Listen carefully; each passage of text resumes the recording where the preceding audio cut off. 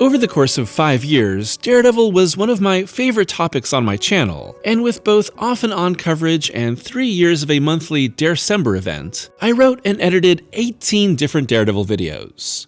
These days, I'm not really talking about comic books anymore on my channel, but Daredevil will always be one of my favorite subjects. And with Disney's new Daredevil Born Again series about to debut, I thought now would be a perfect time to collect all of my videos in one easy place to watch. Over the course of this compilation, you'll find all of my videos now in order of Daredevil's history, including the history of Daredevil Losing, Frank Miller's Daredevil saga, including Gang War, the Elektra saga, Roulette, and Born Again, and Nocenti's Daredevil run, Daredevil Last Rites by D.G. Chichester, the link between Daredevil and Teenage Mutant Ninja Turtles, Daredevil Yellow vs. The Man Without Fear, both parts of my coverage on Brian Michael Bendis' Daredevil, Daredevil by Ed Brubaker, Mark Waid's run, all 3 seasons of Daredevil's Netflix show, Daredevil at Christmas, and the first half of Chip Zdarsky's Daredevil run. Not only that, but I've also included 6 different Patreon exclusive reviews I've never before released to the public. That includes a discussion on 4 different single-issue stories: Blind Alley, Deadliest Night of My Life, Badlands, and Fog, a review of Frank Miller's Elektra Assassin, an unproduced video essay script on Daredevil vs. The Punisher, a review of Bendis' End of Days, and a 2-part wrap-up of my coverage of Chip Zdarsky's DD run, covering Devil's Reign and the 2nd volume of his story. At this time, I have no more Daredevil videos in mind, but I loved making these, and I hope you enjoy watching them too.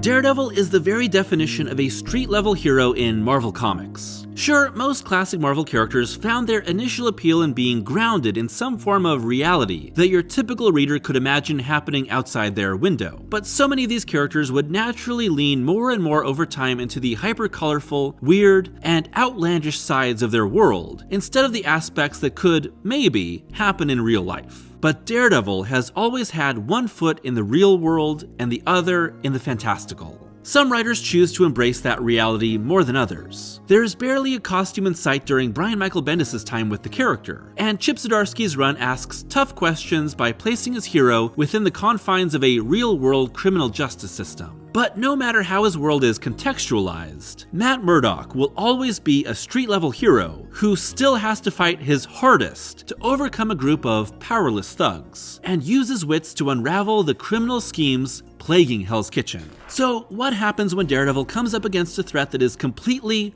hopelessly out of his league? And what can the Man Without Fear do when placed in a situation that would leave anyone else paralyzed with terror? The answer is simple. He fights until he can't fight anymore. These are Daredevil's strangest, most impossible battles, the moments of real defeat, and the stories that encapsulate what it means to be without fear, even in the worst situation possible. This is when Daredevil loses.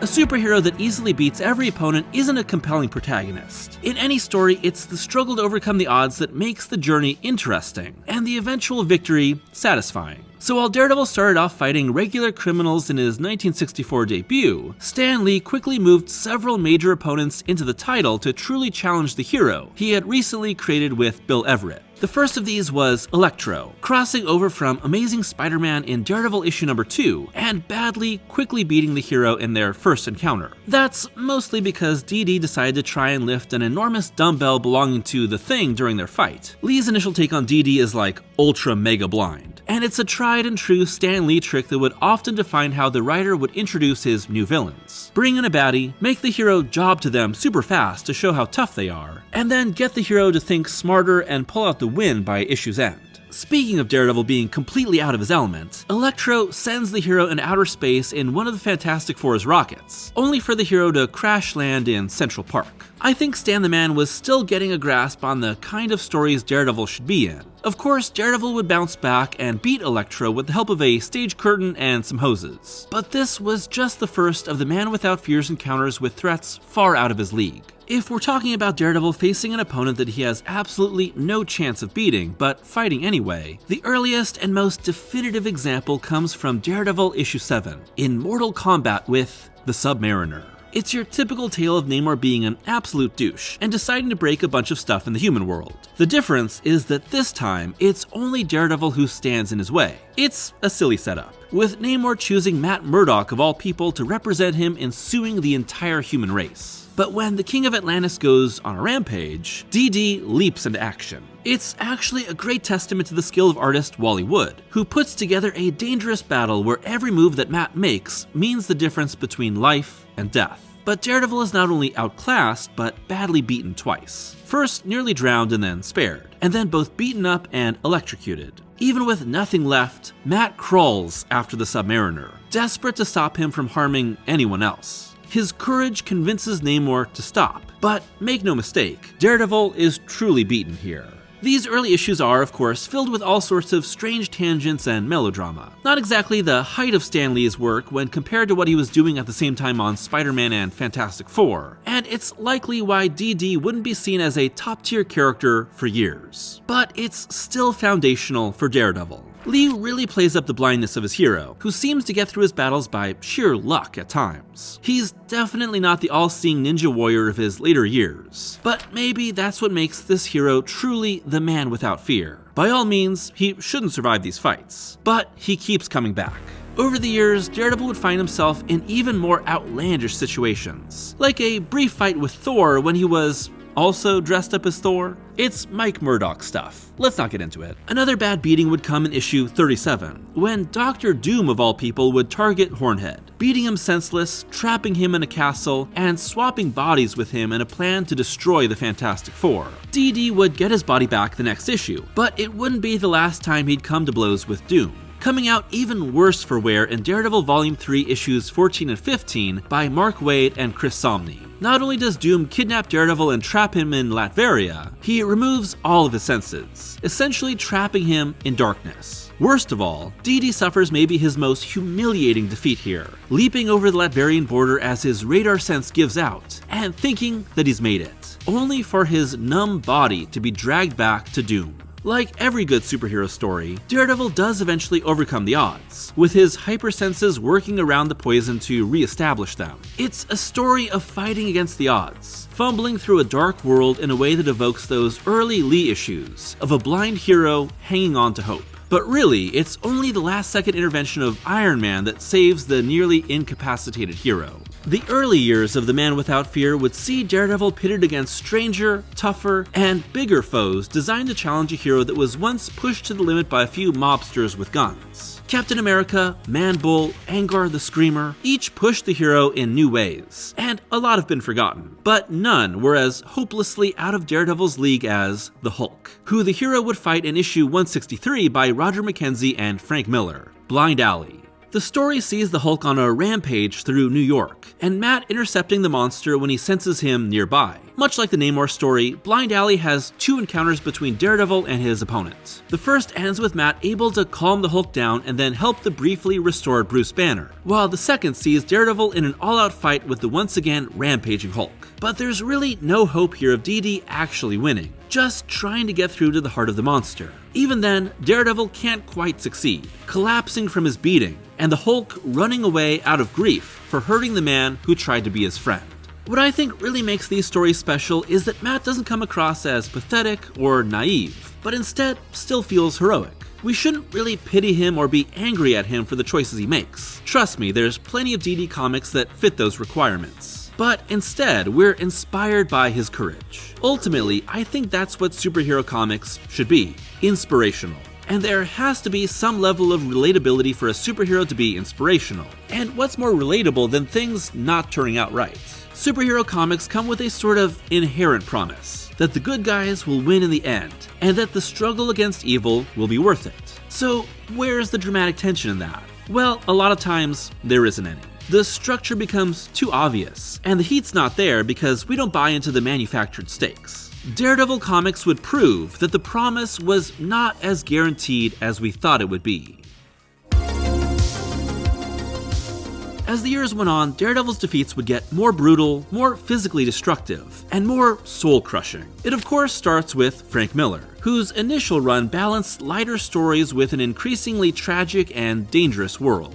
At the center of that world is Elektra, who brutally beats Matt in issue 179, Spiked, one of my favorite DD comics, snagging his foot in a bear trap and beating the hell out of him so she can stab Ben Urich right in front of him. Ultimately, Matt's greatest defeat under Miller is a spiritual one, with Elektra murdered by Bullseye and the loss breaking his spirit.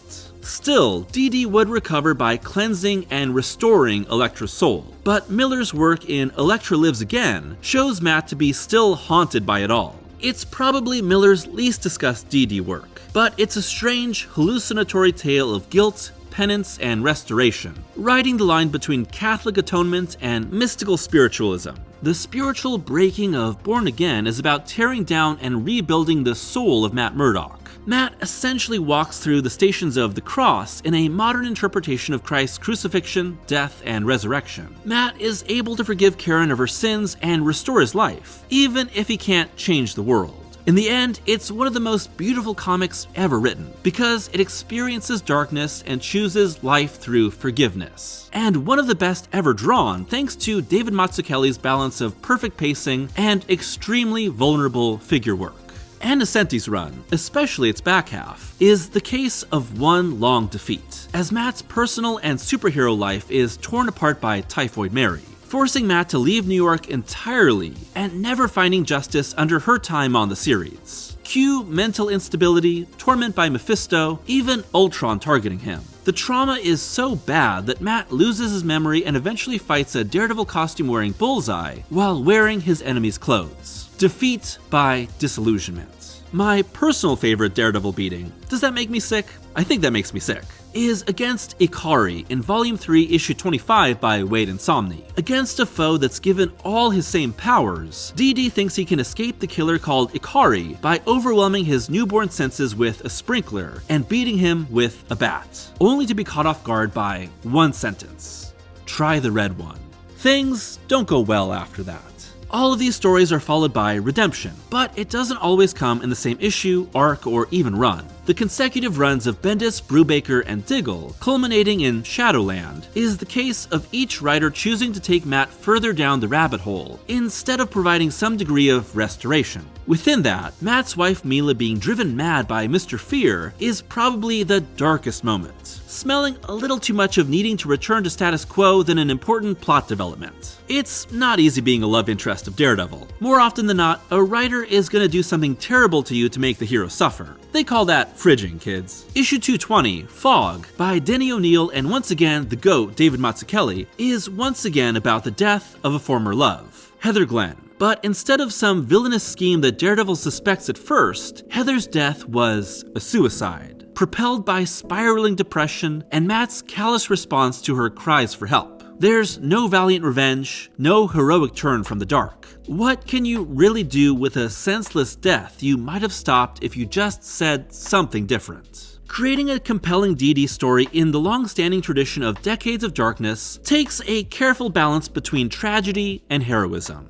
It's like making sure a great pro wrestler stays over with the crowd. You don't want victory to be guaranteed, but if they keep losing, no one is ever going to believe they'll win the belt one day. You don't want Daredevil to become Dolph Ziggler. No offense, Dolph. Your Money in the Bank cash-in is still one of the great modern WWE moments. But sometimes, writers just beat on Matt so much, you'll wish he was still a brainwashed, French-sided agent of S.H.I.E.L.D. That's a deep cut. In recent years, Charles Soule almost crowbarred the darkness back into DD Comics to a degree that felt out of character, with Wilson Fisk's successful mayoral run being Matt's nightmare. And while I absolutely love the first 20 issues of Chip Zdarsky's run, I've been less crazy about it as it's turned toward ninja prison reform armies that are clearly a mistake. where is the light? Where is Matt's moral realignment and realizations that made the first half so fresh and thrilling? I guess what I'm getting at is that humanity and vulnerability are important aspects of every hero, even the ones that defy the bounds of reality and embody a sort of godhood in their characters. Superheroes are often aspirational, but they also have a sense of relatability. If you can't relate to anything within a character, they can't sustain your interest beyond a few stories outside of sheer curiosity. And Matt Murdock is easily one of the most human and most vulnerable characters ever created by Marvel. I'm not talking about merely being blind, although that will always provide an interesting hurdle for the character, even when we've moved past Stan Lee's often confused Magooish man in yellow. What I mean is that decades and decades of stories have shown us that Daredevil really can be beaten. Badly. Definitively. That can come in the form of being absolutely thrashed by the Hulk, but it can also be the complete spiritual defeat of Fog. No Daredevil story guarantees that the man without fear will win the day. And with that in mind, every story has a greater tension to it.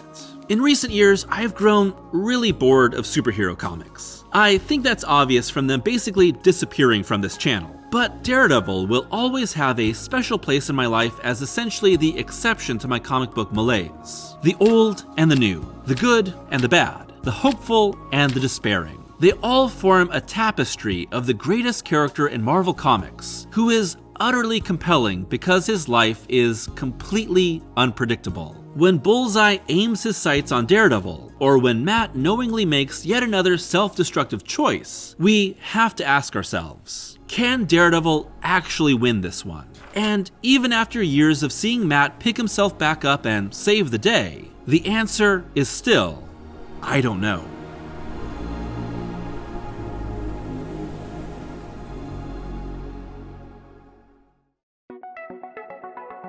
There's Daredevil before Frank Miller, and there's Daredevil after. And there's the Kingpin before Daredevil, and there's the Kingpin after.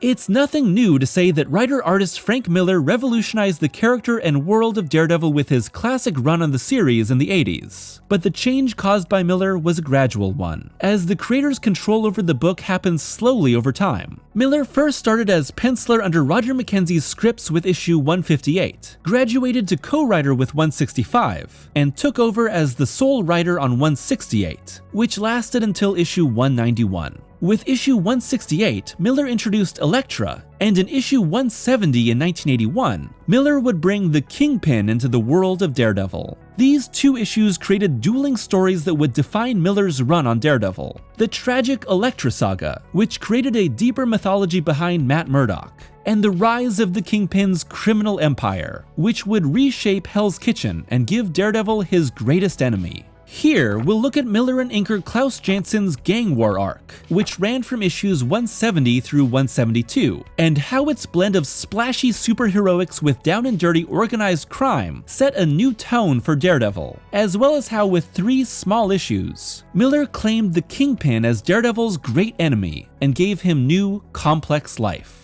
The start of the Gang War arc in issue 170, The Kingpin Must Die, brings us to Japan and the home of Wilson Fisk, the man formerly known as the Kingpin, now living far away from organized crime for the sake of his wife Vanessa. But Fisk has documents that could incriminate the upper echelon of New York's mob, and so these criminals become hellbent on his death. Balancing real-world crime with high-flying heroics is a challenge for any street-level superhero comic book team, but it's a challenge that became a priority for Miller and Jansen when they decided to make Daredevil's world far more focused on organized crime than ever before. Gang War is the storyline that realigned and darkened Daredevil's world, and its changes can be seen most clearly in the character of the Kingpin.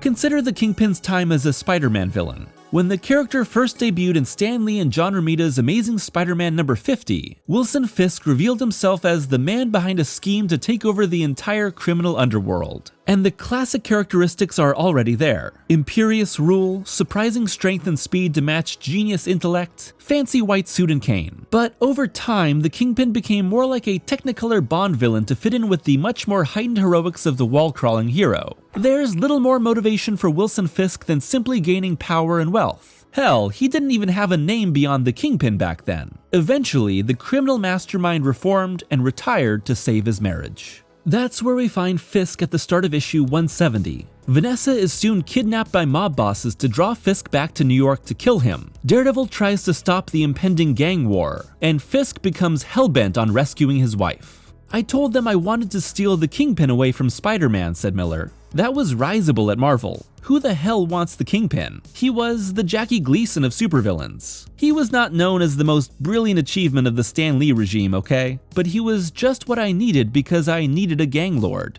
What's genius about Miller's introduction to the series is that he isn't a villain. Not right away, at least. He's almost an anti-hero, the deuteragonist to Daredevil's protagonist role with understandable motivations. Kingpin was previously a villain, but Miller portrays him as a begrudgingly reformed man forced to dip his hands back into the filth of New York's underworld to save the only good thing in his life. This turns gang war into a two-hander tale starring Fisk and Murdoch. They'll soon come to blows, but are also both fighting against New York's underground crime and Bullseye. But by the end, Miller has taken what was once a third-tier Spider-Man villain and turned him into a premier Daredevil villain because he makes him relatable, provides him with internal complexity, and then evolves him into a terrifying adversary. Compared to previous Daredevil stories, Miller's run is much darker in tone and artistic stylings, but when viewed in the spectrum of comics, it's not that dark. It strikes a compelling balance between light, swashbuckling fights and darker moments of violence, with the gang war arc being a fantastic example of the duality. The dark moments hit harder because they're contrasted by wild moments of heroism, like Daredevil surviving a plummet from a skyscraper.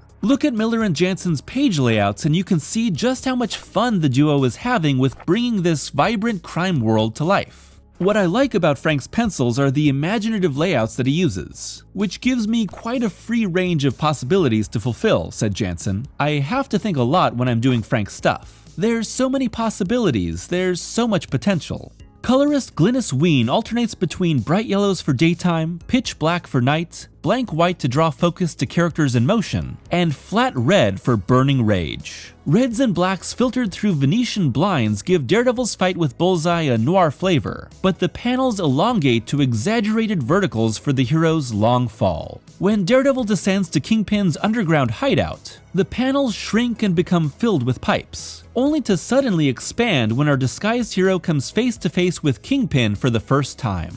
During the final issue of the arc, the team uses a recurring page structure where a thin panel showcases an aerial shot of the city, complete with omniscient narration, which is contrasted against numerous panels revealing the criminal activities happening within. This gives Hell's Kitchen a hidden life bubbling beneath the seemingly serene surface.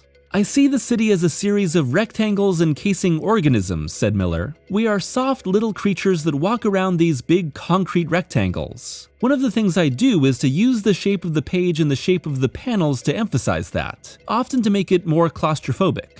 Daredevil under Miller is larger than life in both its highs and lows. For emphasis, Miller and Janssen will often break a moment of character reflection or realization down into multiple consecutively arranged panels to showcase changes in emotions, highlight the internal life of a character, and slow down the reader to better process these changes. This causes everyone to become a living, breathing being instead of just an action archetype. And it's Kingpin who benefits most from this willingness to reflect and emote.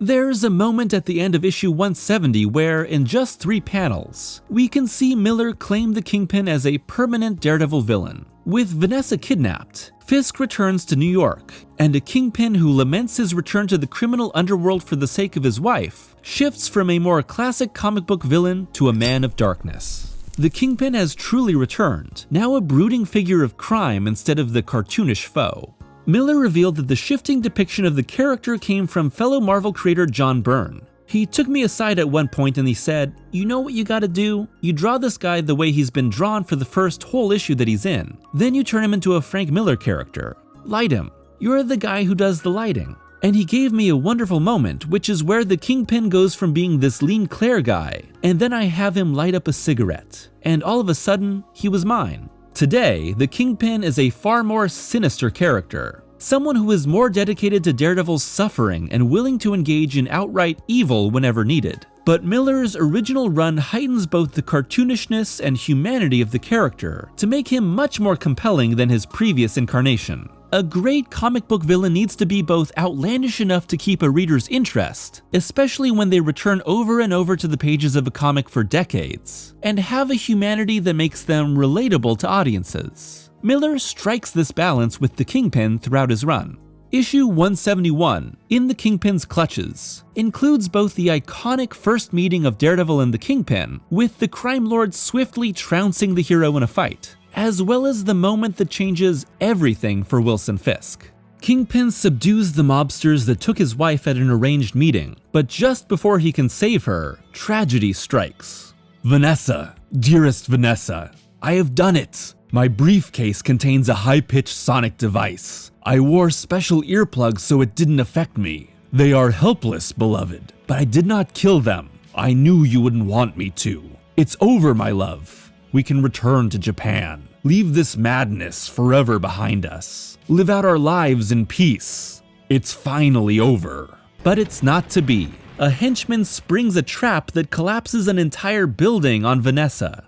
Once again, Miller and Jansen draw attention to Fisk's shifting emotions. But this time, he's a broken man overwhelmed with grief. Something deep inside Wilson Fisk has been destroyed, and now the man who never wanted his old life back reclaims the title of Kingpin out of hatred. That hate spills out into issue 172, the eponymous gang war issue where Fisk violently reclaims control over New York's organized crime. It's here that Miller and Jansen truly shift the tone of Daredevil into something darker, fiercer, more lethal than it was before. The streets are filled with brutal mob hits. Bullseye and the Kingpin join forces for the first time, and Fisk murders the underboss that set up Vanessa's death. My life was nothing but a lonely struggle for power. Vanessa warmed me, showed me love, and you took her from me. My one moment of joy. My one brief instant of humanity. No. The gang war arc climaxes in another brutal fight between Daredevil and Bullseye, this time depicted in ultra-wide panels that showcase the two combatants' speed and movement across the width of the page. Billy clubs, throwing stars, and fists swipe across the panels to show the deadliness of both men, until they're locked in a strangling match. It's then that Miller and Jansen shift to a series of 9 vertical panels to once again illustrate a moment-by-moment turning of the tide. In the end, it's the man without fear who ultimately defeats the cowardly Bullseye by staring death in the eyes and refusing to blink. But it's not a true victory for Daredevil. In fact, he's played right into the Kingpin's hands, as the evidence he's gathered to imprison the heads of organized crime will cement Fisk's place at the top of the underworld. In their final exchange here, Miller cements the Daredevil-Kingpin dynamic that still lives on today. The realization of Daredevil's feudal situation is shown in dueling, darkening profiles with Kingpin at the center, illustrating the villain's powerful new position in Daredevil's life. A year later, Miller would bring Vanessa's dangling plot thread back into play at just the right moment to resurface Kingpin's humanity. You see, Fisk's wife hadn't died, but had lost her memory. Daredevil saves the amnesiac Vanessa from the clutches of an underground Kingpin of the homeless. When he brings her back to Fisk, his humanity bubbles to the surface once again. Everything the Kingpin had thought he lost, the reason why he reclaimed his power, is restored. What can he do but bow to the wishes of the man who saved what he couldn't? And now, his life is everything and nothing that he wanted all at once. The complex inner life of the Kingpin changes in focus depending on the writer, but the villain's relationship with Matt Murdock has been a defining characteristic of Daredevil comics for the nearly 40 years since Miller left his mark on the title. Kingpin, the near untouchable power player in Hell's Kitchen. Daredevil, the indomitable force of good that will always keep Fisk from fulfilling his greatest dreams of conquest. It's a match made in hell, and Daredevil comics are all the better for it.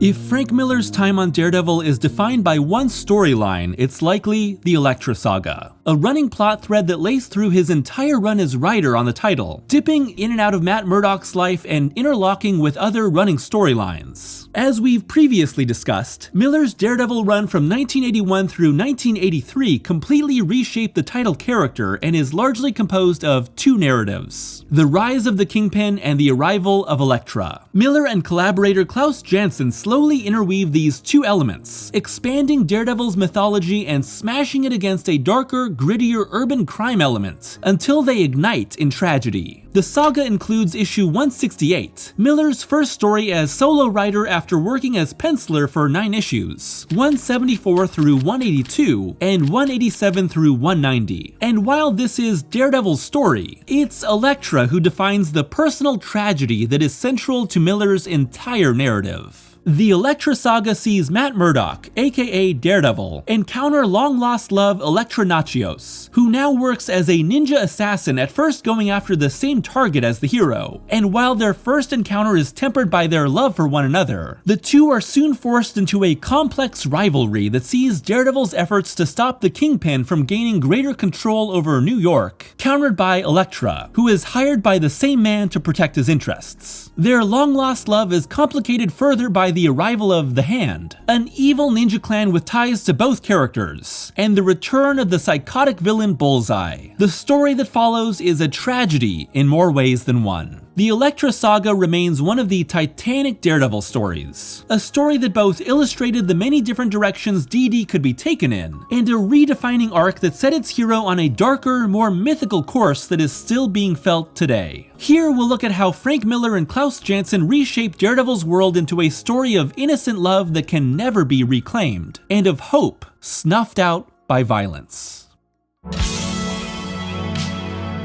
The Elektra saga's plot threads run through issues that have little to do with Elektra or the Hand, but we can separate and discuss this specific plotline on its own for a deeper discussion. In issue 168, Miller uses the sudden arrival of Elektra to spark a flashback to Matt's time in college, already blind and superpowered but not yet a hero, where he runs into fellow student Elektra Nachios. Their love quickly blooms, but when Elektra's father is killed by cops when taken hostage, she leaves Matt and is placed on a darker path that leads her back to where the issue began. Miller has said that he didn't originally intend for Elektra to be a recurring character, and while 168 works as a complete story, creating a tragedy of love and loss that loops back around on itself, the dramatic possibilities of keeping Elektra in Matt's life were clearly too great to not explore. And while Miller's run contains plenty of outrageous and silly stories like Stilts and Guts, the Elektra saga provides Miller's run its spine so that other stories can be built off of it without fear of losing the central narrative.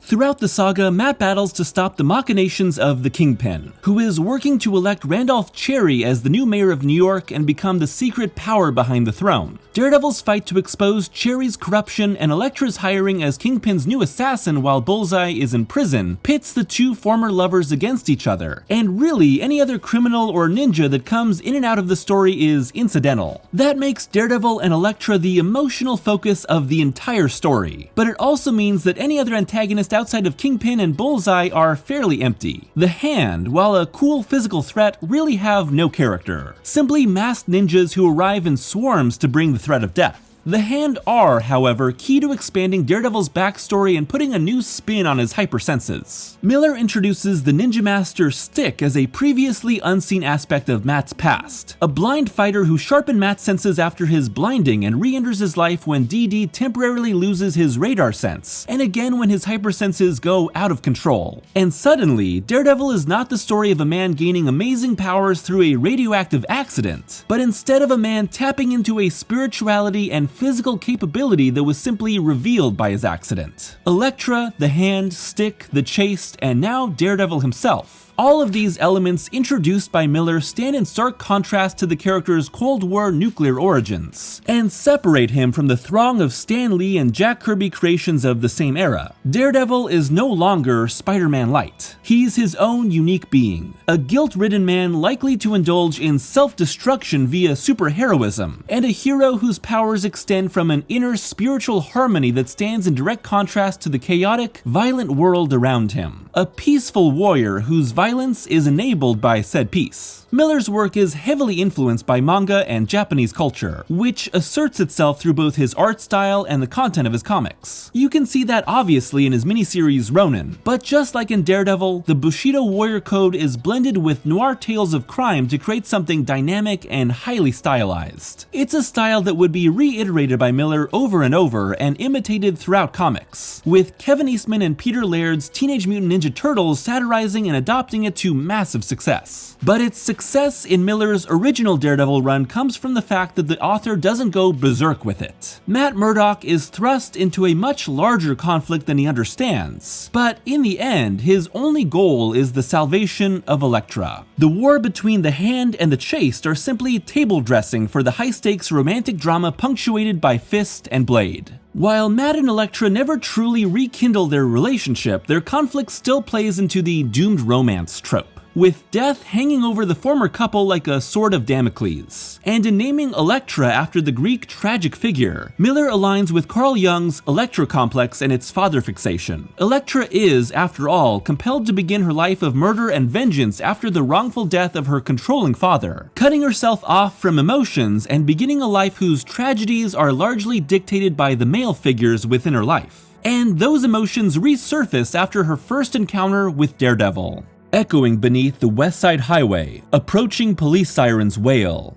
hopelessly late. A distant foghorn gives out a great, long moan. For the first time, Elektra cries. I've previously discussed Miller and Janssen's art on Daredevil in the Gang War arc, but looking at the evolution of the creative team across their time on the title affords us a greater understanding of their shifting styles. Miller and Janssen began working together on issue 158, before Miller began writing the title, with Miller providing fairly complete pencils for Janssen's inking. However, as time went on and writing duties ate up more of Miller's time, the creator shifted to providing breakdowns beginning with issue 173 for Janssen to complete on his own, and finally providing rough thumbnails starting with 185, with Janssen penciling and inking completely, with a variety of colorists working on the title over the years. One of the advantages to working on Daredevil at that point was that the book was about to be cancelled, said Janssen, so no one really had any investment from editorial or from management to say, oh, you can't do this. There were no real restrictions on us, so we were allowed to sort of have access to all of the things that we wanted to do. Miller and Janssen's DD is economical in its action, leaving most of the pages in an issue devoted to plot development, character growth, and atmosphere. It's why the duo can devote so much page space to moody cityscapes and emotions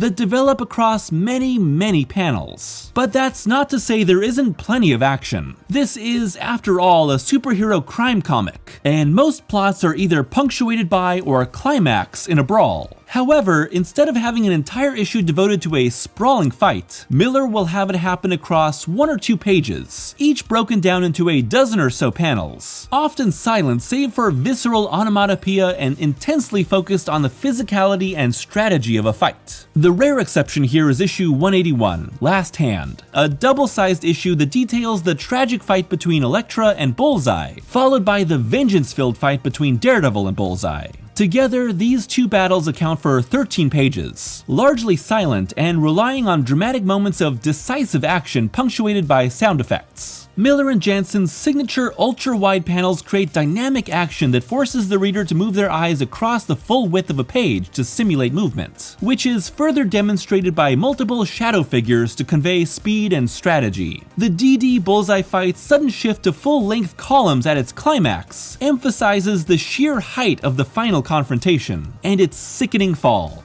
Miller's heavy hatching, which increases over time as the series progresses, shifting when Janssen takes over the majority of art duties, and then returning in full force for Miller's return to penciling in his finale, Roulette, is another hint at his manga influences. If we look at Kazuo Koike and Gosuke Kojima's Lone Wolf and Cub, an influence cited by Miller, we can see the same approach to light and shadow, which is made even clearer by the manga's black and white publication. This hatching, which Miller deploys by using many short, thick parallel lines instead of long intersecting ones, provides a heavy use of shadow that informs dramatic reactions. His characters feel heavy and weighed down by the world, like the literal darkness of their environments has become inescapable due to the pull of their own inner darkness.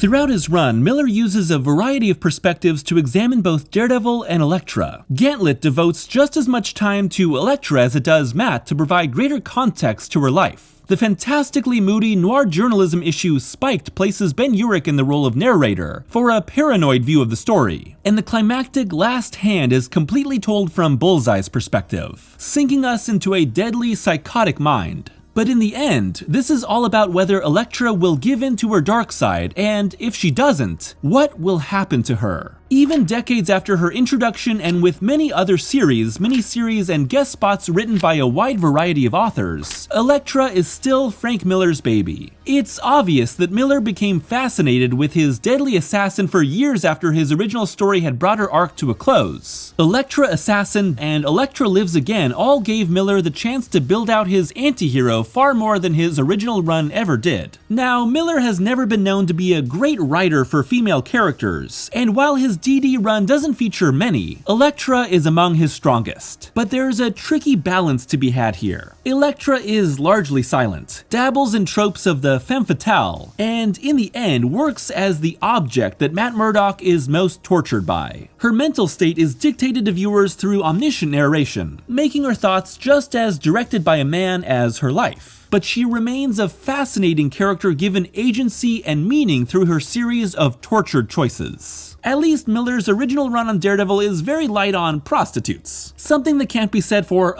basically every other comic he's written. The Elektra saga uses a double climax separated by 8 issues. First happening in Last Hand as Bullseye escapes from prison to kill Elektra. Bullseye's arrival gives the anti-heroine one final moment of redemption, letting Foggy go after being hired to kill him. But she's soon brutally murdered after a visceral fight in one of comics' most famous deaths, dying in Matt's arms and sealing their doomed romance. I thought there was something stupid about the way superheroes always had these normal girls for girlfriends, said Miller. Why wouldn't these people be operatic in their romance the way they are in their combat? Daredevil needed a romance that was worthy of his passion and his physicality. It was an exploration of what superhero sex would be like. And while Miller's choice to show Elektra's side stabs as pressing out through clothes helped keep the kills less graphic, there's something sexual, almost penetratively phallic about these kills. And when Bullseye uses Elektra's own sigh on her, the tables are turned. Disturbing, huh? The death of Elektra will haunt Matt for the rest of Miller's run, but first it sends him into final battle with Bullseye, and here Daredevil truly wants to kill his longtime enemy. After everything he's lost, after countless times he's spared Bullseye's life, the fight climaxes in Matt dropping the killer's stories to the street below. No, you won't save me, not like before. Kill you, You'll kill no one, ever again.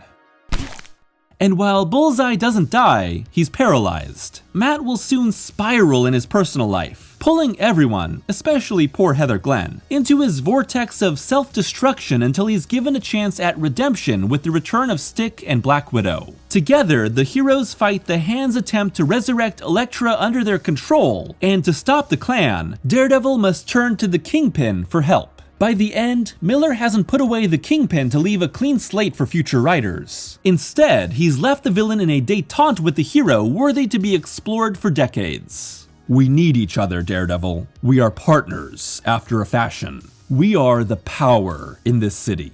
While Miller's final issue would be 191, the many narrative threads of the Elektra saga climax and close with 190, Resurrection, where the Hands steal Elektra's corpse to revive her and make her their greatest assassin. While the bulk of the issue is the battle to stop the resurrection, Miller fills it with flashbacks that flesh out Elektra further. From her rejection by Stick to her brutal training by the Hand, we see Elektra as a woman in search of a purpose, but finding no place in man's world. Elektra is both a strong, independent figure and a person whose path through life has been shaped by tragedy, ultimately leading her to a dark fate she could never escape. But Miller also bookends his story with scenes of Elektra attempting to scale an impossible, icy mountain. And it's here where we find Miller's story at its most ambiguous and spiritual. Is this the past? Is this real? Is this a purely spiritual journey? In any interpretation, the meaning is clear. The long-tormented Elektra has finally found peace thanks to Matt's spiritual cleansing of her body. It's a beautiful note to end this journey on, and one that makes Elektra a triumphant figure, rather than a martyr tossed about by fate. While Elektra would eventually reappear in canonical comics, it wasn't for a while, as Miller and Marvel had an informal deal dictating that his creation wouldn't appear in any other books not created by him. In any case, what we find at the end of Elektra's story is a moment of hope. A newfound freedom for a woman whose entire life has been dictated by the actions of men. The death of her father, her rejection by Stick, her corruption by the Hand, her murder by Bullseye, and most importantly, a love from Matt.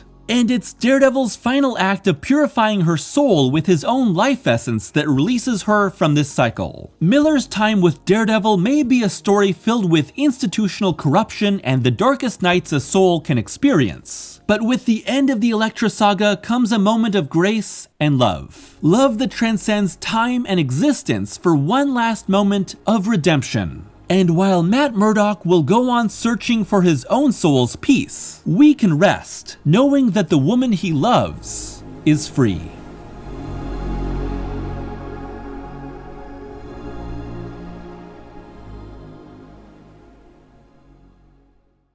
This is a .38 caliber revolver, manufactured in Hartford, Connecticut. It is one of the most popular handguns in America. It is not a target pistol, nor is it useful for hunting animals, large or small, as its accuracy cannot be guaranteed for long-distance shooting. No, there's only one thing this weapon is good for. Only one reason it's bought, stolen, or smuggled onto the island of Manhattan. It kills people. After an acclaimed run that permanently transformed the characterization and perception of the hero with collaborator Klaus Janson, Frank Miller had one final statement to make on Daredevil. After years of loss, love, new dangers, and brief redemptions, the man without fear had one final confrontation in the pages of Daredevil number 191. A confrontation with the man who took away the woman he loved. A confrontation with his own worth in the world. And, beyond it all, a confrontation with the very idea of the superhero in the quickly changing landscape of comic books. This is one of the darkest Daredevil stories ever written, and one of Frank Miller's greatest creations. This is Roulette. Roulette was published in February 1983, and while it builds on everything that Miller has put Matt Murdock through across the previous 23 issues, its simple story is a completely self-contained narrative. The comic picks up after the end of the Elektra saga, and specifically the final battle between Matt and Bullseye, where our hero let his archenemy fall to what could have been his death. Instead, Bullseye lies paralyzed in the hospital, and with the villain immobilized, Daredevil decides to play a game of Russian roulette with his unwilling partner. Slowly pulling the trigger on himself and Bullseye, Matt questions his own heroism and recounts a recent legal case that brought him into the lives of young Chucky Jurgens and his father Hank. While Matt has taken the case to defend Hank from charges of embezzlement, it's Chucky who's the focus of this story, as we soon find out that the young boy is not only obsessed with Daredevil, but his terrible home life has pushed him into a delusion of believing himself to actually be the hero. But since when is Daredevil willing to murder?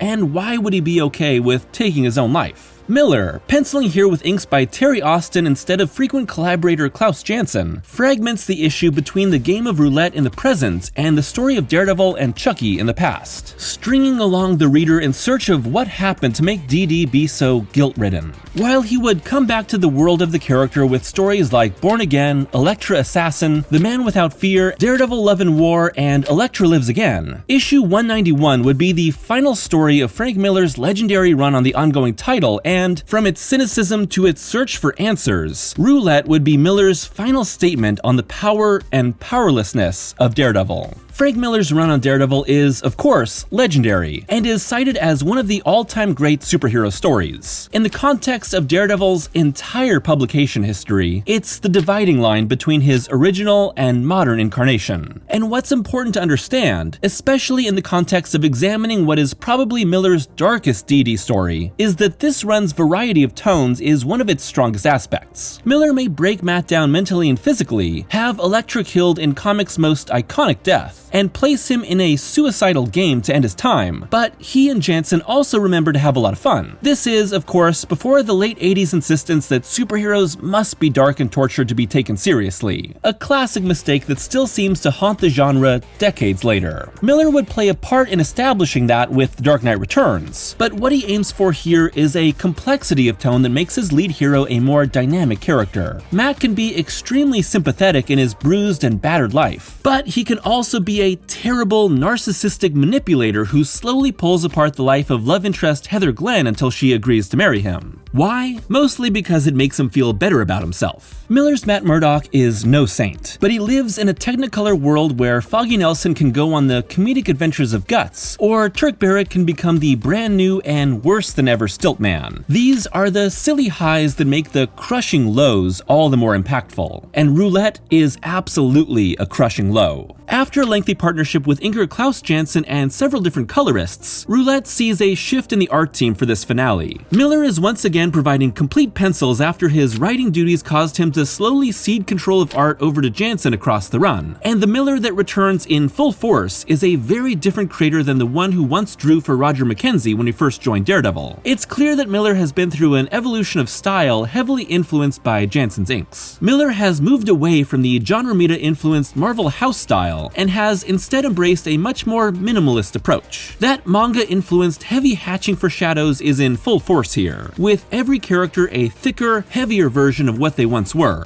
Opposed to that meticulous character detail is Miller's decision to remove the backgrounds from every panel taking place in Bullseye's hospital room. This creates the impression of space instead of actual space. The only thing that exists in this space are Matt, his enemy's bed, and the gun. Everything else is a stark white, with Venetian blind slashed lights splayed across the floor from an implied nearby window. The entire world drops out from beneath these two enemies, isolating them in this moment of impending death. Only Murdock's memories of Chucky and eventually of his own childhood are rendered in complete color with full backgrounds, making them feel more real than the game of life and death happening in the present. These are provided by Lynn Varley, who would eventually marry Miller and provide coloring for many of his future stories, including Dark Knight Returns, 300, and Ronin, as well as the US editions of Lone Wolf and Cub, a Ronin manga that influenced the stories and style of Miller's work over the years. Here, it's Varley's vibrant hues that sharply contrast against the negative space. The slashes of evening orange that turn to dusk red imply the larger world around the two. In flashbacks, her sickly yellows create the oppressive overtones of an abusive household, while her mellow sky blues support Matt's idyllic, self-deluded childhood memories. Roulette is a story of self-perception, so why shouldn't its art style become the most impressionistic of Miller's run? We're beyond the gritty, two-fisted tales of ninja noir, and are instead neck-deep in one man's search for meaning. The real world drops away, and all we're left with is the idea of heroism and the question of whether there really is such a thing. What makes Roulette an unforgettable piece of Daredevil history is that the questions Daredevil is asking of himself are the same questions that Miller is asking of the superhero genre of comics in general. Seeing Chucky's delusions of being him, Daredevil visits the young boy at the playground and takes him on a leaping tour of New York in a moment that's more Spider-Man than Daredevil. But the trip only has a greater negative effect on the young boy. Don't stop now. You're due back at school, Chucky. Yeah, but I never met you before. I've been you. Sometimes I am, but I never met you. And you're my hero. Yeah, you're excellent. When somebody gets in your way, you give it to them. Pow! Nobody tells you what to do. You're free. What's important to remember here is that while this entire issue is narrated from Daredevil's perspective, he never actually speaks a word to Bullseye. Seen in this context, Matt's game of Russian roulette is even more cruel. A wordless torture of his sworn enemy whose purpose only reveals itself at the very end. For all of the many dark, pessimistic ideas introduced throughout this issue, that may be one of the darkest, even if it's not directly stated to the reader. While Varley's colors imply that the hospital room confrontation takes an entire afternoon, many of Daredevil's revelations are meant to happen across mere seconds. And to emphasize the microcosm of time here, Miller will will break down a single image into multiple panels. It would be easy for Miller to simply have drawn these without their miniaturized breaks. There's plenty of close-ups throughout the issue that push the reader to contemplate how the focus of the image is reacting to something that just happened. But these gutter spaces force the reader to slow down and process each part of the larger image, and, when coupled with a lack of backgrounds, create a sense of Matt and Bullseye being frozen in time, immobilized by an existential crisis. And when Matt reaches the final chamber and it's Bullseye's time to die,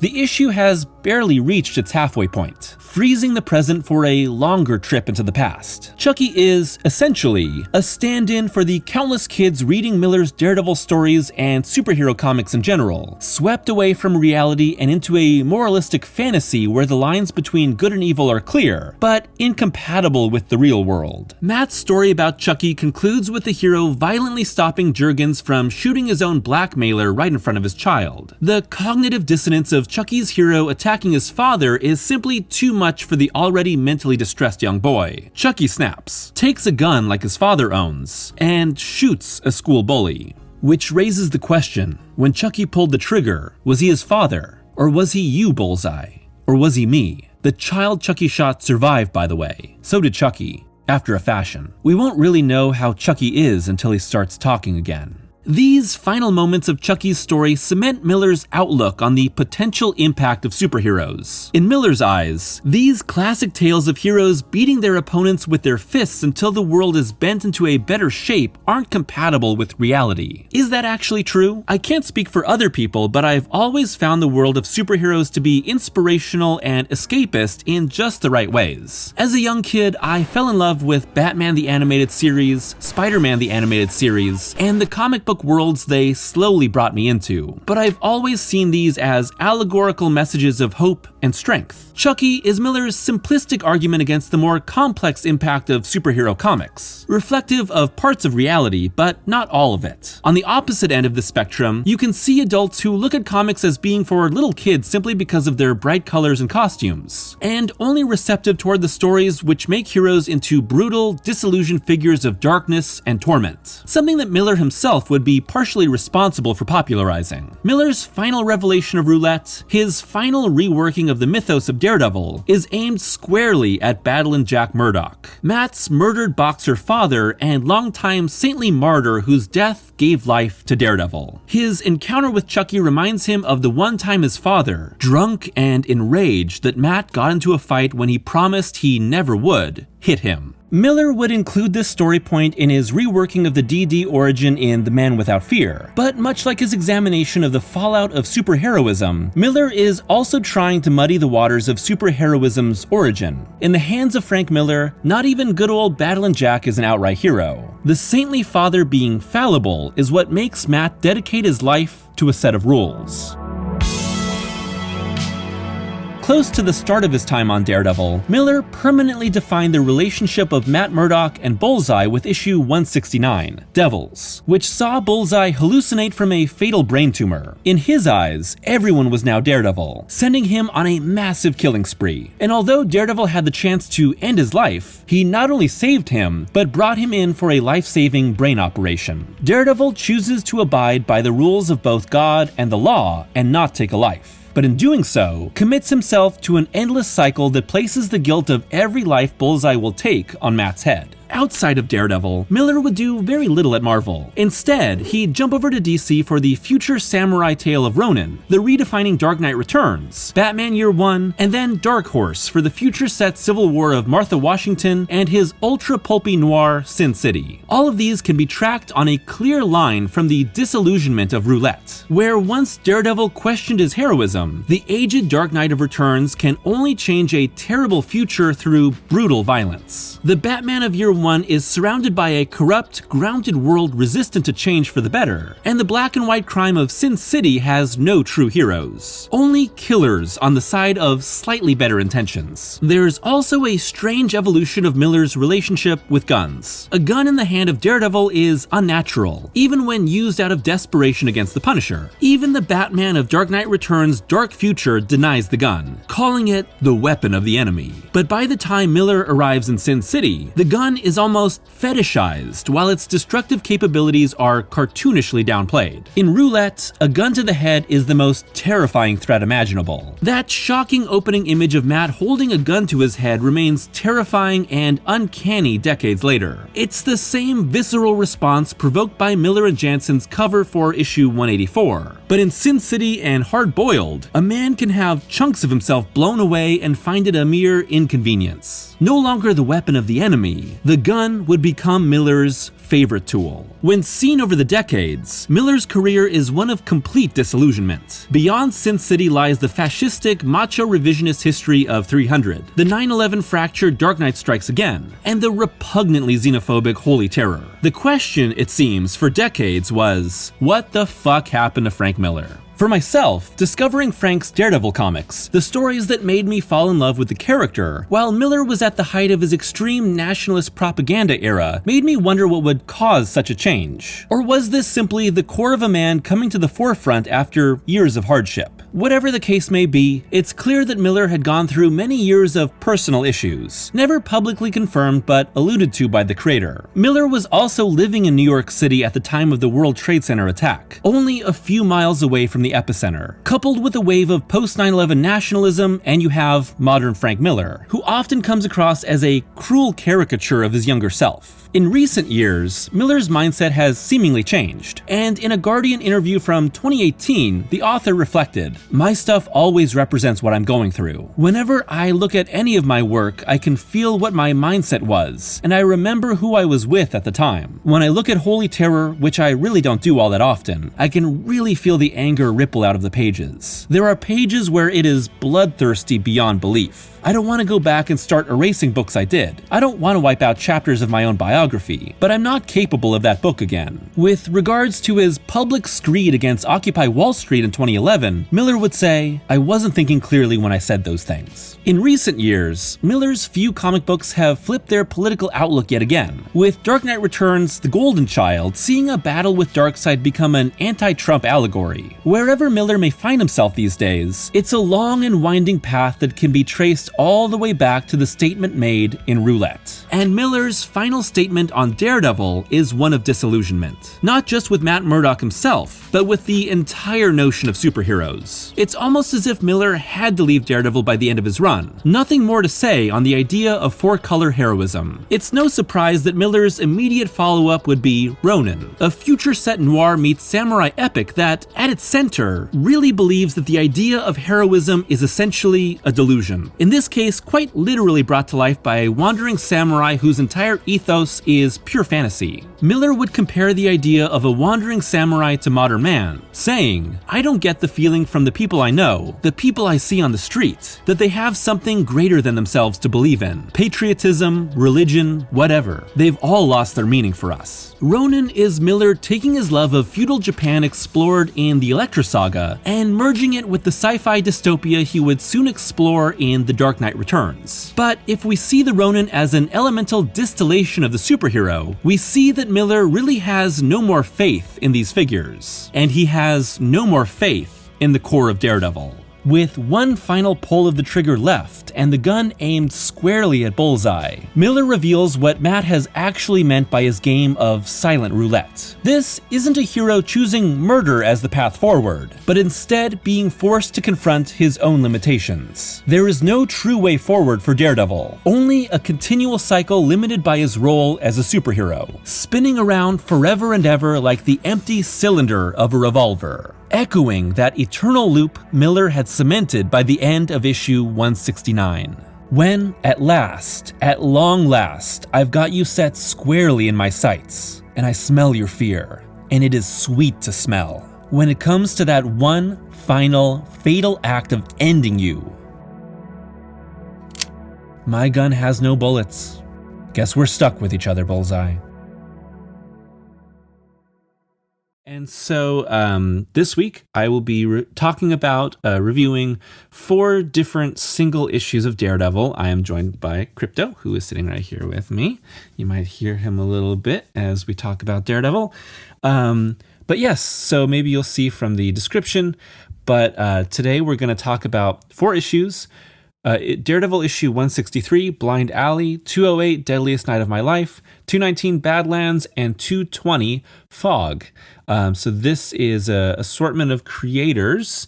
And so I wanted to kind of talk about these issues because they are some great single standalone issues, easy to jump into if you're not super familiar with Daredevil. And I think they're all pretty good, or at least really interesting. And they are all very unique from one another. So we'll have some spoilers for each of these issues as we go along.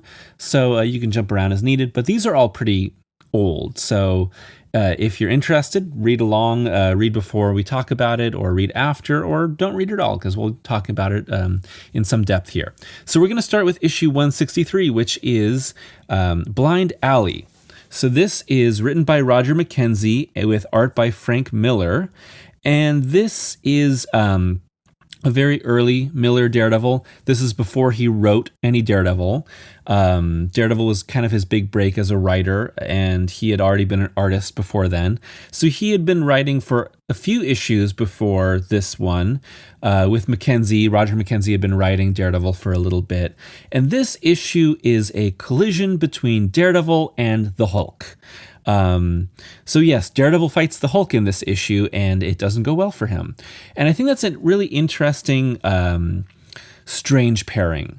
You get these sort of strange, impossible odds sometimes for Daredevil throughout Daredevil comics. The issue that this reminds me the most of is Daredevil number 7, the very first issue, the very first number 7 of Daredevil, which is Daredevil fighting Namor. And in that issue, he represents Namor as a lawyer, and then Namor goes on the rampage, and he has to fight him, and he gets really badly beaten, but he never gives up. And that sort of changes Namor's mind and stops his rampage. And here, it opens with Matt Murdock at a gala. He sees there's a newspaper of the Hulk being on the loose in New York. His hypersenses pick up that the Hulk is nearby. He runs off, confronts the Hulk. I love the way that we first see the Hulk through Matt's perspective, just through his radar sense, and this giant heartbeat of his too, and this pink and white outline. And then you see the Hulk and how big he is. And this is, a 1980 Hulk. He's not the most enormous character ever, but he's so much bigger and stronger than Daredevil. He's in his civilian clothes, and here Daredevil tries to calm the Hulk down. He does actually end up convincing him to think, trying to remember. He calms down and he becomes Banner again. Matt gives him a place to stay. They sort of bond for a bit, and then Bruce takes off again. Bruce makes the very bad mistake of going on the subway, which is funny because I think this might have been a little bit of the hat tip to this in the Incredible Hulk movie, where he decides not to go on the subway because that'd be a very bad idea. He gets bumped around, jostled. People are hitting him, trying to bump him out of the way. He gets aggravated, and he turns into the Hulk again. Busts out of the underground subway, let Hulk out of here, and there's this giant, full-length column that spans the page. Miller really loved to do a thinner, full-length column for the page of a really interesting establishing shot, and then smaller rectangles filling the right side of the page, and you kind of are led up and then down again. I love that layout that he does. He would do that a lot in his run with these really, really skinny establishing shots of like Kingpin's tower or stuff like that. And Hulk is going on the rampage again. Daredevil tries to stop him and calm him down. He gets shot Hulk gets shot in the back of the head by a cop and goes crazy. And it's this big fight between him and Daredevil, and, DD's leaping all around, getting out of the way. He is like trying to avoid him. He hits him a bunch, nothing's effective. He rams a bus into him that throws Daredevil out of the window of the bus. I love this. There's this shot of him leaping all around. You can see him multiple times and after images as he's trying to hit him, and the speed versus power. And eventually, what's so striking about this issue is that Daredevil's beaten. Hulk knocks him back into the alley where they first met, and he says, I want to help them understand. I want to help the authorities understand. I want to help you, but you'll have to trust me. And again, you see the Hulk in the radar vision, this giant looming presence over Daredevil, and he collapses.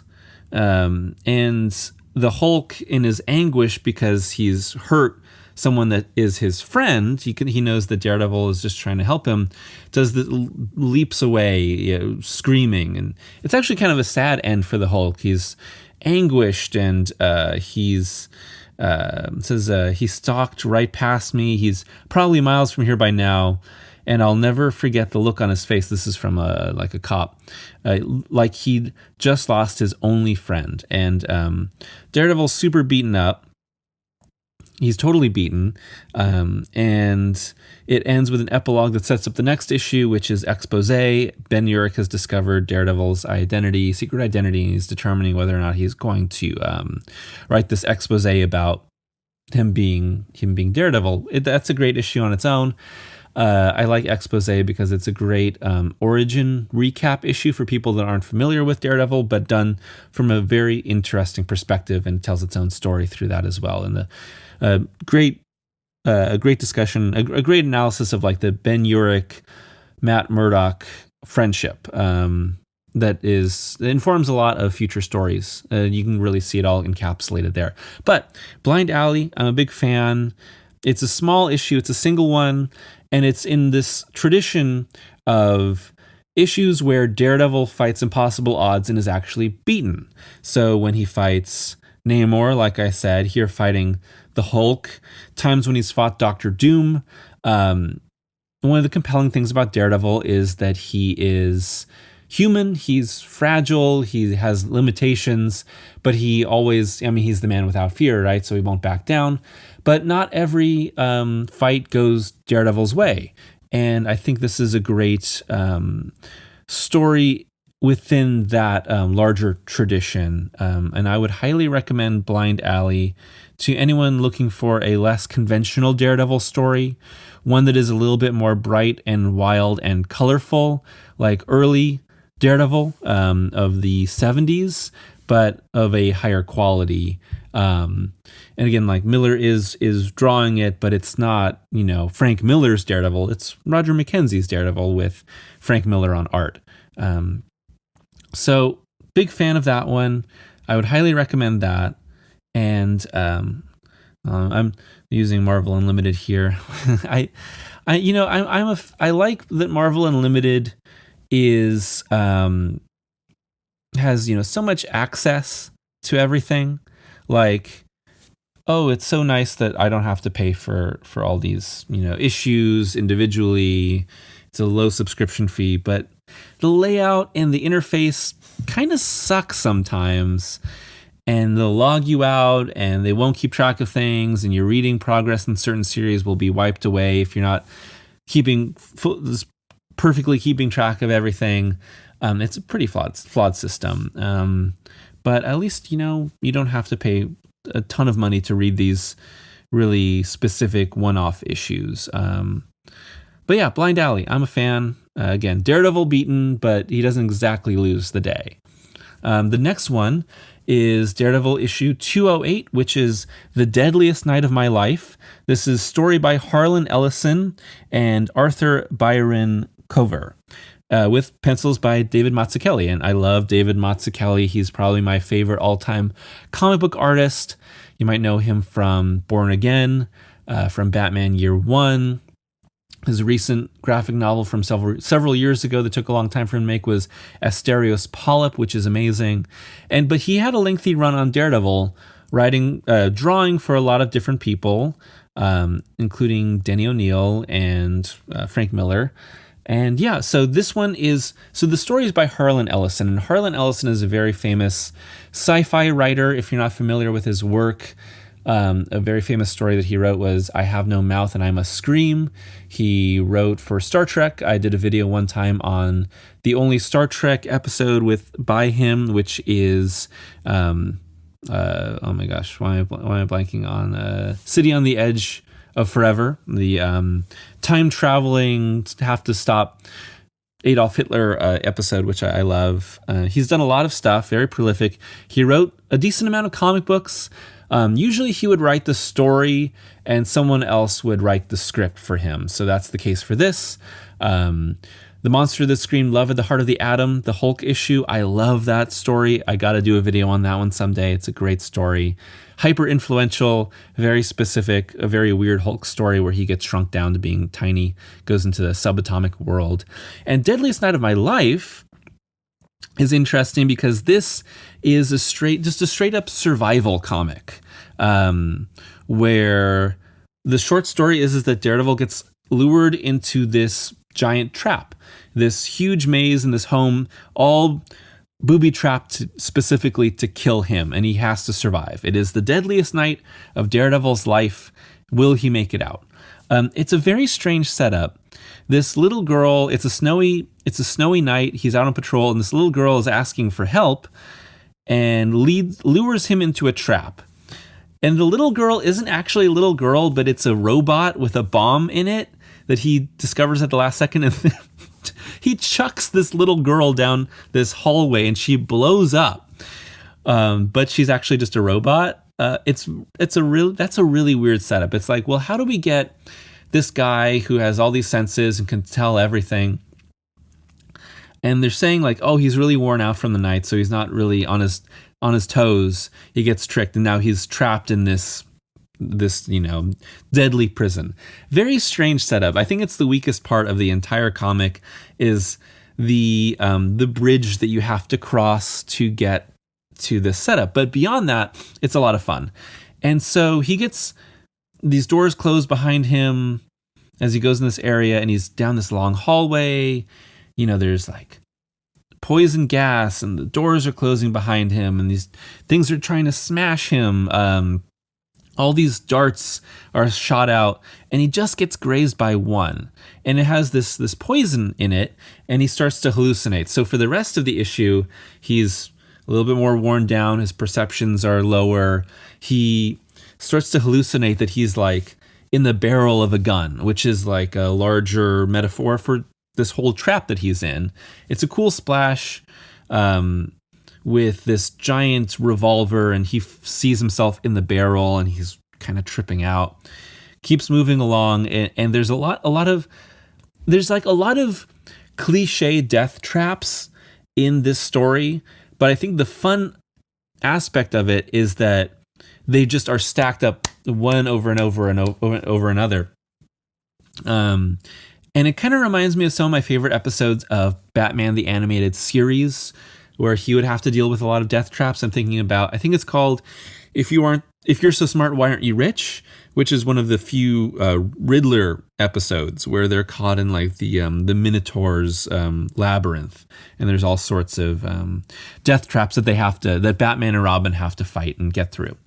So he is dropped into quicksand. He has to get out of quicksand. He's thrown at a wall of spikes that he just perfectly has to like bend his body to get around the spikes. That wall is thrown on top of him. There's exploding doors. He's trying to figure out which door to go through.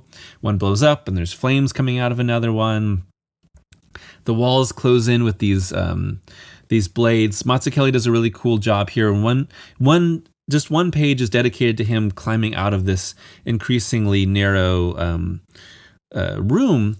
As it gets tighter and tighter, he has it's all page-long columns, and they get skinnier and skinnier as he's climbing out, and you can see them kind of slicing through his costume and through the sole of his boot, and he barely gets out as they all, they slice together right underneath him, and flipping out, and he gets inside like the mainframe of the building, behind the walls. He's trying to bust stuff because it's all this giant automated building. And then like snakes come at him. There's snakes in the walls, which are kind of ridiculous. And eventually he gets out, and there's lasers, and there's a shark, and and then he's still hallucinating, and it's fun. It's this sort of, it's a physical trial of Daredevil that's just enough of a mental trial that he is able to sort of power through by meditating. There's this brief time where he's overwhelmed and he meditates. So it's a really like harrowing story for Daredevil, right?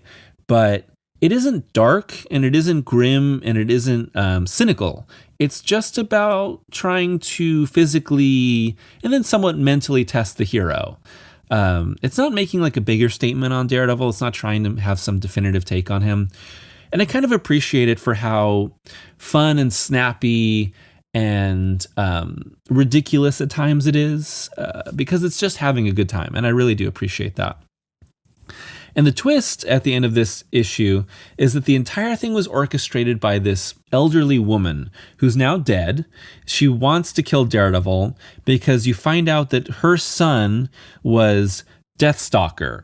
Deathstalker was this very brief villain from a time in Roger McKenzie's run, around the time when Frank Miller came on board. And Deathstalker, in one of his final issue, he can like phase through things. In his final issue, as he's fighting Daredevil, he partially phases through a tombstone and gets stuck there and dies. It's kind of a grim, darker death for a villain. But you find out that was her son. She's passed away, and the last thing that she wanted to do was kill Daredevil. So she lured him there and she set up this, she used all of her money. She was rich. She used all of her money to make this giant mansion, which makes me think sort of the Winchester Mystery House in the Bay Area in California, that leads nowhere, that has like all these doors to nothing and, stairs to nothing. And except this is booby trapped and it's trying to kill him. This woman, became bitter at the end of her life, decides to kill him as revenge. And then and he realizes that she's talking, and now that he's made it there, it's been automated to send him this message if he's still alive. The whole thing's going to blow up. He busts out. He escapes. The whole thing's on fire. It blows up. And I love this there's one final trap. The wrought iron spike-topped gate, the fence, as he's leaving, collapses and shoots out its spikes at him, and he has to duck and hit the ground, hit the snow, and they whiz overhead. It's a fun little final stinger on the story here. Again, this is just a really fun story, and he collapses. He goes back to Black Widow's home. They kind of reconcile from a previous argument, and he's due in court in 30 minutes as he's all banged up. He goes to court and he's really kind of a mess, but he's relieved that he's safe. But at the very end, the final panel, there's two identical twin blonde girls wearing the same thing who look exactly like the robot girl that lured him there in the first place. And you're like, oh, maybe it's not over for him. That's a really silly stinger. It's a really, really silly stinger. I don't think this issue needed that at all. I think just Matt being exhausted, finally being done for the day, but realizing that his day is kind of ruined. His day job he's kind of screwed up because of this night, would be perfect. And then you get that. And of course, there's no follow-up story on this. I don't think there's ever been anything more. Because again, the little robot girl is so ridiculous that you don't really need to touch on that again. Fun story. I really recommend it. It's very silly. It is one of those random Daredevil issues that's not on Marvel Unlimited. But you can find it through other means. But I highly recommend it. Okay, so the next issue is issue 219. This is Badlands by Frank Miller, John Buscema, and Jerry Taluak. So I think that now Frank Miller has an asterisk. I'm not entirely sure the exact reasons, but I think that he might have just like our last issue, he might have written the story and then John Buscema might have helped finish it. Badlands is a very unconventional Daredevil story in that it stars Daredevil, but he is a background player in the whole thing. And he's never actually identified as Daredevil. He never wears the costume. So you have this mysterious figure. This is very much a Western, this type of Western where your wandering, nameless, a cowboy hero wanders into a town, sort of like A Fistful of Dollars, which ripped off Akira Kurosawa's Yojimbo. Wanders into a terrible town and tries to straighten things up just because it's the right thing to do. So someone who is obviously Matt Murdock, wearing like a biker outfit and a cap and sunglasses, wanders into this town. It is Broken Cross in New Jersey, and it's a dumpy town. The only people that live there are the people that can't get out. There's a lot of criminal elements, and the town has seen much better days. It's clearly a factory town. He wanders into a diner, and we sort of, through his... So there's kind of a omniscient third-person perspective, talking about the town, talking about this stranger, talking about the different relationships of the people that are there, and slowly guiding us through the history of this town and like what's been going on. That includes this young guy who holds up this diner like every week, maybe multiple times a week, goes back home to his mom, and his mom's like, give the money back. Like, she's no good, you'll find out, but she's like, just give the money back. She never does anything about it, and like no one ever does anything about it because the cycle is just continuing. But in this time, it's Daredevil that's there in this disguise, and he beats the shit out of this guy, stops the robbery. This cop comes, Costello, who is very complacent with everything and doesn't really care about whatever's going on. Daredevil, we see the cycle again of that young guy's home, and with the cop, Daredevil goes to this motel, and there's this woman there that is brokenhearted. There's been some loss, and you find out someone died that she loved. Daredevil sleeps there for the night. And again, he never speaks in the entire issue. So you only get his purpose through either the omniscient narration or other people's perspective. You never really find out how he found out that he needed to come to this town to clean it up. Somehow word got back to him. He gets visions of this person being beaten to death by bicycle chains that stayed in that room. Either he beats up that young guy again. You see that there's this biker there that has been... I think the biker also doesn't have a name. And he's been there for a while. And so eventually, about halfway through the issue, you kind of understand that there's this deep-seated corruption in this town that's allowed to be perpetuated by Costello, this cop, this kind of head of the police there in this small town, that's just kind of allowed the corruption to go on, doesn't really do anything about it. And what you finally find out is that there was another cop that used to be there. His name was John, that this woman loved, that was killed. She was killed. He was killed because he wouldn't stand up for the corruption and wanted to clean up the town. And so this cop and the mother of this young guy, who's clearly a criminal also, and they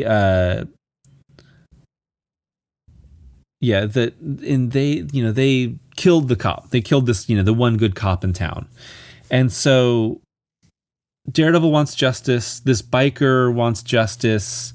And so they try, and there's this, it kind of climaxes in this really fast, brutal, violent collision at the end, which is the biker and Daredevil fighting the cop, escaping from the jail they were locked up in for the night for fighting that young criminal.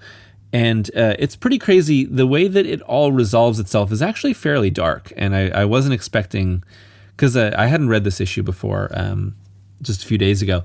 I wasn't expecting how dark it would end, and that the biker gets shot, and that he on his and that the woman Josie is killed by the young kid for knowing too much.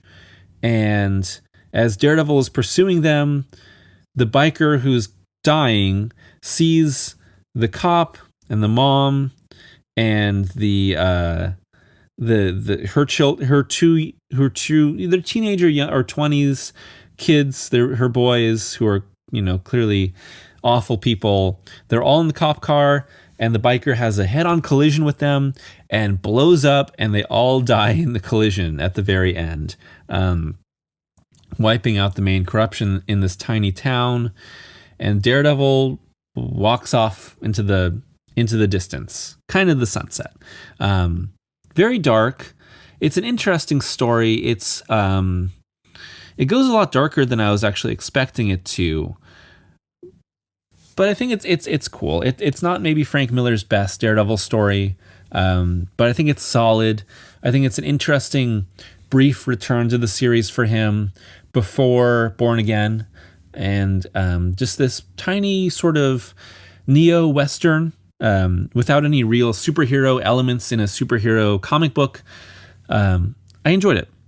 Check that one out too. That's Badlands. Slip up, because the next issue we're talking about is Fog, which is the very next issue, Daredevil 220, which is written by Denny O'Neil. This is in the middle of his Daredevil run, with art by David Mazzucchelli. And this is Denny O'Neil had a run on Daredevil that I'm sure I'll cover in a video at some point. And he, it's not that acclaimed, but I think it's solid. And Fog is a really interesting issue of his. So again, this is a one-off, but this is a very dark issue. Some trigger warnings here for depictions of suicide. So what you have here is, if you remember, if you followed along in Frank Miller's Daredevil, Matt Murdock had a relationship with a woman named Heather Glenn for a while that he kind of manipulated. She was this heir to this fortune, dealing with different corrupt people in her company. Matt kind of manipulates her and doesn't treat her very well, and they eventually are broken up by Foggy, and I think it's Natasha, fake their breakup letters to one another to get them apart because they're so terrible for one another.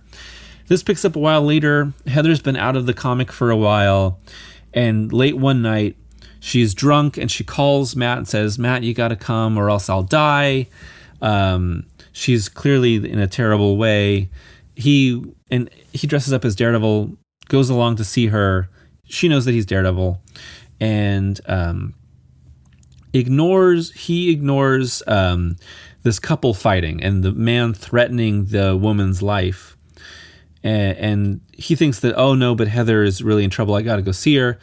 She's going to die. Wasn't real. She just wanted to see him because she's totally depressed, inconsolable.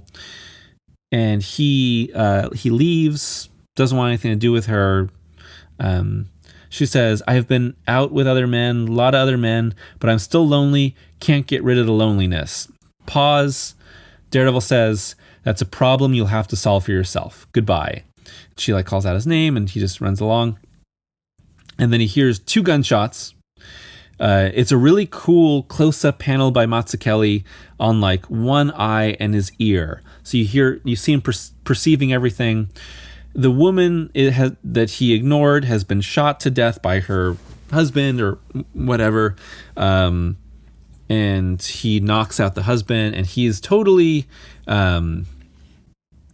upset because he ignored he ignored this whole thing because of Heather.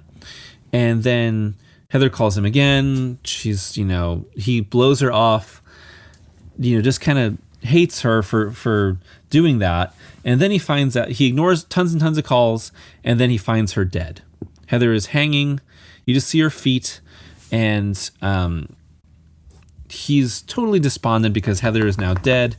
Looks like she's killed herself. But then he becomes convinced because of certain evidence that she didn't commit suicide. She was murdered to steal these company secrets from her safe. They're gone. There's been theft. He confronts these criminals that stole and beats them up, stops this whole heist that they were planning, but then realizes that she did commit suicide after all, that she was so despondent and that he ignored her pleas, and she killed herself because of that. And of course, he's really kind of like torn up from that too, and just totally in shock, and doesn't really know what to do. It's a really interesting issue because it is sort of depicting, you know, these issues of mental health and her suicide being very tragic.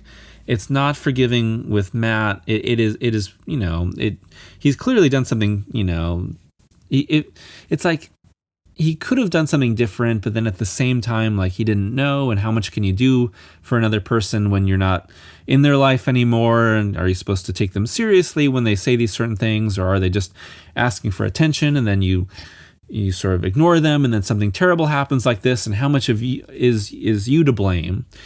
And the issue doesn't have any real answers for that, but it's clear that if he had acted differently, she would probably still be alive.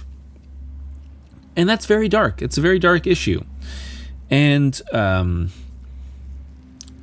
it's also difficult in that this is what they would do with this with the Heather Glenn character, because she was really put through the ringer in Miller's time on the title.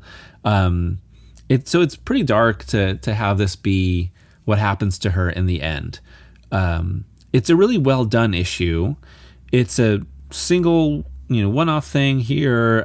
Heather is added to the list of former Daredevil love interests that died. Again, if you're sensitive around issues of suicide, I would not recommend reading this issue, but it is very well done. Mazzucchelli, again, drawing here, he's just the master. He is such an incredible storyteller.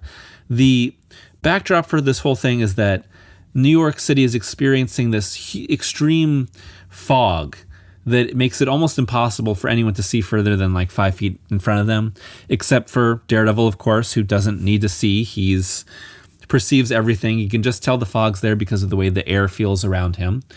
And the fog being this sort of metaphor, I think, for depression, and also for being unable to see, or sort of unwilling to see, what's going on in other people's lives, not fully knowing what's happening in the life of another person, or sort of being willfully blind to the issues that are going on in another person's life. And then at the end of the issue, Matt says, still, she's dead, and in some way, I'm responsible. It's my fault. And he opens up the window, and Foggy's there. This is mustached Foggy.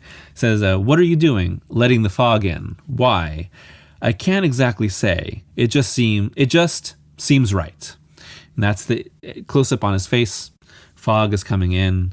And then there's a quote from Plato, The Apology of Socrates, that says, now it is time we were going, I to die and you to live. But which of us has the happier prospect is unknown to anyone but God. Dark issue, really well done. Maybe O'Neill's best Daredevil story. Yeah, I really enjoyed it. Those are my thoughts on a few different Daredevil issues. I just thought it would be fun to kind of talk about some random one-off issues that maybe I'll never cover in a video. Maybe I'll touch on in some way, but no plans at the moment. I highly recommend them to anyone that's a Daredevil fan, that you want to get more into Daredevil and read some one-offs, different writers, unconventional stories. I would highly recommend it. Again, that is issue 163, Blind Alley, issue 208, Deadliest Night of My Life, issue 219, Badlands, and issue 220, Fog. Through more than 50 years of Marvel Comics, the character of Daredevil has remained one of the most thought-provoking and dynamic characters in comic books. Many of his stories rank among the greatest in the world of comics, with the so-called man without fear suffering through trials and tribulations that often resonate on a deeper level than simple superhero fare. But none are more powerful and steeped in such emotional and spiritual depth than writer Frank Miller and artist David Mazzucchelli's Daredevil Born Again. Lasting a total of 7 issues spanning from Daredevil number 227 through 233 in 1986, the story follows Matt Murdock, also known as Daredevil, a crime-fighting vigilante by night and lawyer by day. As a child, Matt was blinded by radioactive waste while saving an elderly man, which robbed him of his sight but superhumanly heightened his other senses, giving him the power to fight crime and protect the innocent. In the time since, Matt has experienced numerous triumphs and tragedy in all aspects of his life. By the start of Born Again, Matt is already at the end of his rope due to an ever-worsening personal and professional life. In Mexico, Matt's former girlfriend Karen Page, who was last seen several years prior leaving New York in hopes of becoming a movie star, has become a heroin addict. With nothing left, she gives away the last thing of value she has for one more hit: the information that Matt Murdock is secretly Daredevil. Eventually, this information reaches Wilson Fisk, the kingpin of crime, who decides to systematically destroy Matt. Not because Daredevil is a serious threat to him, but because he is the only good man he has ever known, and as such has been a consistent annoyance to him. With the knowledge of Matt's secret identity and a seemingly endless amount of power in New York, the Kingpin pulls enough strings to take away all of Matt's money, cost him his license to practice law, disgrace him, cut him off from his friends, and finally, blow up his apartment building. Matt is left with nothing and experiences a nervous breakdown that threatens his sanity, but he still has a long way to go before he hits bottom. What follows is a powerful story of spiritual death, rebirth, faith, redemption, and forgiveness, as Matt and several others are dragged through their own personal hells before they can once again see the light. Frank Miller is most well known for his hard-boiled noir tales that often center on characters that feel like exaggerations of what you might find in a Raymond Chandler story. But here, Miller's characters feel achingly human, and his violent story beats are counterbalanced by the ideals of faith, hope, and love. These ideals shine bright in a brutal world that constantly teeters on the edge of despair. While Catholic imagery is central to Born Again, Miller's ruminations on forgiveness and healing can resonate with anyone, regardless of personal faith. Those struggles and hopes are brought to life by Mazzucchelli, whose art provides a fantastic visual complement to the story's themes. Characters feel human and frail, ready to break under the physical and emotional storms they must weather. His panel work and pacing fall perfectly in sync with Miller's plotting in order to juggle numerous storylines without losing the emotional core of the narrative. Add in religious symbols that reveal themselves after multiple read-throughs, and you have one of the best drawn stories in all of comics. Every chapter of Born Again is steeped in Christian symbolism and themes. Matt's journey is parallel to Jesus Christ's death and resurrection, with ideas of faith and forgiveness playing major roles in the story itself. Structurally, the book uses the Stations of the Cross as powerful symbols in Matt's journey to spiritual resurrection. The Stations are a traditionally Catholic series of 14 images that track Christ's crucifixion, and their usage here underlines Matt's suffering and sacrifice. While Born Again is not a one-to-one parallel of the crucifixion story, it is most clearly inspired by its themes and meaning. Matt, his best friend Foggy Nelson, Karen, and reporter Ben Urich are all put through a cycle of tribulation, death, rebirth, and redemption, with these storylines intersecting in multiple sequences. Each of the first 5 issues are titled with a Christian concept: Apocalypse, Purgatory, Pariah, Born Again, and Saved, and open with a full-page image showing Matt's death and rebirth.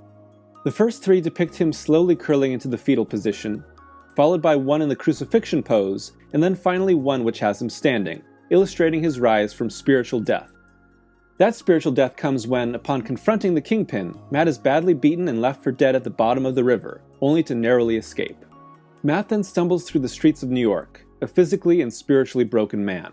He falls 3 times in his journey, hit by a cab, stabbed by a thug, and finally collapsing in the gym he trained in as a child. This reflects Christ's falls while carrying the cross on the journey to Golgotha and his eventual crucifixion. The arduous journey ends with a reflection of the Pietà, with Matt in the arms of a nun, and not just any nun, but his long-lost mother, once again reflecting Christ's journey and the Pietà's depiction of his lifeless body in the arms of his mother Mary. During this entire journey, Karen has been desperately seeking Matt. Convinced that only the man she has betrayed can save her, she journeys from Mexico to New York. Her desperation forces her to lie, steal, and prostitute herself, all in an effort to reach Matt, who could easily be dead by the time she arrives. While Matt is not a perfect man like Christ, it is Karen's sins that have metaphorically crucified him, yet still she seeks out salvation and forgiveness from him. Matt, Karen, and several others are reborn in scenes that run parallel to one another. Matt is taken in by nuns and struggles to recover for multiple days due to wounds and infections, mirroring Christ's multiple days in the tomb following his crucifixion.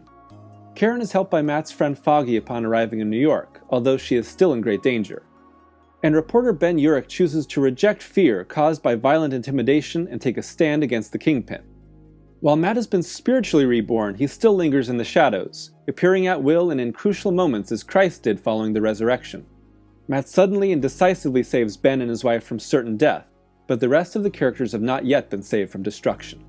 Simultaneously, the gangster who brought Karen to New York, a psychopath dressed up as Daredevil and set loose by the Kingpin, and gangsters searching for Ben Urich all arrive to confront and kill Karen and Foggy. Panels fly by as the noose tightens around the characters, who are only seconds away from death, heightening the tension to an almost unbearable level. Karen, willing to sacrifice herself to save Foggy, leaves him to face her certain death. As bullets start flying, she grabs the one thing she still relies on, a needle full of heroin, looking for one last hit before dying and praying that Matt will one day forgive her for what she did to him. Little does she know that Matt has arrived, triumphantly disposing of the threats looming on all sides. No words are needed for what follows, as Mazzucchelli powerfully portrays Matt's devoted embrace of Karen in a full-page silent panel. After so much heartache and redemption, the emotions on display transcend the borders of a comic. In an instant, Matt has not only saved Karen's life, but has unquestioningly forgiven her for what she has done. All Karen can do is embrace him back and weep. Matt's face need not be shown. We see his love enveloping her and wiping away her sins. Mazzucchelli's all-too-human art intricately portrays Karen's overwhelming emotions, a tumultuous blend of grief, desperation, joy, and fulfillment as she clings to the man she loves. It's a heart-wrenching moment that depicts the true power of forgiveness, no matter what the sin may be. By embracing life and forgiving Karen, Matt has not only saved himself, but saved the lives of everyone he loves. Forgiveness and love are rarely the focal points of superhero comics, not to mention most other forms of entertainment that are often propelled by thrills and action. But this is what sets Born Again apart from most other comics. In the end, it isn't about defeating the Kingpin or finding justice for what has happened. It's about the salvation of the soul, no matter how low a person may have gone in his or her life. While the major story arc of Born Again ends in Daredevil number 231, the narrative continues in issues 232 and 233, respectively titled God and Country and Armageddon, which act as the explosive resolution to the conflict seeded previously. With all other options failing, the Kingpin uses his government ties to bring in Nuke, a psychotic super soldier used by the military as a one-man army. Nuke can scarcely tell reality from the ideas created by his psychosis, and Kingpin drops him right in the middle of Hell's Kitchen in an effort to force Daredevil into a fatal confrontation. Until this moment, Matt has been living quietly with Karen, helping to get her sober and supporting their meager needs by working as a fry cook in a diner. A simple life for a man who has cast off the weight of the world. Their quiet life erupts into flames when Nuke begins blowing up everything in sight, forcing Matt into action. When he does, it's in a fiery rebirth, with an image that has become forever linked to the man without fear. With lives at a greater risk than ever, Daredevil throws himself into battle. Once again, Matt's unbroken spirit is what gives him the edge in the fight against a man far stronger than him and seemingly impervious to harm. But the story doesn't end there. Instead, it takes even more twists and turns, with Captain America and the Avengers becoming entangled in it as well.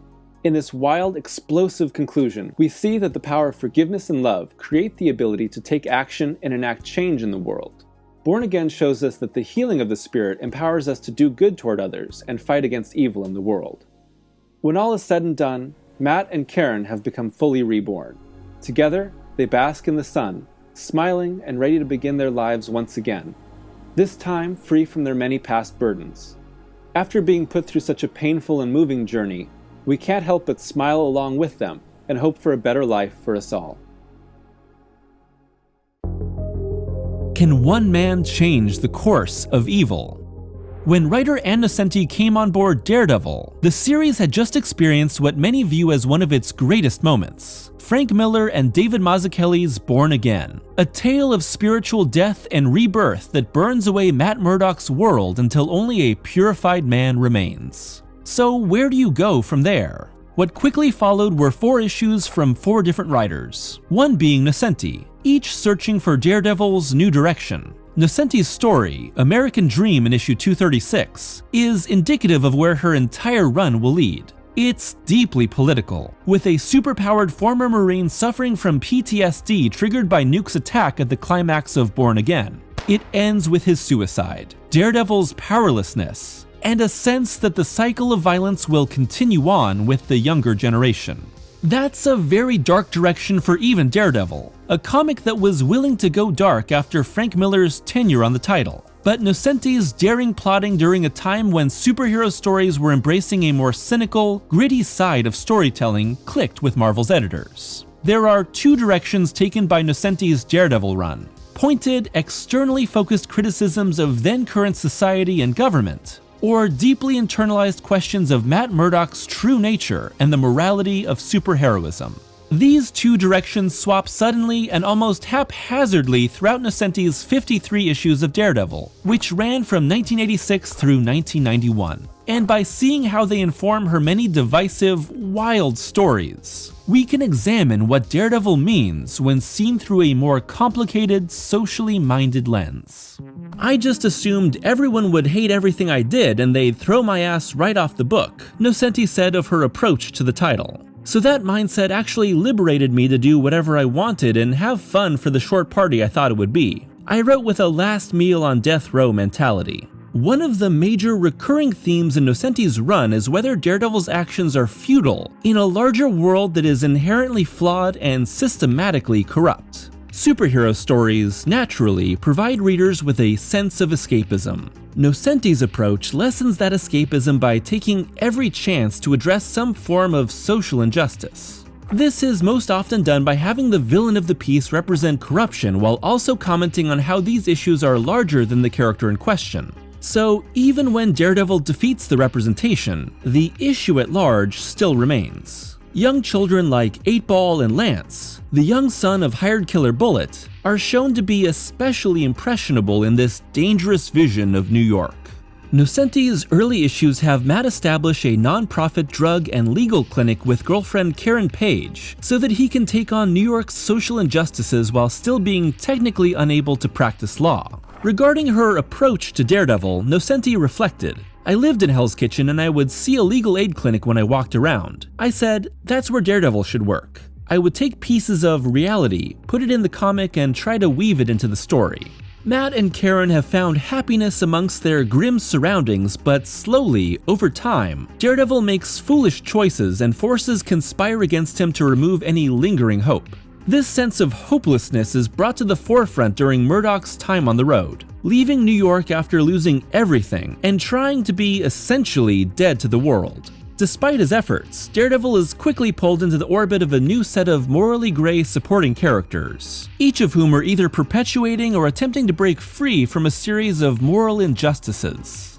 I remember after a Captain America story we got a letter that said, "Get the commie off the book," recalled Nocenti. We had a big laugh about that one. These sociologically focused stories are peppered throughout the run, but Nocenti often has her characters directly speak about the issues. Brandy Ash calls out widespread animal abuse. Number 9 addresses the sexism that led to her experimentation. Beyond these supporting characters, the bystanders of Nocenti's stories overtly discuss modern issues. Because of this, Nocenti's Daredevil feels much more socially conscious than the typical mainstream superhero comic.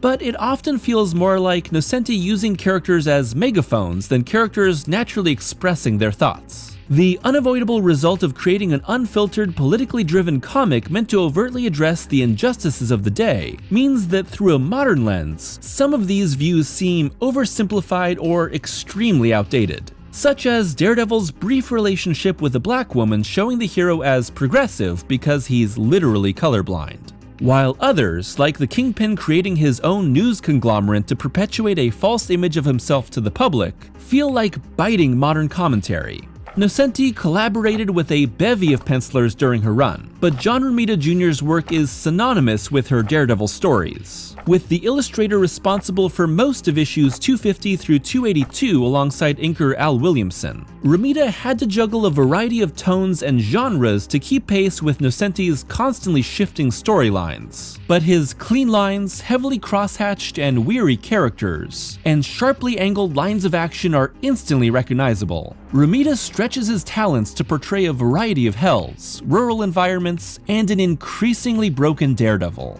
Outside the commentary, Matt Murdock's internal turmoil starts with Nocenti's early issues, as he's questioned whether or not he brings more violence to New York than he actually stops. It's a recurring theme in superhero comics that seek to question the morality of superheroism itself, and it follows Daredevil all the way through the next 4.5 years. Over time, the hero loses his compassion and resorts to violence to get his way, nearly killing several enemies, but always pulling himself back from the brink.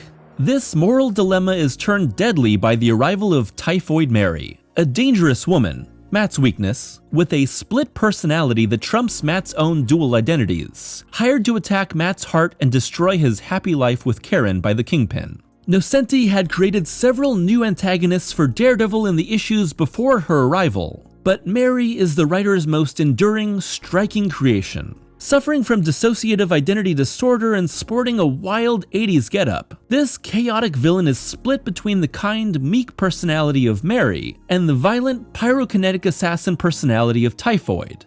"I think I wanted to shatter the female stereotypes," said Nocenti. "Virgin, whore, bitch, ditz, feminist, Girl Scout, all-suffering mother, et al. Into tiny fragments and yet keep all the pieces in the same little female bundle."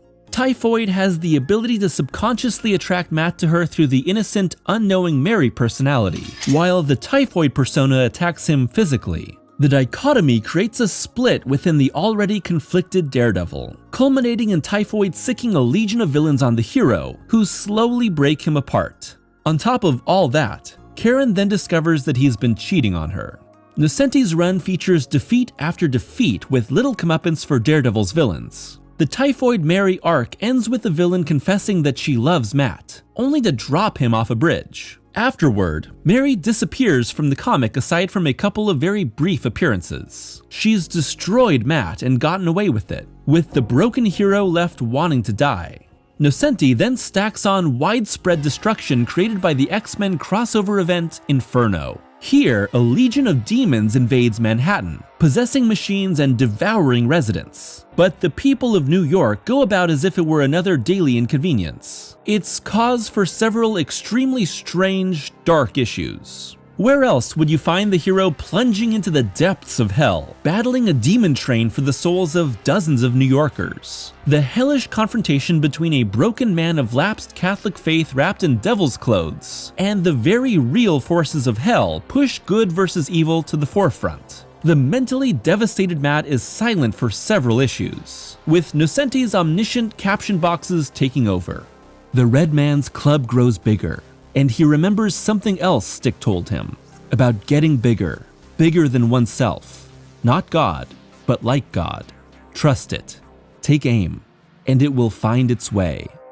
Nocenti's captions would grow in number over the series, taking up as much space as the dialogue for a sometimes overwrought noir narration. And while Daredevil vs. Demons was the result of Nocenti needing to tie into the then ongoing crossover event, she chose to keep this subplot going off and on for most of the rest of her run. The words off and on and most of are key here, because they can be applied to a lot of the plot points and characters created by Nocenti. New and classic characters are often dropped from the book with little explanation as Nocenti quickly changes focus. And don't expect them to return for closure by the end either. With a few rare exceptions, once a character is gone from Nocenti's Daredevil, they're gone. Karen Page literally runs out of this book.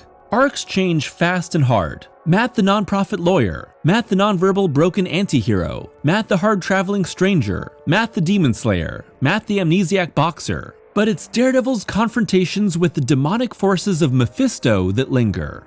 Romita Jr. portrays Mephisto as a monster, not your typical Red Devil, but a gaping mauled, prickly, constantly shape-shifting force of evil. Matt even makes out with the devil for a brief moment in the aftermath of Inferno, issue 266, A Beer with the Devil. With Daredevil drowning his sorrows at a bar, he's drawn into the orbit of a mysterious woman who attempts to seduce him into little sins. Mephisto soon reveals itself, overwhelming the comparatively microscopic Daredevil. Do you see, Daredevil, how immense evil is? You used to believe that one man, no matter how small, could fight evil, could defy it, stand up to it. and that you grow into an enormous size by that very small defiance. But you're forgetting that, Daredevil. You're almost mine, Diablo. One day, I'll tip the scales, and you'll welcome me into your arms. You'll embrace me, Red Man, willingly, like you just did in the bar. Daredevil quickly hits the road to leave everything behind, but Mephisto and his newly formed son, Blackheart, try to chip away at Daredevil's morality. First by tempting him to kill his enemies, then with strife amongst his newly formed friend group, and finally by sucking the man without fear and his fellow travelers down into hell itself. What follows are several bewildering issues that break apart the group and tempt them in separate ways. They each resist, and Daredevil leads the way by ending his cycle of violence. In final confrontation with Mephisto, Daredevil reforms his identity by acknowledging his own irreconcilable differences. Humans know they are both good and evil at the same time. We accept that paradox. That's why we're free. That is our liberation and our hell. You can't show us anything down here we didn't already know. Freedom can be paralyzing, if you let it be. Perhaps, Mephisto, it is freedom you fear. For a man who has already been dragged through his own personal hell, true hell itself is little different. And with a timely intervention by the Silver Surfer, Daredevil and most of his friends escape, bringing the Mephisto portion of Nocenti's stories to a sudden close. Daredevil has triumphed by wrangling his best and worst sides to create something greater. Also, a special shout-out has to go to Daredevil's 2-issue confrontation with Ultron, an Acts of Evil crossover that has Dr. Doom create a new Ultron to destroy the Man Without Fear, only for Ultron 13's self-destructive internal logic to allow Daredevil to knock its combusting head off with a stick. Nocenti took the crossovers that she was mandated to do and ran wild. Nocenti's final arc returns Matt to New York, but quickly gives him amnesia due to his madness-inducing trip to hell. Bullseye masquerades as Daredevil to discredit the hero's reputation for the Kingpin, as Matt takes the name Jack Murdock, his father. After a brief stint as an underground boxer, his memories are restored, and Matt dons the Bullseye costume to defeat his archenemy. But their confrontation blurs the line between hero and villain, once again having Matt question his increasingly gray morality. You don't know who you are. I don't know who I am. We turned out to be the same man, didn't we? Nocenti's final story needed to walk a line between carrying on the themes she'd explored throughout her run, while also restoring Matt to a status quo for future writers. The result is that Matt's amnesia and Foggy Nelson's sudden return to restore Matt's license to practice law feel scattered, disjointed, and unable to grasp a firm outlook on who Daredevil truly is. But maybe that's Ann Nocenti's Daredevil run in a nutshell. A wildly spiraling, politically conscious series of violent encounters that leave Daredevil and his audience with more questions than when they started. While Daredevil has been restored and some small hope has returned, the world is left messy, and the devil inside waits to break free once again.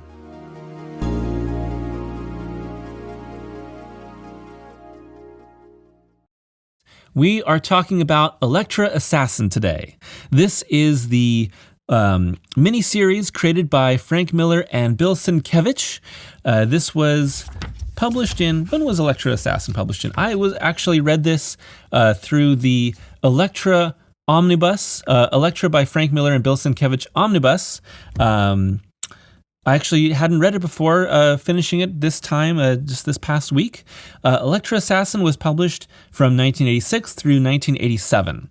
So this is Frank Miller right around the time of Batman Year One and Dark Knight Returns. It's several years after he left his initial run on Daredevil, and this is right after he did Born Again. And Elektra Assassin is a very strange comic. I think it's very well done, but it's very strange. This is Miller's pure raging id, I think, on full display.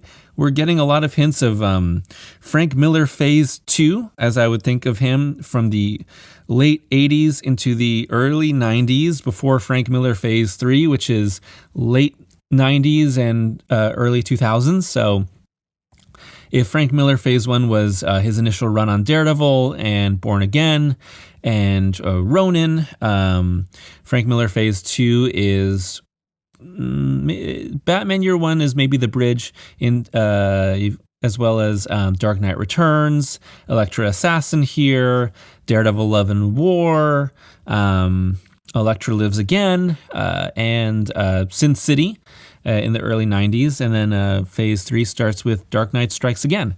And, his general spiraling, 300, stuff like that. So we're going to talk about Elektra Assassin today. This is a spoiler-filled review and just a general discussion and analysis of Elektra Assassin. I don't know if this is a book that can be really spoiled because it's very experiential. There is plot that drives it, and there are some twists and turns, but it is a very strange psychedelic story about Elektra and another government agent as they team up and also fight one another as Elektra tries to stop the Beast of the Hand. And so that's sort of the main story that we cover here. And overall, so let's get into the let's get into the series, and we're going to just talk about it, my general thoughts, my thoughts on the themes, how it fits in with the rest of Daredevil, Frank Miller's larger work. We're going to talk about all that. So if you really want to avoid spoilers for Elektra Assassin, go read it. It is not on Marvel Unlimited. It was published under Marvel Comics' Epic Comics imprint, which was for slightly more mature readers. This is not a comic book for kids. The violence, the language, there's some brief nudity. So obviously, Marvel Unlimited is meant to cater to the general Marvel audience. I guess it's sort of pretty obvious why it's not on there. But it is reprinted in this collection. Like I said, along with Elektra Lives Again, a What If issue, Bizarre Adventures, a few different things. His sort of general work, Frank Miller's general work on Elektra outside of the main Daredevil story. So, let's get into it. So, like I said, this is written by Frank Miller, and it's done with Bill Sienkiewicz. And Sienkiewicz is obviously, if you know any sort of comic book art, you probably know him. An amazing comic book artist. He does work with mixed medium. So there's a lot of pencils. There's a lot of watercolors. There is use of pre-existing material, cutouts from newspapers, clippings, and they all sort of come together to make a very unique look, and a look that is constantly changing throughout the course of a story. So you can go from being a rather photorealistic painting to something that is really impressionistic, very psychedelic, almost crude in its drawing, and Sienkiewicz will use that as his interpretation of the emotions of a scene or the reality or surreality of a scene. He does a lot of work with surreal comic books.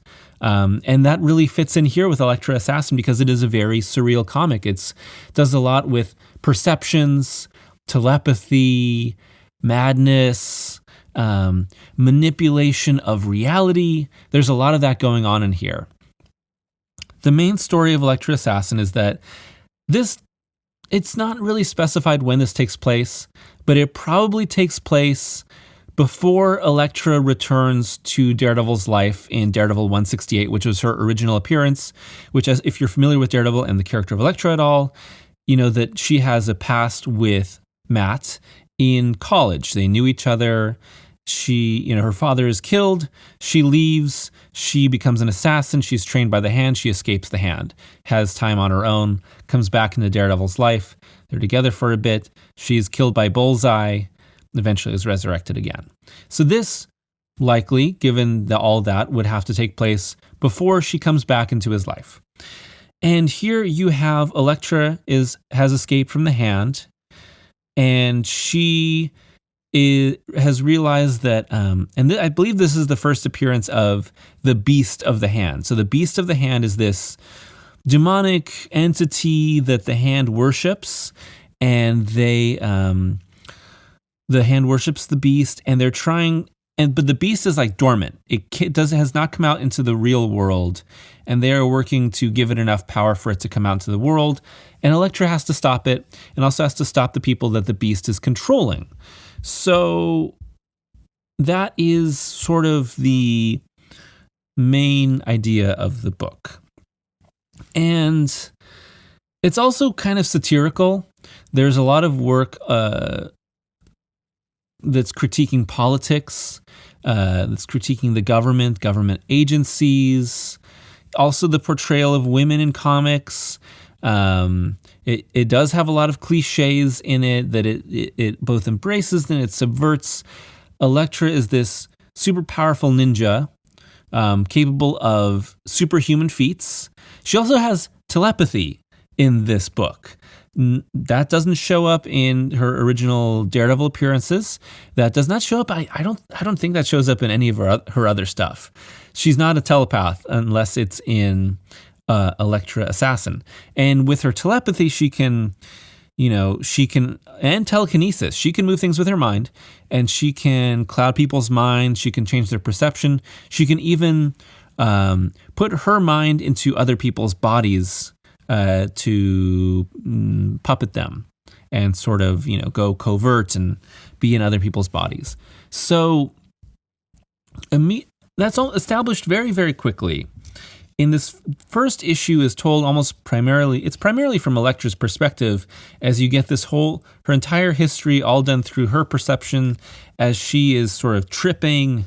And I don't want to get into all the plot, because it's both very complicated and also very obscured by the writing, because it's all told from mostly two people's perspectives. So what you get is their own impressions of what's happening around them, which is often very unclear. The first issue starts off very unclear, but you do sort of get Elektra's history growing up, being trained by the Chaste, which is, where Stick comes from. And these different memories are portrayed in like these different art styles by Sienkiewicz. Sometimes, again, painterly, sometimes these like heavily inked, very heavily lined figures that are very cartoonish. Usually they are different from panel. Like the panels will have their own style, so it will shift from panel to panel. You see the Beast early on. He looks like this boar in a giant samurai outfit that also reminds Elektra of her father. So you get these ideas of her dealing with her own relationship to her father. The Beast possesses people by having them drink milk. Very specific, very strange. It's the Beast's milk, and it is the essence of the Beast, and it's not just possessing them, but also just sort of controlling their mind and their spirits. So Elektra has to fight a giant beast and stop it from taking over. And this is all playing out against an election. So there is an election for the President of the United States, and it's between Bill Wind. Is it Bill Wind? Is it Wind? I'm blanking on his first name. I mean, they say it so much, that's my fault for forgetting what his first name is. But they're always very, very much, making sure that it's Wind, not Wind, but it's Wind. And Ken Wind, it's Ken Wind, who is a liberal Democrat versus the incumbent president, who they never say his name, but he's this very angry, tiny man that I think is a very extreme caricature of Ronald Reagan. And because you can kind of see it in his face. Also, Ken Wind is always portrayed with the same exact face. It is a printout of a face, and it is always exactly the same. It's black and white, same expression always, except sometimes smiling and sometimes not. But otherwise, it never changes.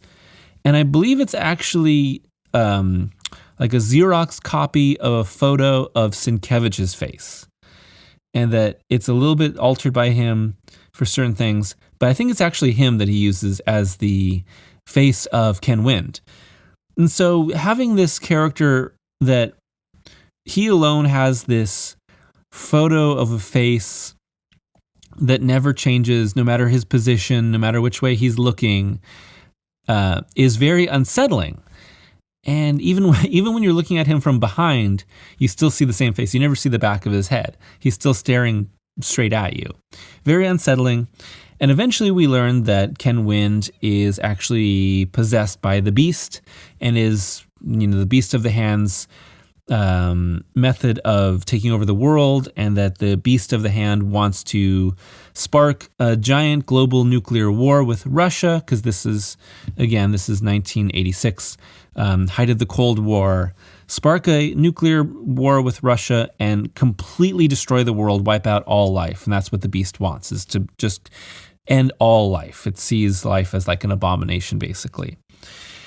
And alongside Elektra, you have a S.H.I.E.L.D. agent named Garrett. And while the first issue of Elektra Assassin, which is 8 issues, is told from Elektra's perspective, the vast majority is actually told from Garrett's perspective. And I think that's a little strange, but it gives this book a very distinct feel, because Garrett was made for this book. And I think he's shown up in maybe 1 or 2 other comics ever since. I think he was in Agents of S.H.I.E.L.D., and he's made by Miller for this. And he's a terrible person. He's an alcoholic. He is violent. He is sexist. He is just a terrible person.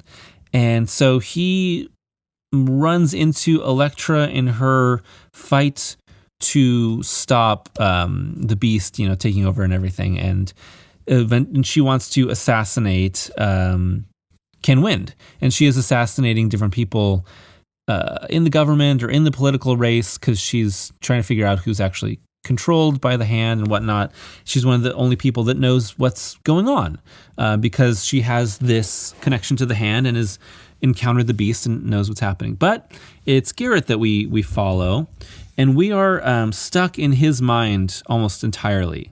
He's a very big caricature.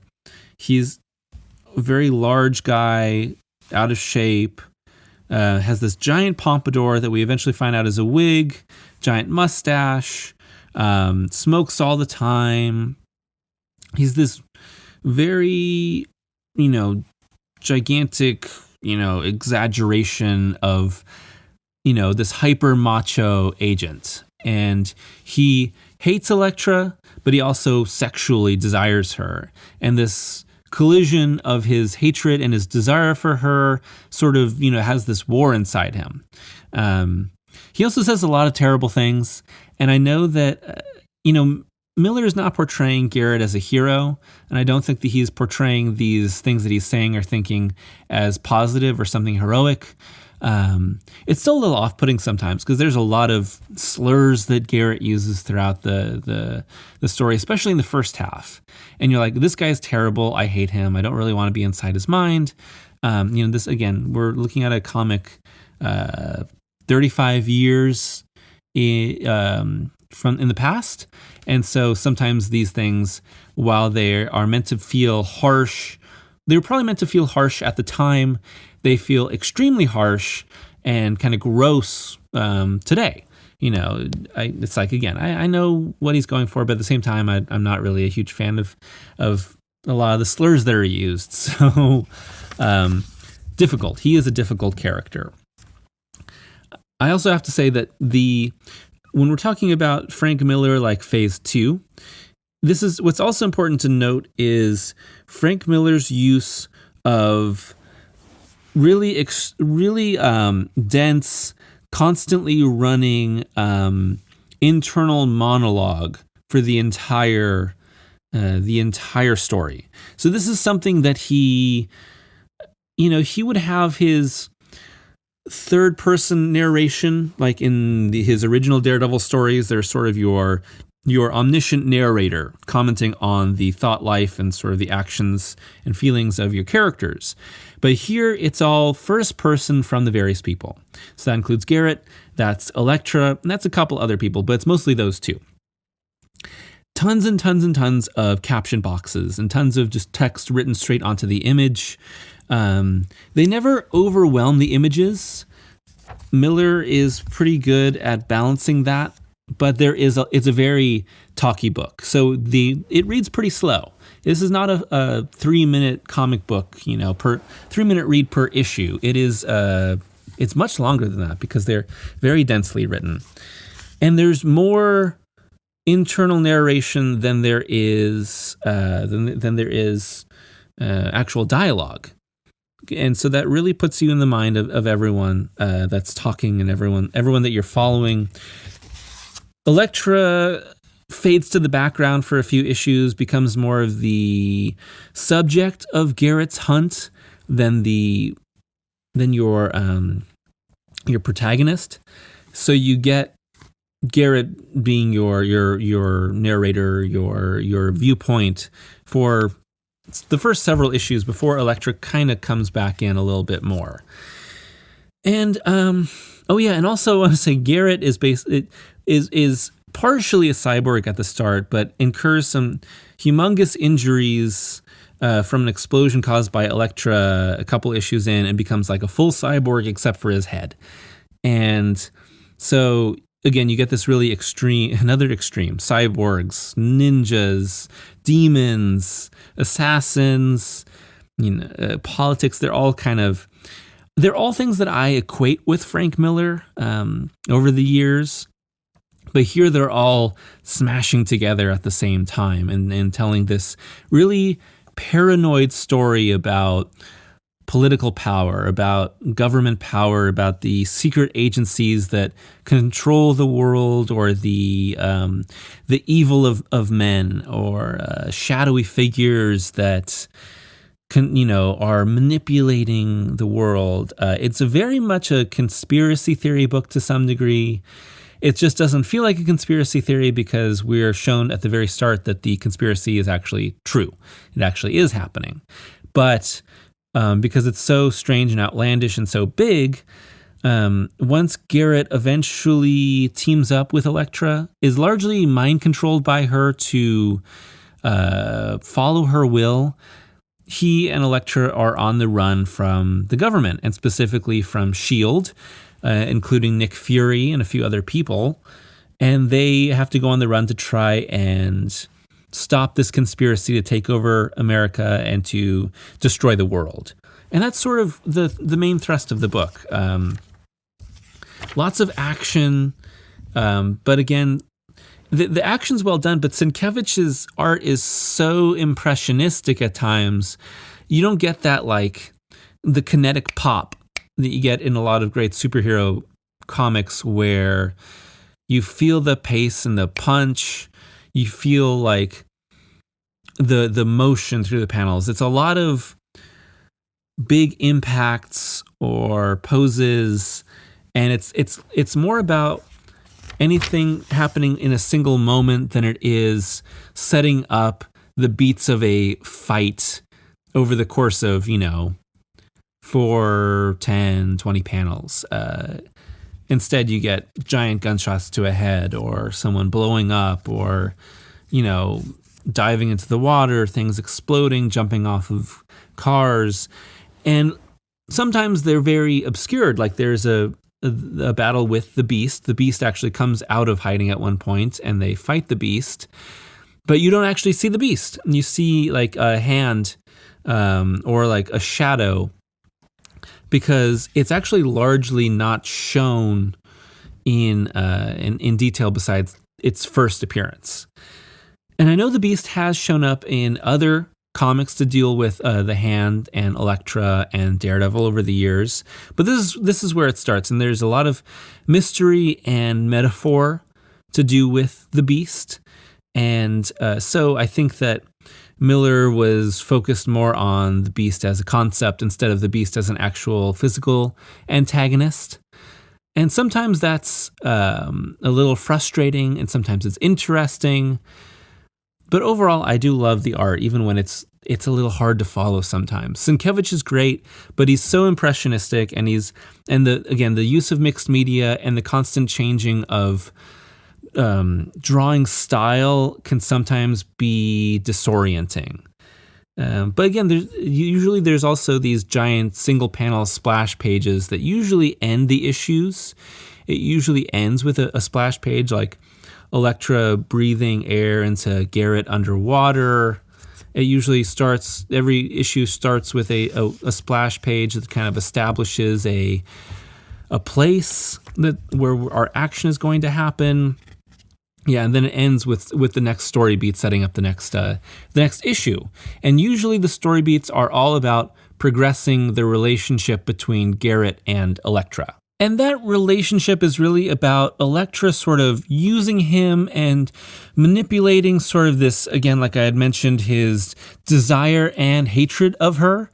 And that it plays a big role within the way that they interact. Like there's a whole issue where they're in this, love motel, and she's sort of, seducing him in a way, but, never touching him or anything. Just, he's like kind of powerless to do anything. He's nauseous and being controlled by her.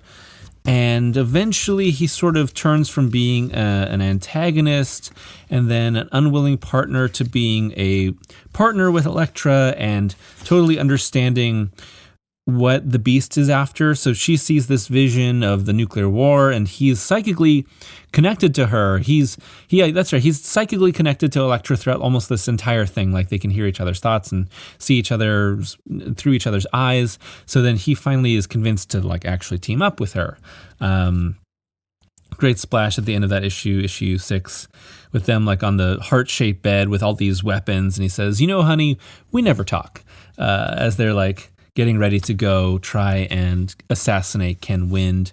And again, there's a lot of these ideas of, the government creating their own cyborg assassins and also not being held accountable for all the human rights violations that they do. And Ken Wind, what's interesting, I guess, is that, you have this incumbent president that is very much this exaggerated version of a conservative president, like I said, an exaggerated version of Ronald Reagan, giant caricature. But then your true threat to the world is your liberal Democrat. Obviously, you never really know what Ken Wind, who Ken Wind, if Ken Wind was someone else before, or if he's a complete construct from the Beast. But in either case, taking on the form of change to actually want to institute the destruction of the world is an interesting concept. I think it kind of, looking into Miller's politics, at least in the early 2000s, he seemed to become very conservative. So I guess it makes sense why, obviously he's not positive toward the Republican incumbent, but using the Democrat challenger as the vehicle for the apocalypse, I guess, sort of lines up with that. Very strange, but it's interesting. And, all to say, it's a really, it's a strangely compelling comic. It is a comic with a lot on its mind, but also a comic that is more interested in the feelings and the emotions and the vibe of its characters and the ideas of the world, instead of pushing a really hard and very well structured narrative. And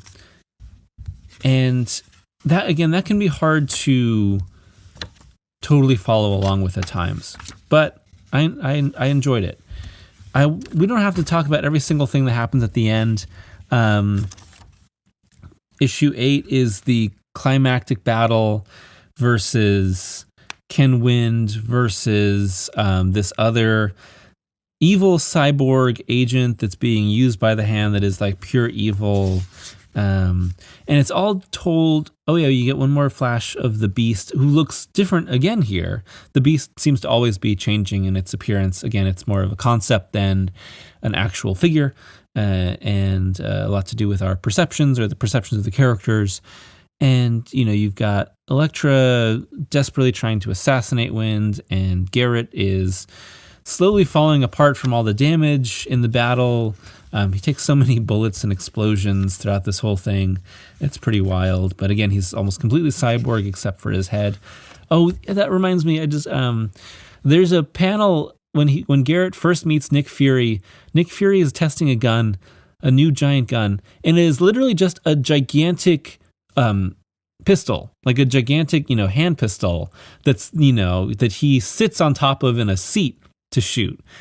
And when you see it like that, when you see something in a comic like this, and that your giant government weaponry is just an enormous, 20-foot tall handgun, that I think is a clue for us to read this as more satire and as more comedic and as more subversive of its ideas, instead of something that is reveling in the violence or reveling in the ideas on display. Because I don't think you could look at Nick Fury riding a giant handgun and think this is something that Frank Miller thinks is legitimately cool. I think he is really satirizing the ideas there. It's sort of I think that's your first key to unlocking what this is trying to say, because it is it's very over the top at times, very strange. And I think if I were to try and take it seriously all the time, I would not enjoy the comic as much, given all the extremity and the outlandishness of a lot of the things happening here and the ideas on display. In a more satirical light, and I do believe it's supposed to be a satirical light, it feels more biting, more critical, and more interesting to me. And yeah, so another interesting thing about the final issue here, issue 8, is that it's actually all told in flashback. We get right up to this attempted assassination at the end of issue 7, and then in issue 8, we're past everything, and then we're being narrated about what happened. I don't think it's super necessary, given that everything is already told from an internal monologue. But sure, I mean, it works. There's very cool art in this. There's a very iconic photo of Elektra sort of bent over, facing you as the reader, pulling her katana out of its sheath, about to face off against this cyborg who's basically, destroyed Garrett, and Ken Wind, who's right there. I'm sure you've seen it. If you're familiar at all with Elektra and anything, even if you haven't read this comic, it's a very iconic image. I won't give away entirely everything that happens at the very end of this comic in case you're still interested in reading it. But even the end of the comic and the way in which our heroes win, because our heroes do win, it's not that surprising. This is a superhero comic, and it is supposed to take place before Daredevil 168.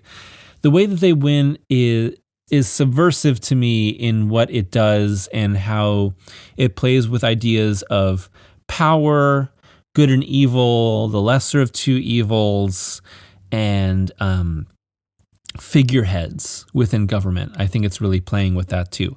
It's a very interesting book. I really enjoyed it. Even if I enjoyed it, I didn't love it, but I thought it was really interesting and completely unique. I'd heard a lot about it for a long time. I'm very glad I read it. Glad I bought this collection. The moment I'm about halfway through Elektra Lives Again, which was Miller's next Elektra story that he wanted to do for like a really long time, and that deals with Elektra post-death and vague resurrection, dealing with Matt and his guilt and trying to come to terms with his grief over Elektra's death. It's very different than Elektra Assassin. I'm enjoying that one too. I don't think I like it as much as Elektra Assassin, but Lives Again is pretty interesting. And again, Miller for a long time had sole control over Elektra. He asked Marvel not to bring her back after he was off the title, except for these things that he wanted to do with her, and they respected that for a long time until D.G. Chichester's Fall from Grace, which brought Elektra back fully into the title, and that was in like 1993, 1994, I think. So a while after her initial death. Those are my thoughts on Elektra Assassin. Again, it is this stream of consciousness, very impressionistic, very conspiratorial, paranoid, misogynistic at times, but also lampooning misogyny through this character of Garrett, critical of the government, critical of the ideas behind politics, and also self-parodying at times, but also trying to thrill and comment on all the ideas at play as well. I'd love to hear what you thought of Elektra Assassin if you've read it.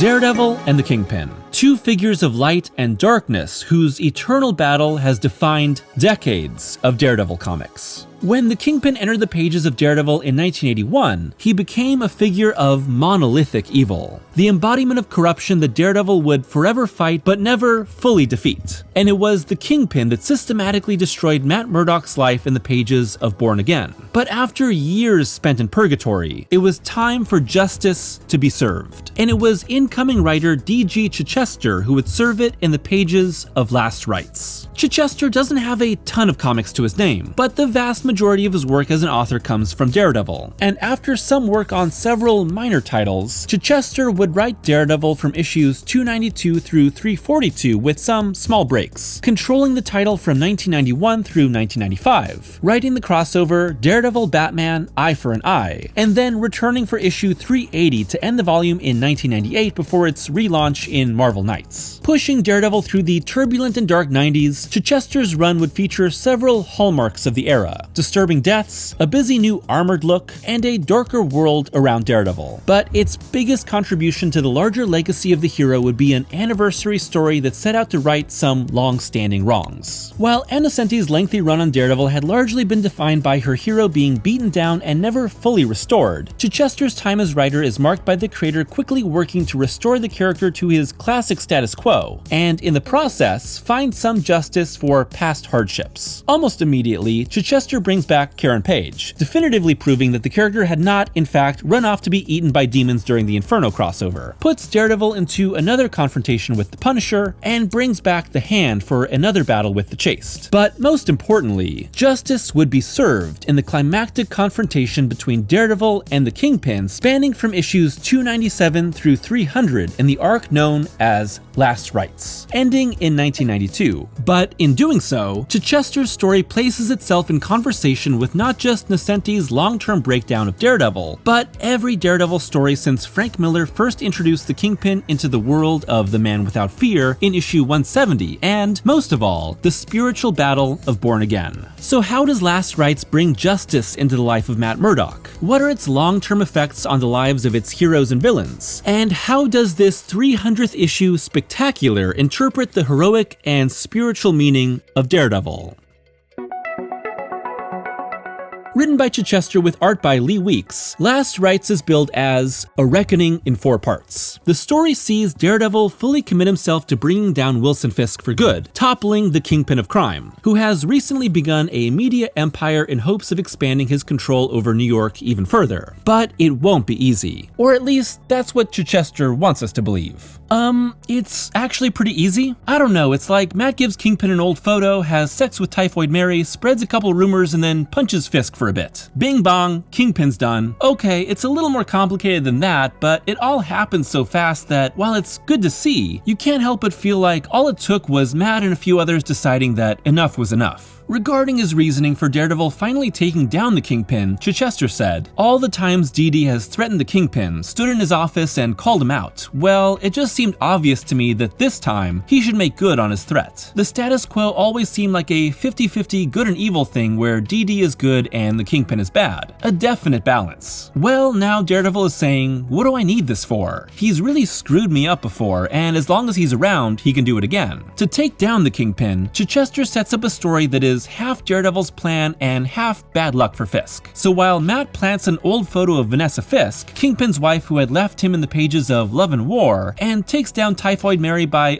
having sex with her until she is sane again? I didn't realize this was how mental disorders worked. It's Kingpin unknowingly working with Hydra to build his media empire that sets up his true fall, with Matt pulling enough strings behind the scenes to push them into a conflict that ruins Fisk financially and destroys his public and underworld reputations. At the end, all that's really left is for a final physical confrontation between the two that plays as the inverse of their disastrous confrontation in Born Again. But is this really a satisfying end to this long-standing Cold War? Ever since Frank Miller imported Wilson Fisk from Spider-Man comics, Daredevil and the Kingpin were locked in a sort of eternal battle, sometimes coming to blows, but often with Matt Murdock fighting the larger forces of crime and evil that Kingpin represented. Fisk as the devil in the shape of a man, and Matt as the man in devil's clothing. By the end of Miller's original run, Kingpin's status within the criminal hierarchy of Marvel's New York has been cemented, and there's really nothing Daredevil can do about it. The scales must be balanced this way to keep Daredevil in a constant state of action. But after only a few years, the scales would tip.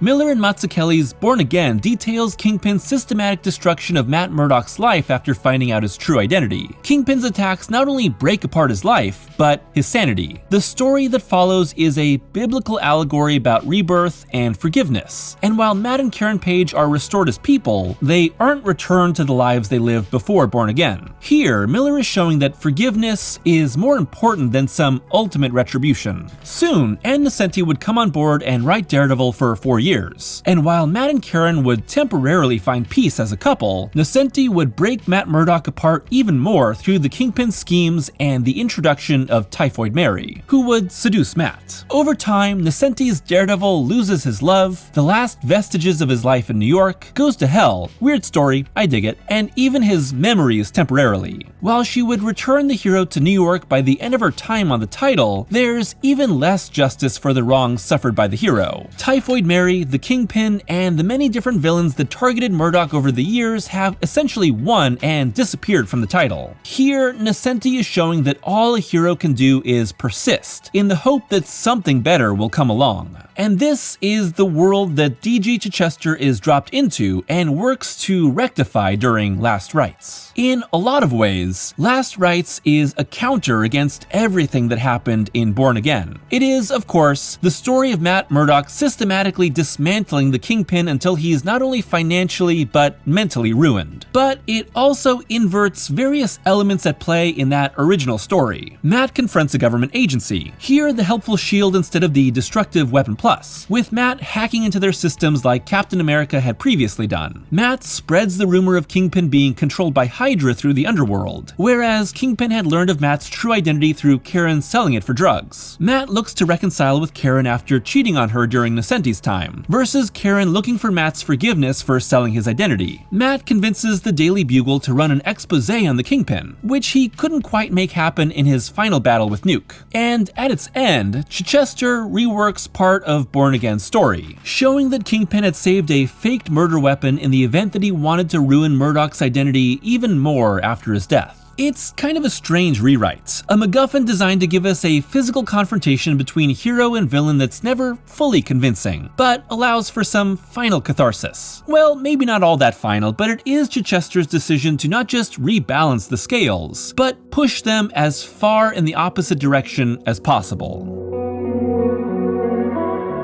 So what does it mean for a hero to truly, fully defeat his archenemy? The Kingpin may be a terrifying figure of darkness, the Satan to Matt's angel, but he's also mentally fragile. When Miller brought the Kingpin into the pages of Daredevil, he not only made him a much more malevolent figure than he was in Amazing Spider-Man, but he also gave him a more human side buried deep beneath it all. The Kingpin was no longer the cartoonish mob boss with a laser cane, but a man who gave up his life of crime for love, only to embrace the darkness more than ever when he lost it. Chichester remembers that inner fragility in Last Rites, and it's essentially what Murdoch preys on to truly dismantle him. After the comforts of Typhoid Mary, the money, and the power are all gone, all Fisk has left is the memory of the woman he loved, who couldn't stand what he'd become. How must it appear from where the Kingpin stands, that the jewels in the crown have suddenly winked out of existence, seized away by a thief in the rapidly darkening night? I hear the scrape of flesh against metal, perhaps the sharp edge of a keepsake I placed in his hands to remind him of another precious treasure lost. A framed image of his estranged wife, a cruel heirloom meant to unnerve the big man into exposing his vulnerable side.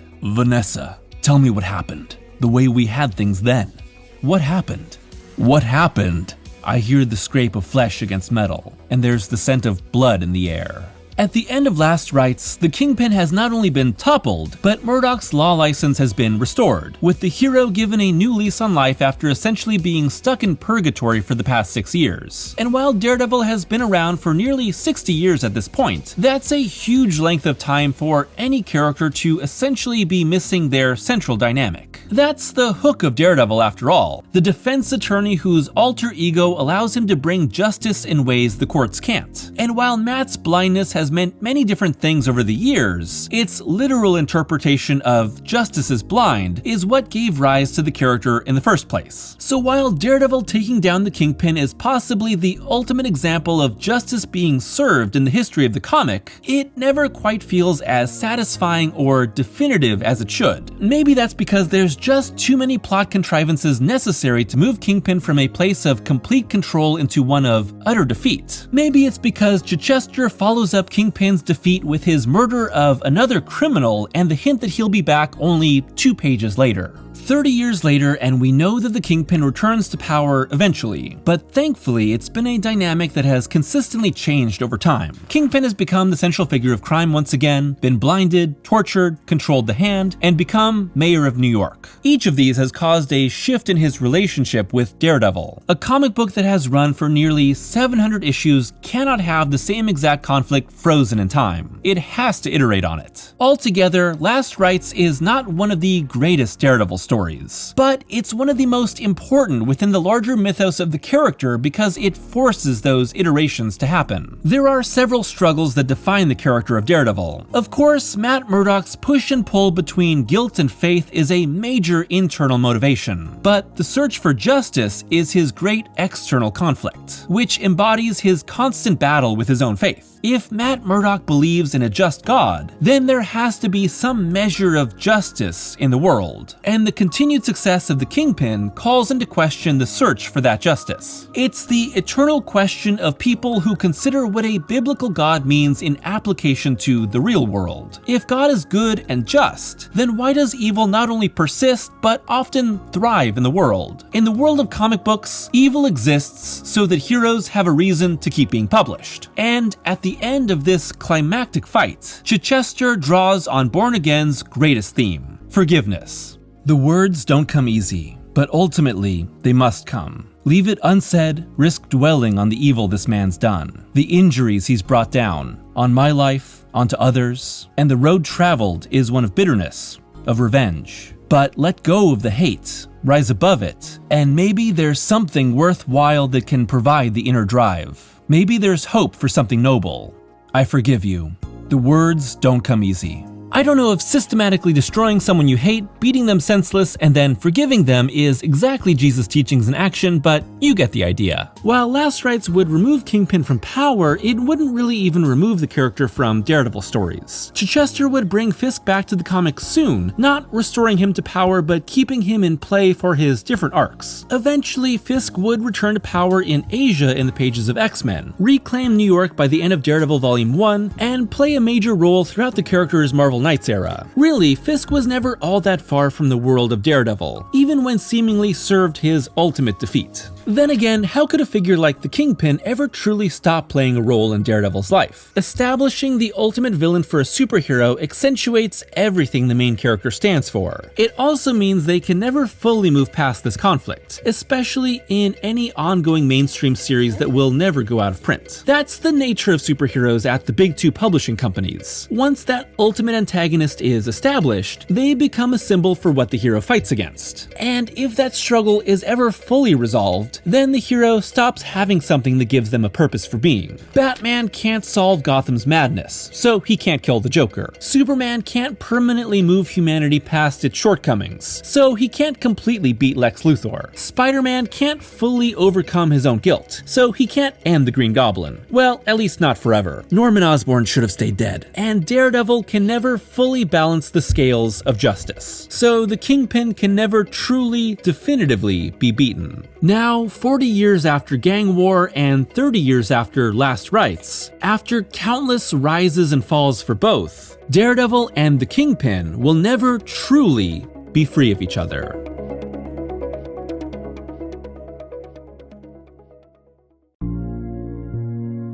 There's a lurking evil waiting to consume New York City, and the only ones that can save the day have been training their entire lives, ever since they were changed by a radiation accident, ever since they became masters of the ninja arts. They are the Teenage Mutant Ninja Turtles? If an 80s-born comic about gritty superheroes fighting waves of deadly ninja assassins sounds more Daredevil than TMNT to you, well, that's because it is. While the Teenage Mutant Ninja Turtles have become a massive franchise and one of the biggest indie comic successes in history, they really owe much of their original DNA to Frank Miller and Klaus Janson's revolutionary Daredevil run. That's because, for all their mythology, movies, and waves of toys, the Turtles began their lives as a satire of Daredevil, not just playing off the gritty ninja noir stories that had risen to prominence in the pages of the Marvel Comics sensation, but directly playing off multiple key aspects of The Man Without Fear to create the core of the heroes in a half shell. The style, the atmosphere, the weapons, the villains, the Turtles would have never existed if it wasn't for Daredevil. But where does satire end and invention begin? If Daredevil represents the flexibility and longevity possible, maybe even mandatory, in the world of big studio-owned IP, then the Turtles represent the creative and financial possibility of the independent comic. A possibility that has been the driving force behind TMNT's constant reinventions in comics, on TV, and on film over the decades. All the while, that little bit of Daredevil DNA has remained within the Turtle franchise, sometimes receding far into the background to appeal to as many kids as possible, sometimes coming to the foreground to help return an often goofy series to its roots. In either case, Daredevil and TMNT are forever tied together, helping to reinvent and reinvigorate both the mainstream and indie sides of the comic book world. And it all started with a dark, gritty, extremely tongue-in-cheek satire of The Man Without Fear.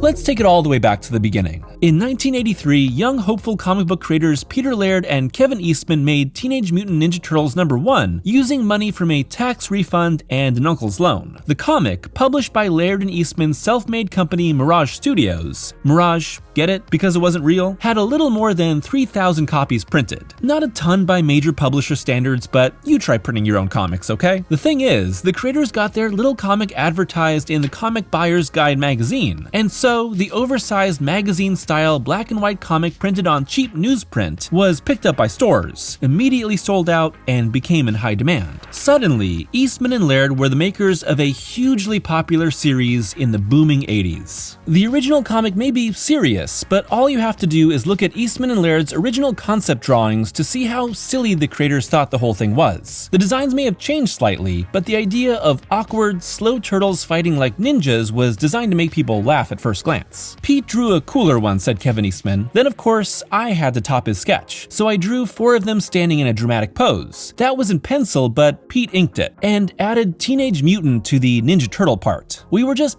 pissing our pants that night, to be honest. This is the dumbest thing ever. Just as superhero stories were beginning to embrace a darker side, along came a comic that was self-aware, violent, and instantly recognizable. Unlike later incarnations, these original Turtles brought bloody violence to the page, willing to kill in their search for vengeance, where Daredevil vowed to never take a life. The dark, bloody style of the comic was just what readers wanted, as the era of the superhero became ripe with deconstruction and disillusionment. It was edgy, it was gritty, it was mean. The thing is, the Turtles were a total parody, and a parody of Frank Miller's Daredevil specifically. By the time the book published in May 1984, Miller and Janson had already wrapped up their iconic, redefining run on Daredevil, and with it, they had brought the elements that Eastman and Laird would use for their own heroes in a half-shell. It's all there if you know what to look for. Specifically, Eastman and Laird have cited Miller's work on both Daredevil and Ronin as the major elements of their central concept, but also Chris Claremont's New Mutants for their Teenage Mutant element, and Dave Sim's Cerebus for its anthropomorphic animal look. Once you know it, the bald-faced DD homage is right there, only a single step removed from the Daredevil DNA. The Ninja Heroes? Just Miller's ninja reinvigoration of DD without the Stan Lee superhero elements. The Evil Foot Clan? That's just a hand on a leg. Master Splinter? Just a rat version of Matt's Sensei Stick. But the biggest connection is that Eastman and Laird explicitly show young Matt saving a blind man from a speeding truck, only to be struck across the eyes with a radiation canister. Instead of staying with the suddenly blinded boy, they continue to follow that can, which bounces across the street, smashes into a container of 4 baby turtles, and transforms them and a rat in the sewer below.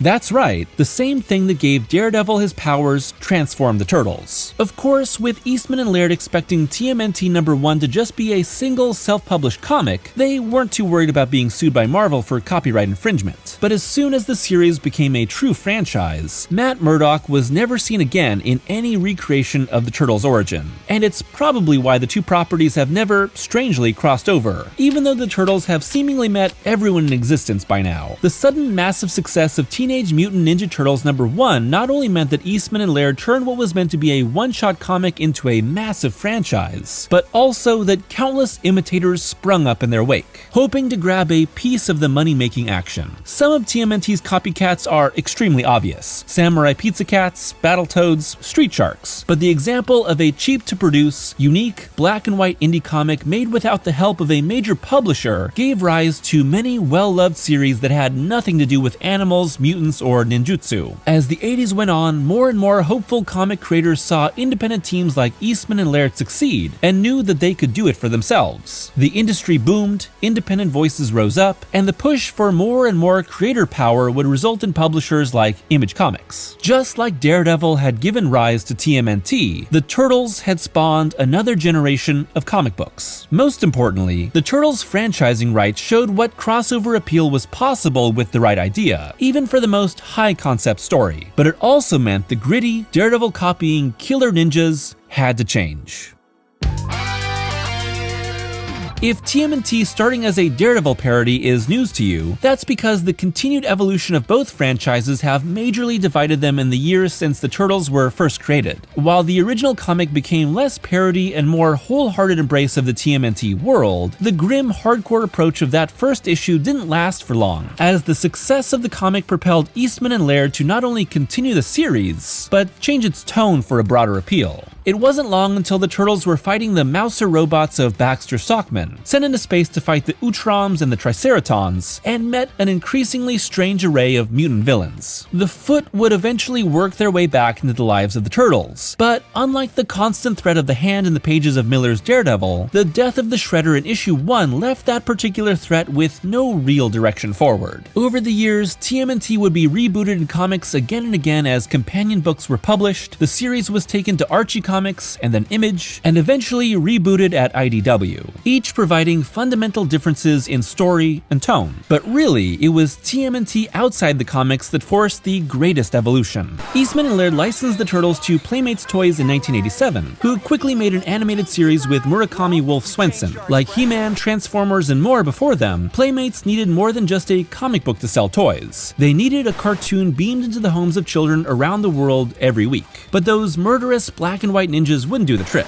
In their place were the colorful, fun, silly heroes that millions of fans identified as the one true Ninja Turtles. These heroes didn't kill anyone, barely used their weapons, and loved pizza. Hey, me too. The live-action movie in 1990 sort of splits the difference between the original comic and the cartoons, but the sequels leaned harder into the kid-friendly tone. More Vanilla Ice, less Shredder being crushed to death in a trash compactor. For a time, TMNT was the biggest comic franchise on the planet. But where was Daredevil? In the comics mostly. Miller, Nocenti, Chichester, Kessel, and more had kept the Man Without Fear on a path into darkness. The same one that had spawned the Turtles. The important thing is that where the Turtles zagged into lighter mainstream appeal, Daredevil never really did. And while other Marvel heroes like Spider-Man, the Fantastic Four, the Hulk, and the X-Men got their own TV shows and video games in the 90s, Daredevil was lucky enough to get a cameo. That's part of what has made Daredevil such a unique character within comics. A hero blessed with some of the all-time best creator runs in history, but never one with mainstream recognition until recent years. Whereas the Turtles have changed to meet mainstream demands and become bigger than DD could ever be, earning an estimated $15.4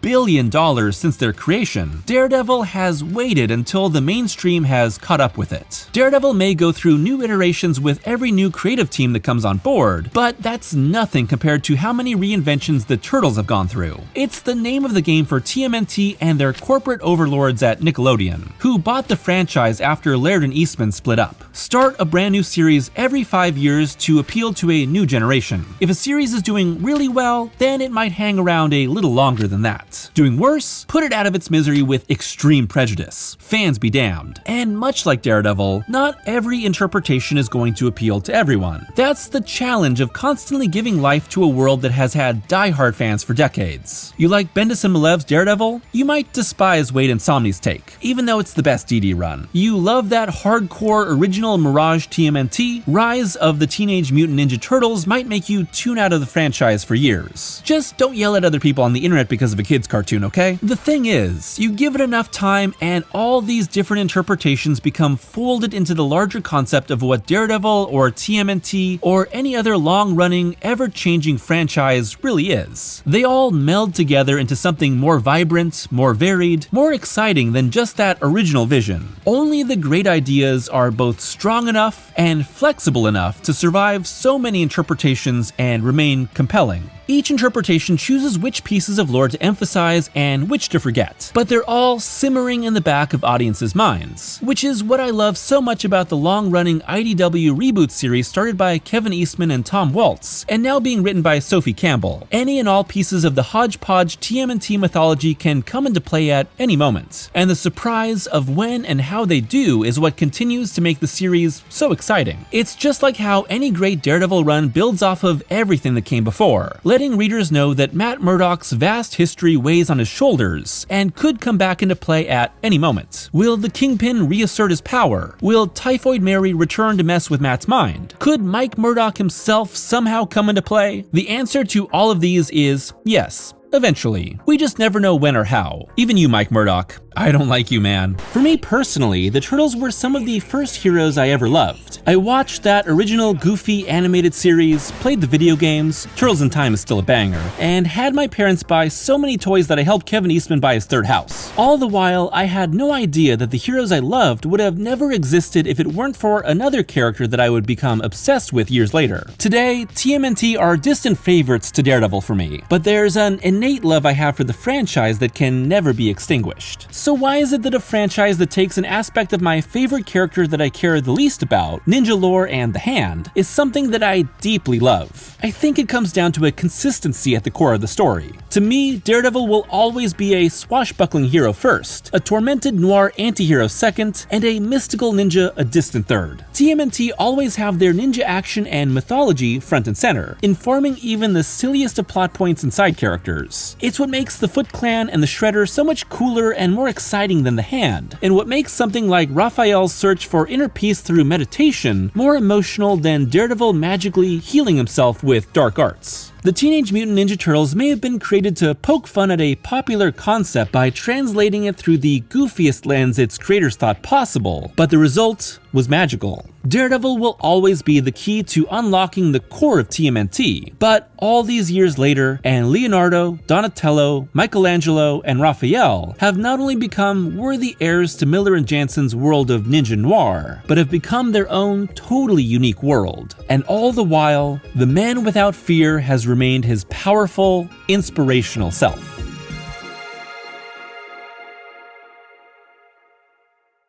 And so with that, as promised, what we're going to do is go into the two unmade essays that I did for December's past.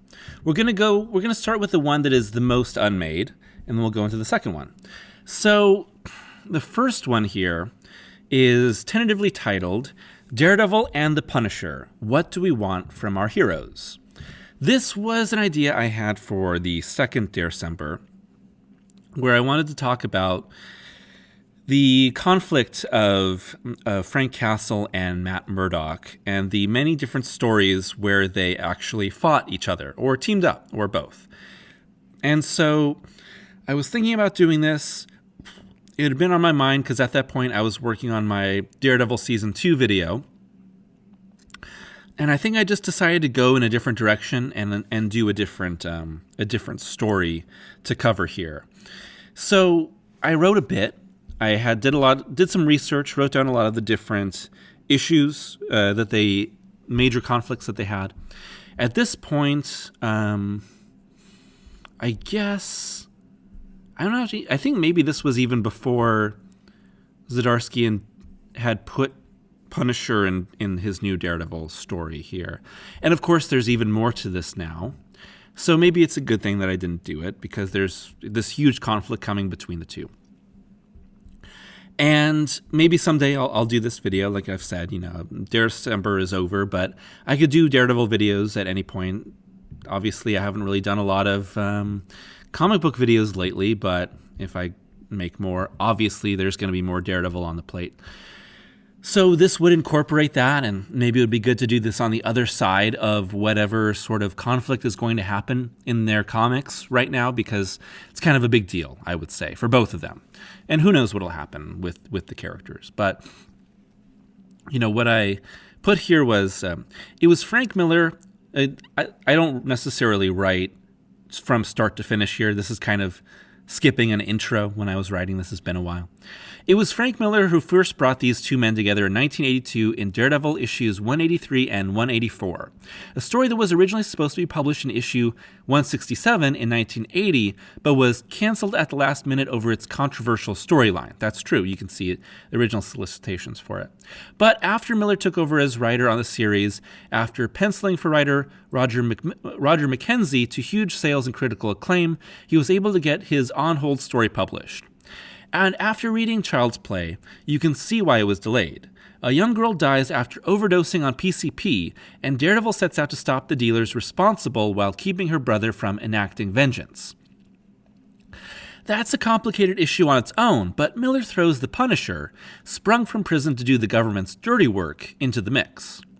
Miller's writing of Frank Castle as a fairly straightforward, remorseless vigilante and a villain in his own right. Or Miller writes Frank Castle. Sorry, this is, not finished. I haven't edited it. The Punisher mows down a group of drug traffickers, including a kid. But when he finds out how young one of his victims is, he blames the criminals, not himself. Despite the Punisher's fairly flat characterization here, Miller establishes the central dynamics that will define their relationship forever. Let's see, there's a quote here where Punisher says, "You have your methods, Daredevil, and so do I. Mine don't include senseless brutality or wanton murder. There's no other way to deal with criminals. Daredevil, if we must fight, let it be as allies. Together we could terrorize the underworld, eliminate the enemy we share. Whether you kill innocents or criminals, it's murder, and that makes us enemies, Punisher." So this is just a couple issues. I think this happens right after Elektra's death in Miller's run. And so this is one of the few Frank Miller stories that I haven't actually talked about. So this would be part of it if I ever did it. There's a few single issues here and there that I haven't covered, like Guts and Stilts and Paper Chase. And those are really fun. They're just, minor parts of the major story arcs that I've talked about in videos. With multiple trials, several ongoing plot threads, and Daredevil's struggle to keep a young boy from committing murder, the Punisher plays a pretty small role in this initial fight with Daredevil. But Miller shows us how far Matt will go to stop someone whose morality will never align with his own traditional sense of heroism. He pulls a gun on Frank and shoots him in the shoulder. That's a great sequence, by the way. I love the way that's played out by Miller and Jansen in the panels. Poetic justice for a one-man firing squad who still hadn't developed into a fully fleshed-out character. The Punisher is not a sympathetic character in Miller's run, which seems surprising in the larger context of Miller's career, but less so during his early years on Daredevil. The creator would eventually zero in on anti-heroes or criminals like Frank in series like Sin City, often fetishizing gun violence while also not understanding it at all. But here, a killer like Frank in the dark but heroic worldview of Daredevil deserves no sympathy. So like in Sin City, it was always weird to me. It wants to be part like grounded, gritty noir and crime story, and then at times people will be shot and will just, like, it'll be like, oh, a bullet blows a chunk out of my shoulder blade and I'll be all right. Like, people are getting like turned into Swiss cheese, but they're so tough that it doesn't matter. I'm a man. I'm a man. Bullets don't hurt me. Pain don't hurt. To quote Patrick Swayze in Roadhouse. But so that's like 90s Frank Miller, post Dark Knight Returns, where he starts to go ultra grim and gritty. And it's some of the like Sin City I used to really like as a kid, as a teenager. And I just totally dropped off, and I can't even read it now. It's completely not my sensibility now as a comic book reader. Not a comic book fan, obviously. I hate comic books now. You can ask anyone on the internet. Anyway, the Punisher would return to Daredevil's life 6 years later in another two-part story, but this time with a twist. Their next encounter would be told from two perspectives: the Punisher's in his own series with The Creep by Mike Baron, and Daredevil's own in The Bully by Ann Nocenti. The story sees a man hell-bent on revenge against the company that screwed him over, poisoning their products and killing people. And it shouldn't be surprising that the Punisher's perspective portrays the killer in a one-dimensional, negative light, with Daredevil coming in quickly to stop Frank from murdering him, while Daredevil's provides the character with more layers, even having him narrate their fight from his perspective. I really like The Bully, by the way, by Nocenti. It's classic Nocenti, and Daredevil gives this awesome kick to Frank's gut in this double page. It's not just a single image spread, but it's like the main image of the 2 pages. It's really good. I love John Romita Jr. I've talked about this before. It's my most cancelable take. He's good. It would be another long stretch before the two would come to blows again. But with the debut of the Marvel Knights imprint in 1998, Daredevil and the Punisher were suddenly sharing a much smaller sandbox. The result was frequent run-ins, with both men the subject of ridicule in turn. The moral scale balanced on either side by Daredevil and the Punisher tips either way depending on whose series hosts their battle. On the rare occasion that these two men have to join forces, like in the short Marvel Knights series or the three-way crossover with Spider-Man in the Omega Effect, it seems as if the alliance could explode into something more violent than their enemy could ever create. And here is the end of my initial draft. I didn't get super far in it. So there's Punisher's Marvel Knights series by Garth Ennis in 2000, where he ties up Daredevil and he makes him choose whether Daredevil will shoot him with a gun or let Frank shoot someone from the roof. And it really makes Daredevil look like a fool because, Garth Ennis hates superheroes, and that's why he wrote The Punisher. He made them all look like idiots whenever he could in the Marvel Knights run. And then he did Max, which is completely removed from superheroes and is a lot darker. But here it's more of a satire. And they turned that into a great scene in Daredevil Season 2, easily the highlight of that series, of that season. That's a lot more interesting in its moral nuance, and Daredevil actually finds a way around everything. It's really good. There's a few other ones. Punisher, The Choice, Means and Ends. Frank is in Devil in Cell Block D by Brubaker when he has himself be arrested so he can protect Matt in prison, and they break out together. like I said, there's Child's Play. The Omega Effect is by Waid. It's a big crossover. That's the one, I'm blanking on who wrote that. Punisher series at the time where he's lost an eye and it's bandaged and he's with the woman that is like his Punisher in training. That's really good. And then of course I would talk about the Zdarsky stuff when they initially meet, and then eventually I would talk about, at the end I guess I would talk about what happens with the hand and the fist. There's Punisher Kills the Marvel Universe, which is like Ennis's first Punisher story where Punisher kills the Marvel Universe, and you see that Matt Murdock is his lawyer, and he ends up killing Daredevil, and he realizes it's Matt, and he feels horrible, and he kills himself. And there's Confederacy of Dunces, where Daredevil teams up with Wolverine and Spider-Man, and they're made to look like idiots again. And there's Daredevil Punisher Seventh Circle, which is another miniseries. And the last of what I wrote is, the truth is that the Punisher, to some ever-changing degree, respects Daredevil, but sees him as deeply misguided, while Daredevil absolutely hates the Punisher. He is everything the hero would never want to become, but is constantly fighting to not naturally act like. What would you do to even the odds?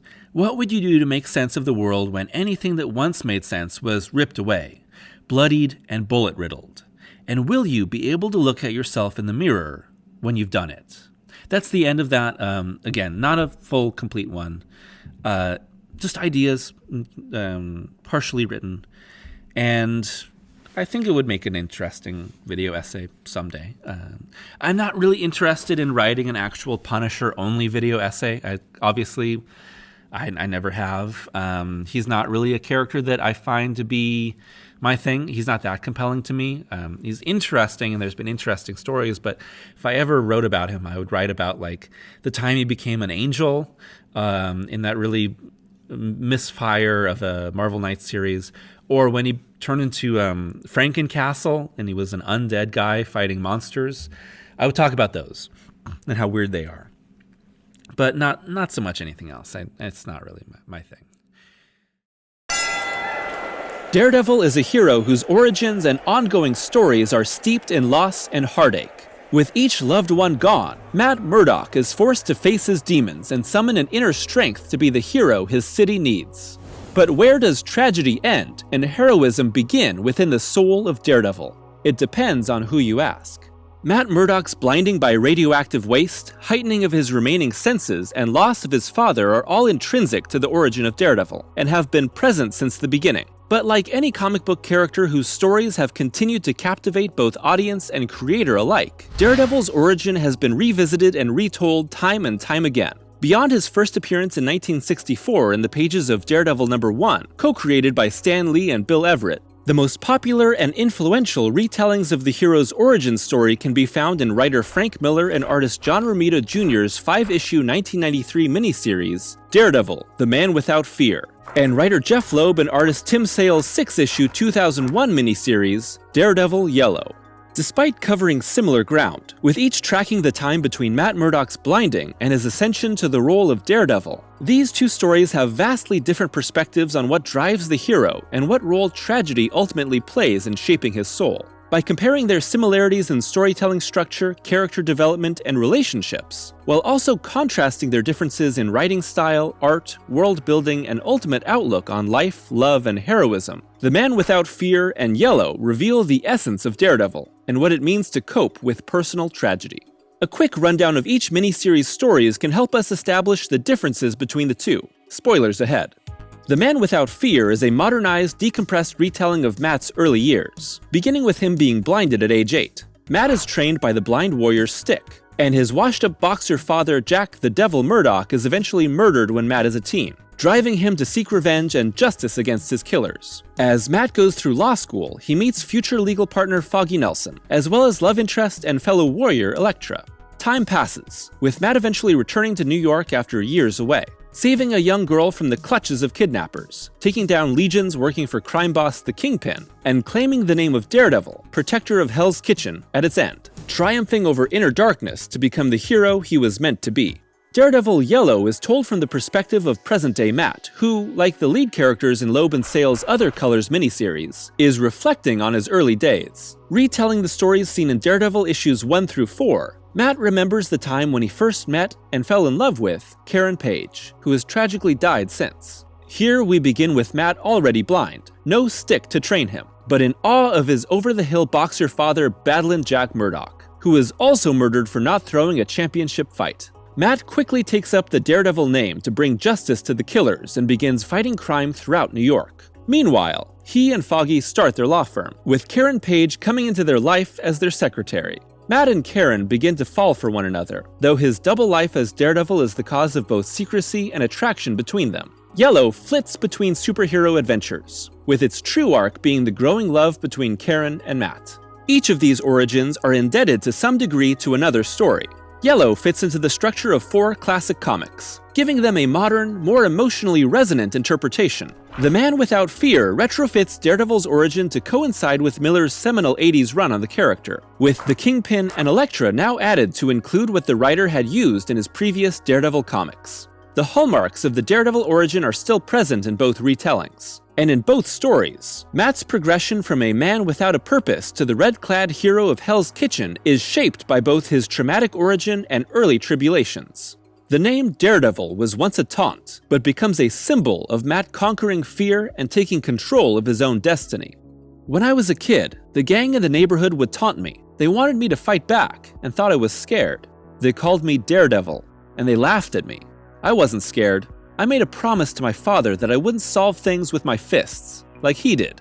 The greatest guy in the world, and he didn't want me to grow up to be like him. Daredevil, echoing from the schoolyard, from the bullies' taunts. Daredevil. He hated that name.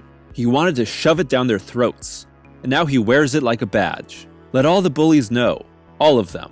The kind that use knives and guns and the kind that use money. They have an enemy, Daredevil. But the Daredevil of Yellow is largely formed by the end of the first issue. His original costume in place, his drive toward justice pure. Jack Murdoch is killed when Matt is a young adult, and his vengeance almost immediately shifts to altruistic heroism. It's just that Matt doesn't quite know why he keeps fighting after justice has been found for his father. Jack's murder happens in The Man Without Fear when Matt is a teenager. His revenge fast and brutal, but ending in tragedy after the death of a bystander. The shock and guilt drive Matt away from being a hero, spending years away from pursuing justice and a greater purpose. Temptation by Elektra doesn't bring him back. Even a brief encounter with a gang is just a moment to indulge in acceptable violence. He's afraid of unleashing the beast inside him once again and ending another life. But when a young girl is kidnapped by a trafficking ring, Matt leaps into action. He's the only one who can make a difference in a crime-ridden New York. Dressed in black and covering his eyes, saving a life gives him the chance to unleash his fury for the sake of good, a purpose-driven channel for his rage. Daredevil. It was in that one moment of cold purpose, that moment when Mickey's life hung in the balance, that moment when the wild part of him found itself calm and clear, that moment when Matt Murdock became a man. It was in that one moment that the name came back to him. Both paths ultimately lead to light, but one is a battle against utter darkness. The other a search for greater purpose and connection.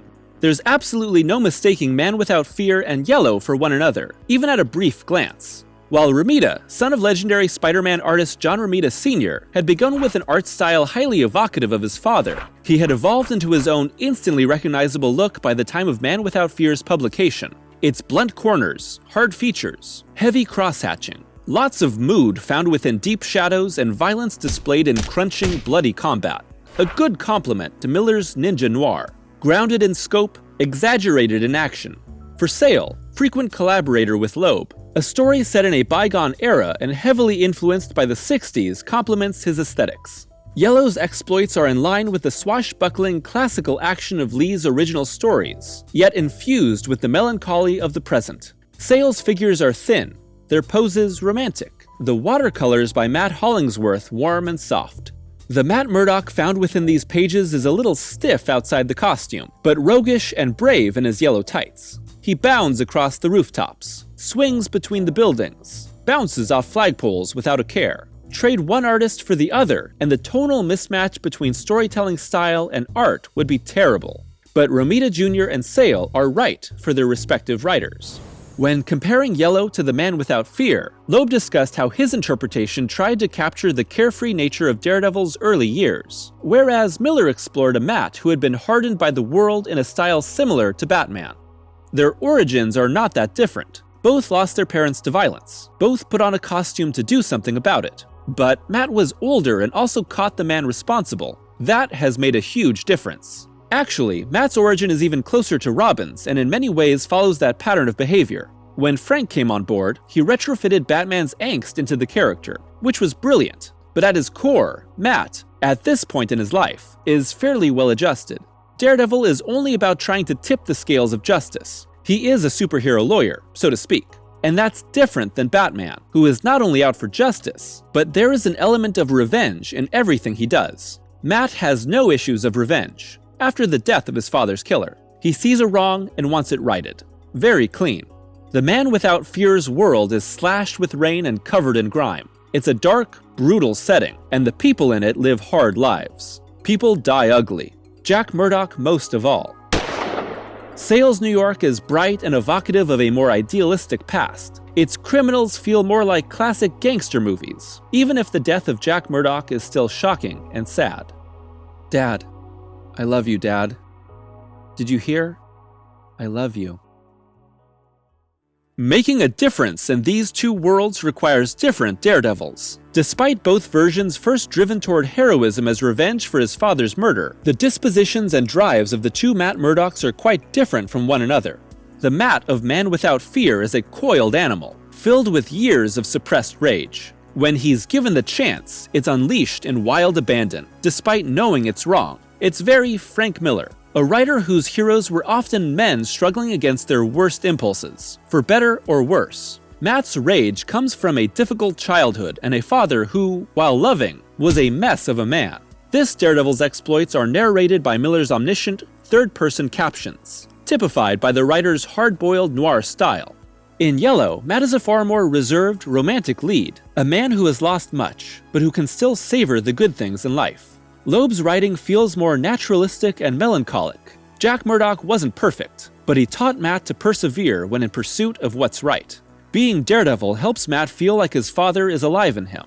I went looking for my dad's killers and found myself back in the gym where he had lived his life. When I punched Slade, I could hear my dad's glove hitting the heavy bag. When Slade went down, it felt like my dad had knocked him to the canvas. It was thrilling. The result is a Daredevil who questions what he's doing with his life, but is propelled by justice over rage. Slowly, his love for Karen helps him see his role as Daredevil as more than a way to carry on his father's legacy. Karen, you were the first one to call me the Man Without Fear. I liked that, even reveled in it. I was, am, will always be, so much like my dad. The yellow and red costume that carries his father's boxing colors eventually becomes pure red, inspired by Karen.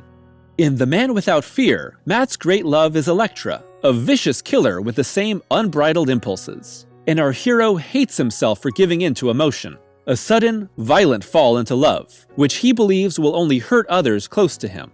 In Yellow, it's Karen, a smart, insightful woman far more gracious and sweet. Matt is hesitant to fall in love because his superhero identity draws danger. Their affection is kind and graceful, a gentle fall into love rendered tragic in retrospect.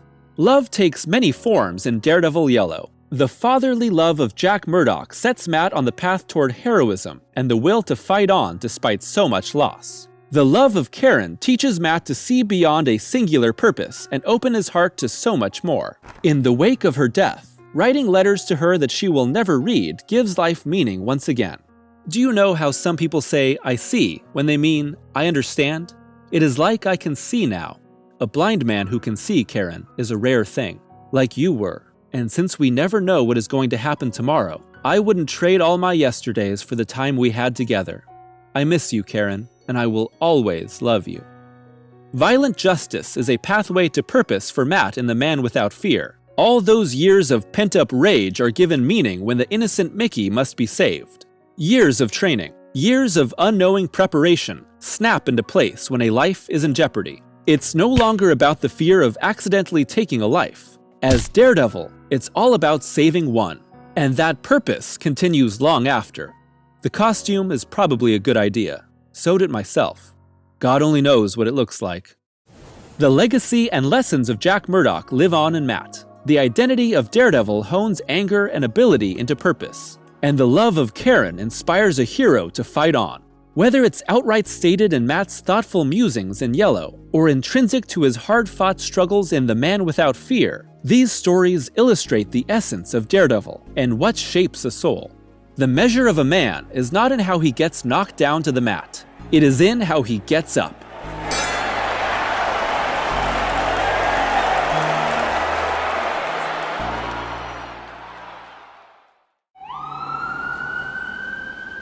There's an anger burning deep inside Matt Murdock, an open wound made by an ugly world that won't close. And soon, it will tear Daredevil and his world apart.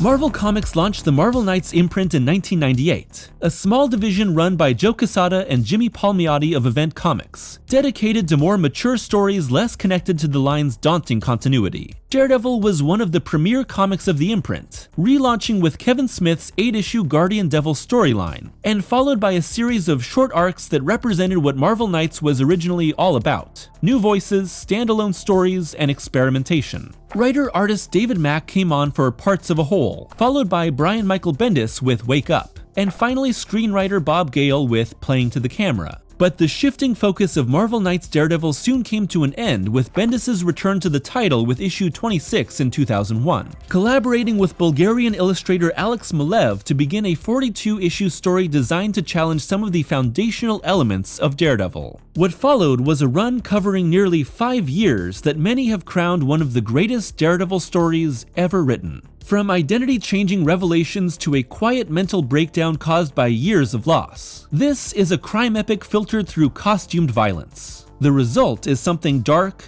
personal, and disturbing. Examining the first half of Brian Michael Bendis' run on Daredevil, stretching from issues 26 through 50, and how Bendis uses grounded crime fiction storytelling to push Matt Murdock into a series of increasingly desperate choices, will reveal how, in Bendis' hands, Daredevil is his own worst enemy.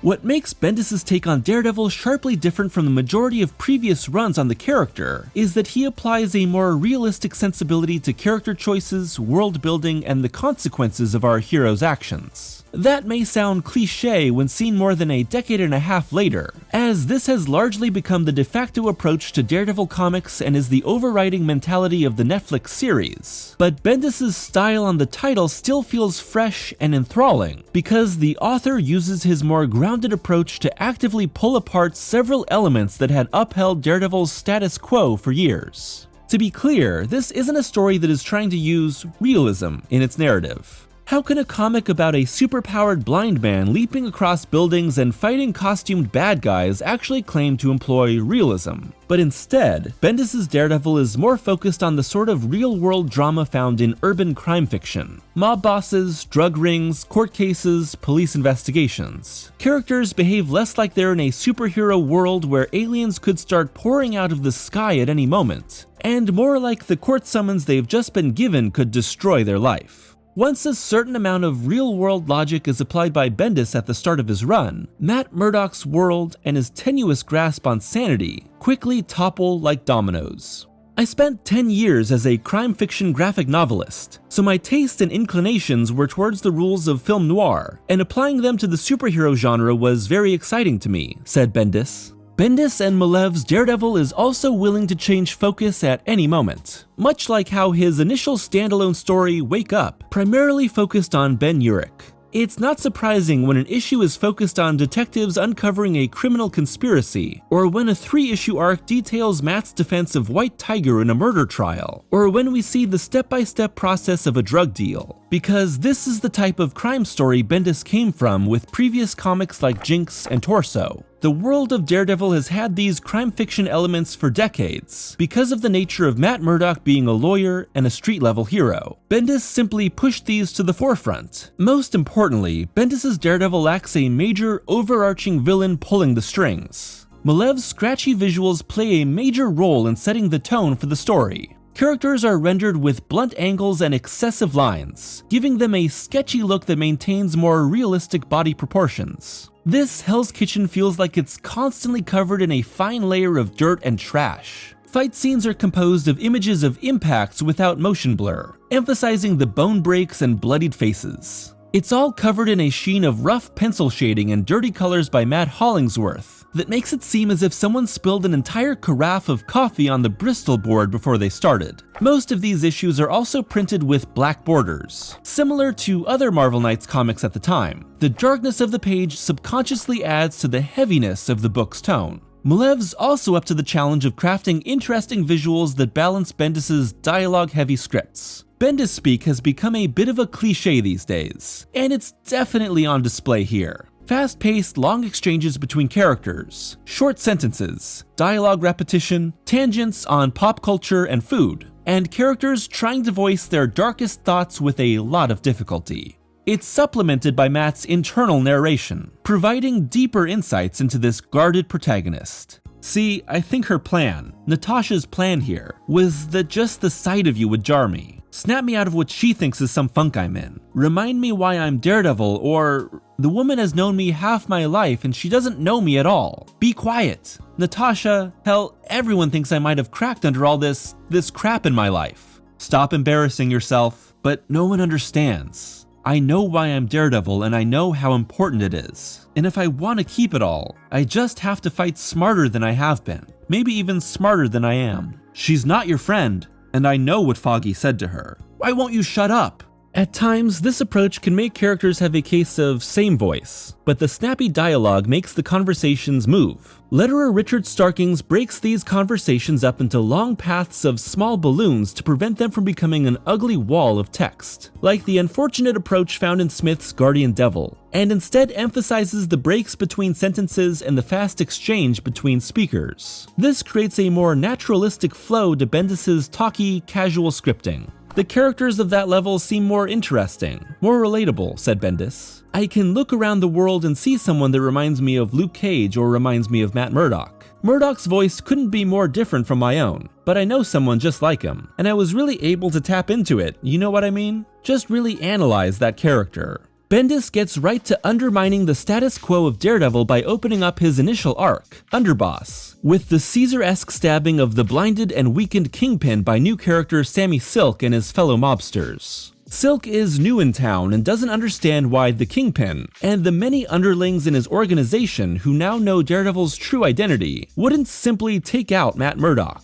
That's probably a question most comic book readers have asked themselves at some point. So Silk quickly sets out to kill Kingpin, take out Murdock, and set himself up in a position of power. Bendis jumps back and forth in time, going from the assassination attempt on Kingpin to 3 months prior, slowly filling in the gaps to illustrate how the entire power dynamic of Daredevil's world was disregarded and then pulled apart, because of one outsider who didn't adhere to superhero conventions. Moving Kingpin out of the narrative for a long stretch destabilizes New York, as well as the conventional structure of Daredevil stories. Wilson Fisk may come and go from Daredevil comics, but his presence is a near constant for most of the 80s and 90s. But the public reveal of Matt Murdock's identity as Daredevil is the single biggest moment of Bendis' entire run. It's the status quo shift that informs everything that comes after, and was the big reason for Bendis telling this story. Throughout the history of DD, every writer worth a damn has taken the book and tipped it over, said Bendis. One of those situations is the mess his secret identity has become since the Kingpin got his hands on it 20 years ago. Not only that half the world kinda knows he's Daredevil, but that the Kingpin and Daredevil are stuck in a battle neither could win. I thought it was time to really smack that situation in the face. In the issues before his reveal, Bendis lets us see just how tenuous Murdock's secret identity really is. Most of Kingpin's organization knows it. They simply don't do anything with it because the Kingpin tells them not to. When Silk gives it up to the FBI, and one of their agents leaks it to the Daily Globe newspaper in exchange for fast cash, it feels like the last remnants of superhero plot armor being stripped away from Daredevil. It almost feels inevitable. I know before I wake up. I know my life is over. The revelations from the initial Underboss arc flow into the next, Out, as Bendis employs much more serialized storytelling here to create a narrative whose consequences stack on top of each other. Murdoch's outing creates a media circus, and while he briefly considers confirming the news, he instead denies the claim and files a lawsuit against the Globe. It's, of course, a lie, and a lie that doesn't sit well with those who know the truth, like reporter Ben Urich and friend Luke Cage. This moment marks the first true step over a moral line taken by Matt during Bendis' time on the comic, and it's not the last. If Matt's proven to be Daredevil, he'll have his license to practice law stripped away and be thrown in jail for tampering in legal proceedings. There's the option that Matt could come clean, take a black and white stance on the morality of the situation, and face the consequences. Or there's the other option, and time after time, Matt makes choices to get what he thinks he deserves. A continued legal career, punishment for the paper that outed him, a brutal stop to the Owl's efforts to make himself the new Kingpin, and most recklessly, the start of a relationship with Mila Donovan, a blind woman Daredevil saves from being hit by a truck and who is quickly seen as a kindred spirit. What's Daredevil without a love interest? The difference with Mila is that she's a normal woman with her own life, and her visual impairment helps her connect with Murdoch. Their love of Hell's Kitchen quickly cements their bond. But Matt pulling her into his life is the definition of selfishness. Sure, he warns her and sure she makes her own choices, but he could have easily cut off their new relationship.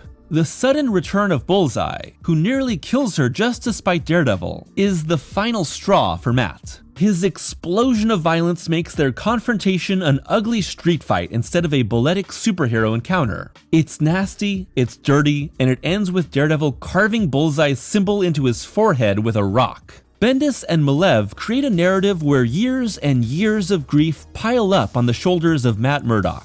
Bendis constantly reminds the reader through sudden flashbacks, and Malev intersperses single ghostly panels of the dead. Sometimes these flashbacks are part of the overarching narrative structure of an arc, slowly revealing the truth in stops and starts. And sometimes they flood the page until we feel the weight of past tragedies mercilessly pressing down on Matt. Consider the layout of the final few pages of issue 34. In the aftermath of Matt's identity being exposed, his brownstone is surrounded by the press, but he still sneaks out in his costume. Foggy chews out Matt, telling him that he's breaking apart after the murder of Karen. All the while, Malev illustrates the argument in a series of double-page spreads, with Daredevil's run across rainy rooftops creating the larger image as a series of panels showing Foggy and the past are scattered across the page. Foggy's dialogue circles around the central image, creating a constant intercutting of both past and present. The effect is designed to disorient and create a collage of grief literally encircling the hero. Close-ups paint an image of a violently angry Daredevil, face covered in an obscured mix of rain and tears.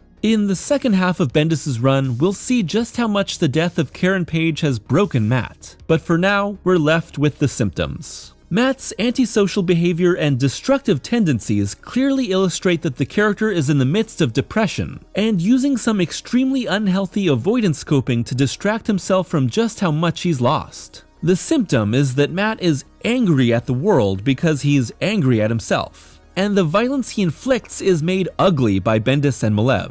Even if no one will ever be able to definitively prove that Matt Murdoch is Daredevil, something this huge in the public consciousness can't be undone. Daredevil is in a cage, and it's a cage that Matt Murdoch only makes worse for himself at the end of this first half of Bendis' run with the hardcore arc, as Kingpin makes a sudden, violent return to New York, his sight renewed and set on reclaiming everything that was lost. Now, Murdoch and Fisk are on a collision course. But instead of being a climactic fight for justice and catharsis, it's an ugly brawl meant to prevent the re-establishment of the status quo. After everything that Bendis has thrown at Murdoch, this fight inverts the power balance in Daredevil's life.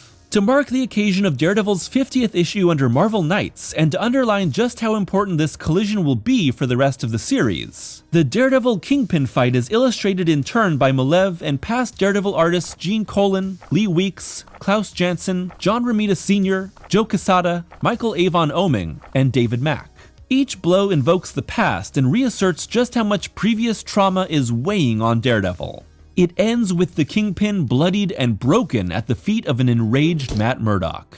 After all the violations of his personal and superhero life, Daredevil makes a choice that redefines his world. This first half of Brian Michael Bendis and Alex Malev's Daredevil story shows us how Matt Murdock has slowly become his own worst enemy. Not by tearing himself apart, but by elevating himself to a position synonymous with the man he hates out of sheer blood-boiling rage. No matter how much he tries to justify his actions, it's power he'll come to regret taking.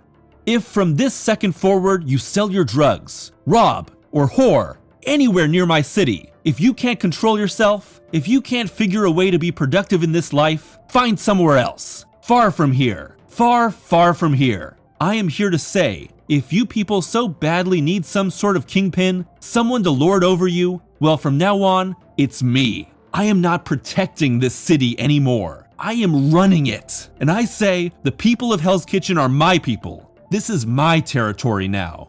And I say, get out or change. Tonight. You think you know me? You think you know who I am? These are the new rules. This is how it will be from now on. Spread the word. And if you think I'm kidding, look at the carcass in front of you. Look at him. Anyway, it's been a hell of a week. Hell of a week. Hell of a year. Hell of a year is what it's been. Almost a year to the day when Matt Murdock took control of the kitchen. And so begins the second half of Brian Michael Bendis and Alex Malev's Daredevil, a story that began with a good man's most self-destructive impulses turning him into his own worst enemy, and whose fallout will see him unable to outrun the consequences of his actions. When Bendis and Malev took over as the ongoing creative team for Daredevil under the Marvel Knights imprint, they inherited a character with decades of history, but whose new, mature label provided them with a freedom to explore weighty tales of urban crime and deep-seated corruption. And for a hero whose stories have consistently provided a layer of grime and torment on top of his bright red spandex, it was the chance to explore what years of loss and guilt would do to one man. As we discussed 1 year ago, the first half of Bendis and Malev's run begins with Matt Murdock's true identity as Daredevil being exposed, and although the media and the police are never able to definitively prove it, the sudden destabilizing of Matt's world informs everything that comes after. Most importantly, that includes Matt beginning a relationship with the blind Mila Donovan, and his increasing desperation to keep his life intact. It all culminates in an explosive battle between Daredevil and the newly returned Kingpin, but issue 50 sees Matt brutally beat Fisk and drop his body in front of a small group of criminals, declaring himself the new Kingpin. What does this mean for both the soul of Matt Murdock and the soul of Hell's Kitchen? Readers would have to wait 6 issues, as the creative team took a break for David Mack to return for his second Echo story. But when Bendis and Malev resumed their run, they dropped readers back into Daredevil's world 1 year after that fateful night. And with Matt Murdock's status as the new Kingpin of Hell's Kitchen would come a bigger target on his back than ever. After examining the first half of Bendis and Malev's run last year, we'll be examining the second half of their time on Daredevil, spanning from issue 56 through 81, to see how this creative team breaks apart Matt Murdock through the use of shifting, constantly widening perspectives, and what their run says about the man without fear within a more complex sociological system. Because no matter how hard you'll fight, this devil will eventually have to pay his due. If the first half of this run was the story of years of grief and loss piling on Matt Murdock's back until it broke in one fateful night, then the second half is the exploration of the fallout. Bendis has structured his narrative around a Matt Murdock operating in a more realistic world of urban crime and personal loss, but it's the start of his second half that tracks us back even earlier than his secret identity being exposed, and toward the true start of this spiral, the death of Karen Page. Page was killed by Bullseye in Daredevil Volume 2 number 5, the biggest moment in Kevin Smith's Guardian Devil arc that kicked off the Marvel Knights era of Daredevil. And while Karen had been gone from the pages of DD for a while, her death protecting Matt and a baby that may be the reincarnation of Jesus, long story, it wasn't, let's not get into it, causes the hero to briefly contemplate suicide. However, the end of Guardian Devil sees Matt return to the light and find a renewed faith and purpose in his fight. That's a quick way for Smith to return the character character to status quo for subsequent writers. But in the world of Bendis' Daredevil, the death of a woman he's loved for years, decades in real-world time, wouldn't be nearly as easy to move on from. In the aftermath of a fight with the Yakuza that leaves Matt heavily injured, Ben Urich confronts his friend with the belief that he had a nervous breakdown in the aftermath of Karen's death. And everything that has happened in the time since is the result of having fallen into a deep depression and being in constant denial of it. The revelation causes Mila, who married Matt during the missing year, to leave him. And understanding that the weight of years of loss have caused Matt to become violent, desperate, and erratic helps us understand everything that's come before and what will come next. This is a Daredevil living in deep depression, and with no one there to help pull him out. The second half of Bendis' Daredevil is comprised of 5 major arcs. Together, they illustrate the inescapable situation that Matt's put himself in. King of Hell's Kitchen picks up a year after the end of Hardcore and is largely told from Ben Urich's perspective, who intends to find out what happened to Matt. We're given glimpses into what happened during the break, including a reign of terror on criminals by Daredevil, his long absence from crime fighting, and a confrontation between Matt and his fellow heroes. Soon, Murdock is pushed back into being Daredevil when he's targeted by the Yakuza, which will lead to even more confrontations. The Widow brings Black Widow back into Matt's life at the worst possible moment. On the run from a government that wants her dead and slamming into criminals looking to take out the new Kingpin, their long-standing attraction to one another tests Matt's love for Mila, while allowing Bendis to explore one of the oldest relationships in Daredevil's history. The single issue The Universe touches on different moments that have happened throughout the series so far, but reveals new unseen moments. It's a miniaturized version of how Bendis has widened Daredevil's world, creating a web of perspectives and institutions all affected by Matt's decision to declare himself Kingpin. The Golden Age tells the return of Alexander Bont, the original Kingpin of crime before Wilson Fisk, who leaves prison intent on destroying Matt Murdock, who put him there in the first place. And by jumping between 3 distinct eras, we see a constant cycle of corruption and the men ruthless enough to take power. Decalogue reveals a weekly support group gathering to discuss how Daredevil has changed their lives in Hell's Kitchen, only for their stories to reveal this group of strangers to be more connected to one another than they knew. And with these slow revelations, we expose how Matt Murdock both inspires and terrorizes the corners of the world he never knew about. And finally, the Murdock Papers has the FBI target Murdock for obstruction of justice, when the Kingpin promises to give them the information they need to pin him to his identity. It's the climactic arc that brings the many women in Matt Murdock's life back into the picture, as the news quickly tightens after our hero has avoided it for so long.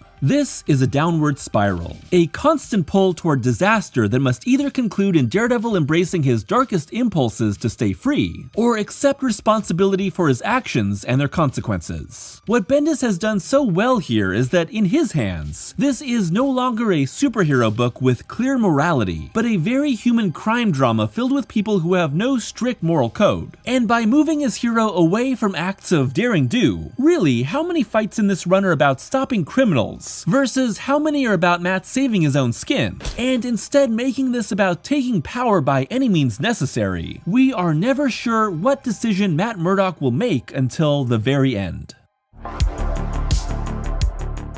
In my last video on this run, I went into a more in-depth examination of Malev's scratchy visuals and inky blacks, as the ultimate interpretation of what Bendis' street-level crime take on The Man Without Fear was trying to convey. But it's important to examine Malev's art in this back half, especially as the artist becomes more experimental in his style. Specifically, the Golden Age gives Malev and colorist Dave Stewart the chance to employ 3 unique approaches to convey the shifting time periods that are critical to the story. Obviously, the black and white approach to the distant past draws a direct line to Bendis' early noir comic Jinx, but it also connects the past to the noir genre in general, which is soon thrown off kilter by the arrival of superheroes, illustrating that the world of New York crime will soon change from the coming of the Marvel Age. The shift to the Ben-Day dot pop art of Daredevil's Yellow Days is meant to help readers place this new tale in the context of the early Stan Lee and Bill Everett days, but its overly saturated usage also evokes the satirical political melodrama pop art of Roy Lichtenstein. And even in these seemingly simpler times, the violence inherent within Bendis' take on Daredevil remains, drawing a sharp contrast between a brighter age of heroes and the seedy underbelly of crime that predates them. Decalogue also affords us a rare look at Malev's take on Daredevil's hypersenses, something rarely shown in the artist's run up to this point. Malev interprets the blind hero's perception as a series of lenses on the exterior world, some sharper, some foggier, but each with their limitations. To us as outsiders, it's bewildering, and it paints this take on Daredevil as living in a chaotic world that needs constant diligence to understand. Of course, Malev's filthy, stained, pencil-scratched, and ink-rubbed take on Hell's Kitchen remains throughout, but Malev's New York is forced into the light with the Murdoch Papers, filled with colorful characters and bright action set in broad daylight. Even Bullseye, who Bendis only used in one other story due to Kevin Smith calling dibs on the character for his miniseries, Daredevil Bullseye the Target, which, surprise surprise, never saw more than one issue published, gets the chance to shine here once again in combat with Elektra. It's the perfect accompaniment for the story of the truth about Matt Murdock being forced into the open with nowhere to run and nowhere left to hide. The second half of Bendis and Malev's run uses many different perspectives to better understand how Matt Murdock's world is influenced by his slow, catastrophic descent, while the first half of the run employs a similar, constantly roaming eye to understand how Hell's Kitchen operates. We're now intensely focused on how Matt is perceived. Ben Urich, Black Widow, Foggy Nelson, once again experiencing an unfortunate newsstand revelation. The FBI, the members of the Daredevil support group, and more are each given brief roles as protagonists in Daredevil's world instead of Matt Murdock. Who is Matt Murdock now? That's the question everyone seems to ask, even the man himself. After all, this is the man who declared himself as the ruler of Hell's Kitchen. While he's used that position to quell crime in the area instead of profiting off it, he never truly defined what that meant to his city. The act means he's no longer Daredevil, the gutsy fighter constantly working to clean up his home, but the mythic figurehead whose status has been slowly accepted by criminals, cops, and everyday citizens, whether they like it or not. In that moment of rage, Matt changed everyone's perceptions of him. And here in these 26 issues, the creators allow us to slowly understand what that means. Listen to me. Something needs to be built. I need to do more than fight people. I need to build something so strong they can't attack it. All that stuff with the Kingpin, that's why I said what I said. Not to run the city or to lord over people. I just want to build something in place of Wilson Fisk that we can actually live in. We need to rebuild our lives. And no one is going to help us. Not the cops, not the feds, or the heroes. It's just us here.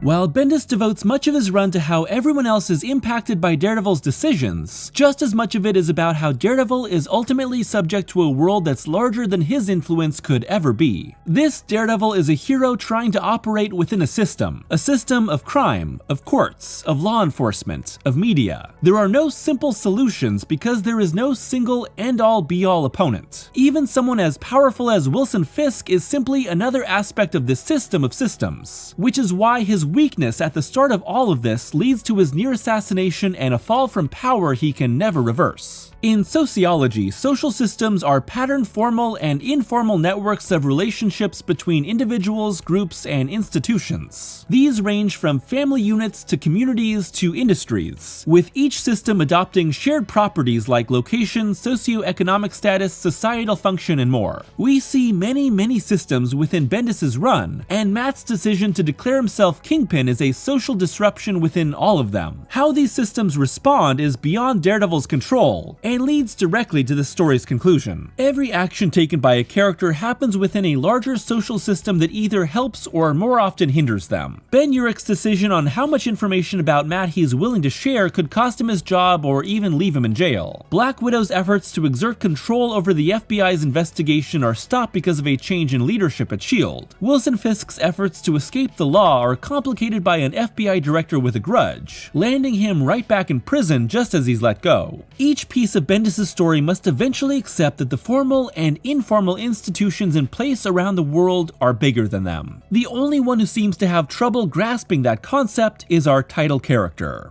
The Matt Murdock brought to life by Bendis and Malev is a fascinating blend of hubris and self-hatred. A man who believes he can somehow fix everything after his identity is exposed, and who also blames himself for everything that's gone wrong in his life. It's why he can both declare himself kingpin in a moment of absolute hatred, and then later believe that what he's done was for the sake of making his home a better place for everyone in it. Both of these things can be true because there's no absolute moral guidepost within this series. Daredevil is seeking to save himself, and along the way, he lies to the press, hides the truth from his wife, makes life worse for his friends, and works to subvert the criminal justice system to which he's dedicated his life. But it's not only the justice system he disrupts. Daredevil also exists within the larger system of religion. Matt is a Catholic after all, and Bendis makes sure to include nods to that in Decalogue, which is part of an homage to director Krzysztof Kieslowski. However, in showing how Daredevil is a type of god in Hell's Kitchen with his own set of commandments, we're also shown how small Daredevil is in comparison to the god he believes in. Matt has slowly violated his own commandments over time, making him worthy of judgment in his own eyes, in God's eyes, and in the eyes of the law. This is the collision between the gray morality of this run and the arbiters of right and wrong found in law and religion, two institutions far larger than Matt Murdock could ever become. And no matter how hard he fights, Daredevil is eventually arrested by the FBI for obstruction of justice. In his final issue, Bendis has Daredevil stand at his own arraignment, faced with pleading guilty or not guilty to the charges against him, only to suddenly escape to start a new life with Mila. The issue then jumps forward further and further in time, only to suddenly reveal it's all been a fantasy, the worst possible decision for the hero to make. While Murdock pleads not guilty, he's left waiting trial in Rikers Island, surrounded by the Kingpin, the Owl, the Gladiator, and more who want him dead.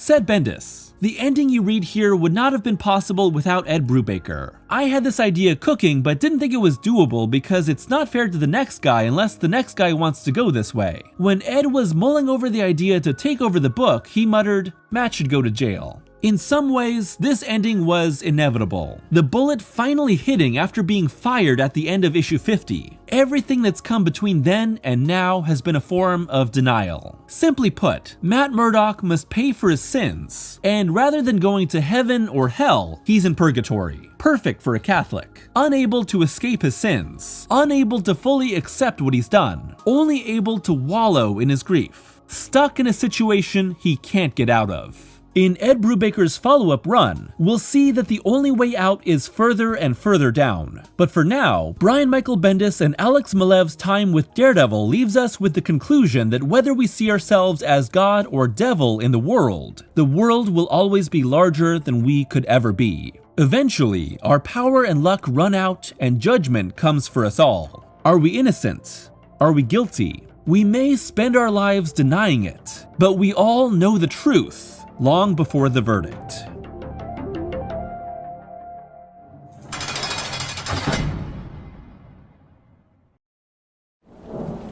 Just how far can a hero fall?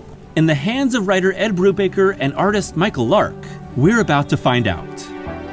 Over the last several years, I covered Brian Michael Bendis' Daredevil run, a story that saw Matt Murdock on a path of self-destruction that inevitably found the hero of Hell's Kitchen locked up in Rikers Island prison for his obstruction of justice. And this is where Ed Brubaker's run begins. But if you think being in prison and surrounded by the countless criminals he's helped put away is a bad place for Daredevil to be in, things will only get worse from here. By 2006, Ed Brubaker had already made a name for himself in comics with runs on Batman, Catwoman, Gotham Central, and Captain America, bringing a noir lens to the superhero genre through detective and espionage stories that grounded more colorful adventures within dangerous worlds that reflected street-level and international crime. So when Brubaker was chosen to shepherd Daredevil after Bendis and Alex Malev's award-winning run, it was no surprise that Brubaker's noir storytelling sensibilities would seep into the world of the Man Without Fear.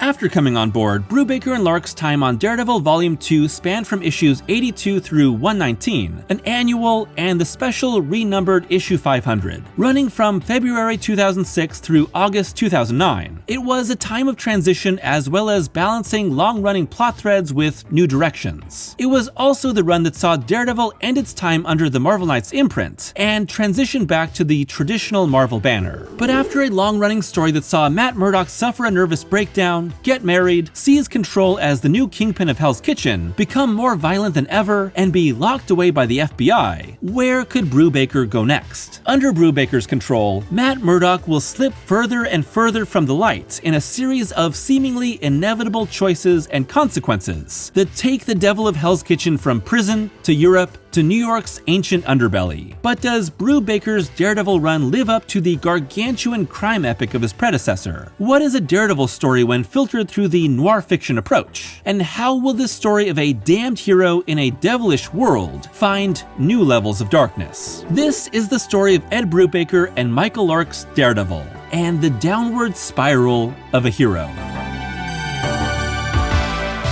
Even in the bright, adventurous early days of the character, Daredevil's stories have always had a smaller scope than his contemporary Marvel heroes. He's someone that's defined by his connection to the Hell's Kitchen neighborhood of New York, and even when fighting someone like Elektra or the Hulk, it's usually in the context of a smaller, real-world location. Daredevil's usage of real-world aesthetics and crime that was more drug deals and human trafficking, and less world domination and spandex really took hold during Bendis' Marvel Knights run, and it's within this context that the majority of Brubaker's run is placed. Matt Murdock finds himself locked in Rikers Island, a real-world jail just made bigger and more dangerous with its supervillain prisoners. Daredevil travels across Europe, with only the most extravagant locations playing host to his adventures. A crime wave of realistic robberies sweep Hell's Kitchen, but are propelled by a new drug that sparks ultra-violent impulses. Brubaker is focused on small, intimate violence that ripples through the lives of his characters, but with a comic book flair that acts as the cause. And then there's the Hand. But we'll get to the undead ninjas and their unbalancing of Brubaker's focus later. Right from the start, Brubaker is using these real-world threats to put even more pressure on Matt's mind. There's no better mission statement for Brubaker's brutal testing of Daredevil than the opening arc of The Devil in Cell Block D. And there's a reason why this creative team's first story is usually held up as their best. Marked for death by the many enemies around him, trying to keep his plausible deniability of being Daredevil intact, and with the situation only growing worse with every issue, Cell Block D is the perfect example of how you test the mental fortitude and morality of a very fallible hero without breaking them. By the time Rikers inevitably explodes into a riot, forcing Matt to team up with fellow inmates Kingpin and Bullseye, you realize that Brubaker is intent on making his hero compromise his morals for the sake of his own survival. And while Chip Zdarsky would later revisit the idea of Daredevil behind bars, this story of Murdock's downward spiral still feels fresh. But once Matt is out of jail, escaping with the help of the Punisher of all people, another touchstone of Matt's moral compromise, and eventually exonerated, Brubaker's run can't help but feel like it's still working in the shadow of Bendis' stories. One of the reasons I love Daredevil and why I can keep making video after video on the character is because every creative team's run takes the central aspects of the man without fear and filters them through a unique lens. Bright and swashbuckling, dark and contemplative, political and unconventional. Every writer's run feels like they're taking up the challenge of putting their name alongside some of the all-time greats and making their own unique mark. So what I find to be one of the biggest weaknesses of Brubaker's run is that it is extremely dependent on Bendis' time on the title to fill in the gaps of characterization that inform its character's actions. While it's great that Brubaker doesn't throw away the character growth and faults that his predecessor spent so much of his run developing, it also makes his narrative feel very indebted to Bendis. While there are many Brubaker hallmarks, the run can almost be seen as a Bendis coda. At this stage in Daredevil's ongoing story, Murdock has largely shifted from a do-gooder to someone whose time behind the mask is largely spent trying to cover up the mistakes he's made over the past several years. And while Brubaker would have his hero eventually embark on more outright heroics, with the story Cruel and Unusual, co-written with Greg Rucka, being the rare one focused on saving someone not connected to Matt, it always winds up back at Daredevil trying to keep his crumbling life intact with his fists and feet. In order to make the run his own, Brubaker shifts some of the title's supporting players. Jessica Jones, Luke Cage, FBI Director Davis, and besides one crucial action, Iron Fist, are all moved out of the title. And in their place are Private Eye Dakota North and law partner Rebecca Blake. But overall, the main cast of Brubaker's DD is very stripped down. Really, the only mainstays of any Daredevil run are Matt and Foggy Nelson, with every other character being chosen by the author depending on the type of story they're interested in telling. But Brubaker briefly challenges even this long-standing notion, with Foggy stabbed and seemingly killed in his first arc. We soon find out that Foggy's actually in witness protection, but Brubaker destabilizes his friendship with Matt even further, until the two are completely broken apart by the end. Almost every arc within Brubaker's time presents Matt with a challenge that can only be beaten by heading further down a destructive path. It's Brubaker taking the general arc that DD had been on throughout most of his Marvel Knights time and making it the major theme. Brubaker does, however, manage to pull his hero out of the prison predicament by the end of his second arc. The Devil Takes a Ride, when a dying Vanessa Fisk fabricates evidence to exonerate Matt and make it look like the FBI framed him. Matt accepts the freedom and returns to his normal life, but is burdened by even more guilt. The final punishment from Vanessa for all the destruction he's brought into her life?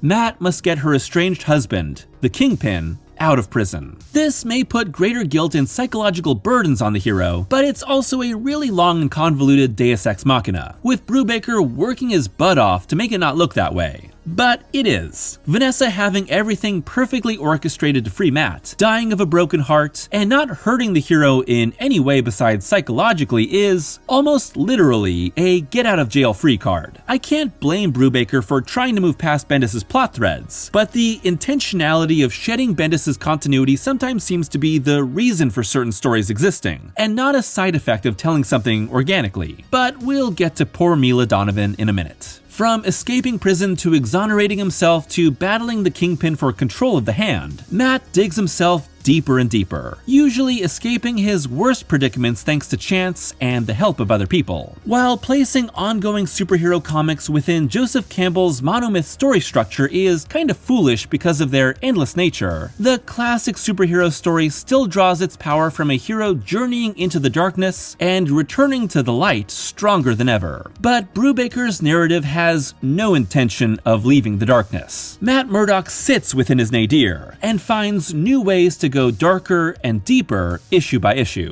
It's within this darkness that we see Brubaker's noir fiction sensibilities define his Daredevil. Solitary.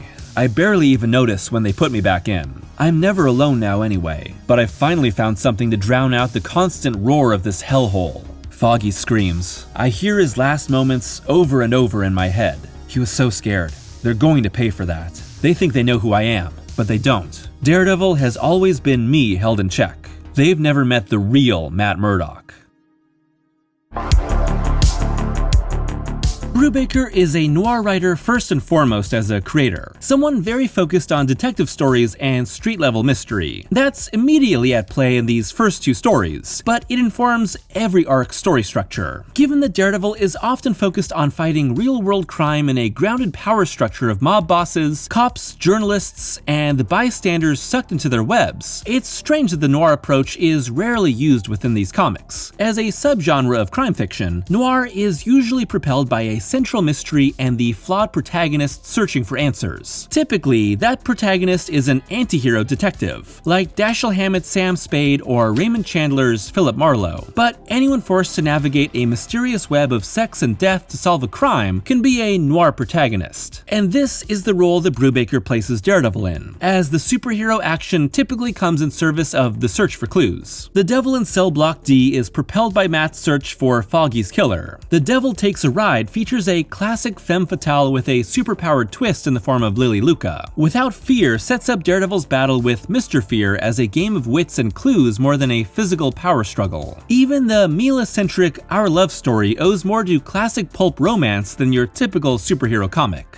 I feel like I'm just getting to the good stuff in some ways, Brubaker said in the midst of his run. The first year of the book, it looked like the pendulum was swinging back the other way and Matt Murdock was taking back everything that was taken from him. The second year was about how, after all he's been through, he can't just hit the reset button. It was kind of a meta-commentary on how there's no such thing as a reset button. Brubaker's noir perspective informs both the shape of these stories, mostly mysteries that set up several questions at the start of an arc and force Matt to unravel them, and the way his exposition is provided, echoing the classic noir structure and falling in line with a lot of Brubaker's later work, most specifically Criminal, which would start while Brubaker was still working on DD. Criminal and its many stories is truly Brubaker's noir masterpiece. Here, the tangled web of lives that perpetuate and are broken by cycles of violence feel like Brubaker and co-creator Sean Phillips have crystallized the type of stories they truly want to tell. The author's time on Daredevil is great, there's no doubt about that, but I can't help but feel like he's at his strongest when the superhero elements are in the background, and the detective work and personal drama are in the foreground. No doubt Brubaker felt this too. Besides his stop-and-start Captain America stories, he'd be done with superheroes by the early 2010s, and has focused on as many different flavors of independent noir comics, largely done with Sean Phillips, ever since. Bendis and Milev's time on Daredevil was so focused on stripping Daredevil down to a more real-world crime story that his heroes and villains rarely wore their traditional costumes. That's less so in Brubaker's non-Marvel Knights stories, where Matt is constantly jumping in and out of costume, and although there are very few traditional superheroes found here, the ones we see are very happy to don the spandex. When it comes to portraying a world of urban crime that is both realistic in its aesthetics and willing to dip into the superhero side, Michael Lark provides a grit and grime that's necessary. Lark is known for his work on street-level stories, even when focused on superheroes. Clearly, Lark and Brubaker had already established a great working relationship with their time on DC Comics' Gotham Central, alongside co-writer Greg Rucka. And much like Gotham Central, a lot of Daredevil's narrative is propelled by detective work and intimate conversations, with the superheroics punctuating the story. Although Lark clearly had a lot of experience in the world of superhero noir prior to Daredevil, it seems like the illustrator has a period of adjustment needed here. Devil in Cell Block D might be Brubaker's best arc during his run, but Lark improves a lot afterward. His pencils are almost too loose at the start, feeling a little sloppy and too willing to go off model from panel to panel. Afterward, the artist maintains his signature rugged style that fits the noir mood, but his characters and action are just more consistent. Lark's work isn't flashy, but it has a great sense of pacing and rhythm, which is crucial for stories that rely on tense conversations and changing relationships. His figures are grounded and realistically designed, bruised and battered people with realistic sizes and muscles to match the noir tone. Inker Stefano Galdiano keeps Lark's pencils fairly rough and fills in even daytime scenes with inky shadows. Combined with colorists Frank D'Armata and Matt Hollingsworth's dingy and often washed out yellows, browns, blues, and purples, and you have a comic that looks like an old bruise. There's nothing romantic or vibrant here, underlining just how broken down Daredevil's world has become. And the world of Daredevil in Brubaker's hands is, much like Bendis, a grounded, dark, and grimy shadow world of crime, but even more subdued. So it's even weirder when the Hand eventually show up. Yeah, the Hand have always been that flashy and weird ninja side to Daredevil ever since Frank Miller created them, but they can be integrated well with the right approach. Here, they're a hard turn from the majority of Brubaker and Lark's focus on making Hell's Kitchen a more dangerous, modern den of crime. With Daredevil being out of action for several months, and Hell's Kitchen growing more and more dangerous without him, Brubaker creates a larger challenge for the hero. Can this out-of-step protector regain a foothold in his home, and bring order back to the chaos that was sown while he was gone? And what will it take from him when it does?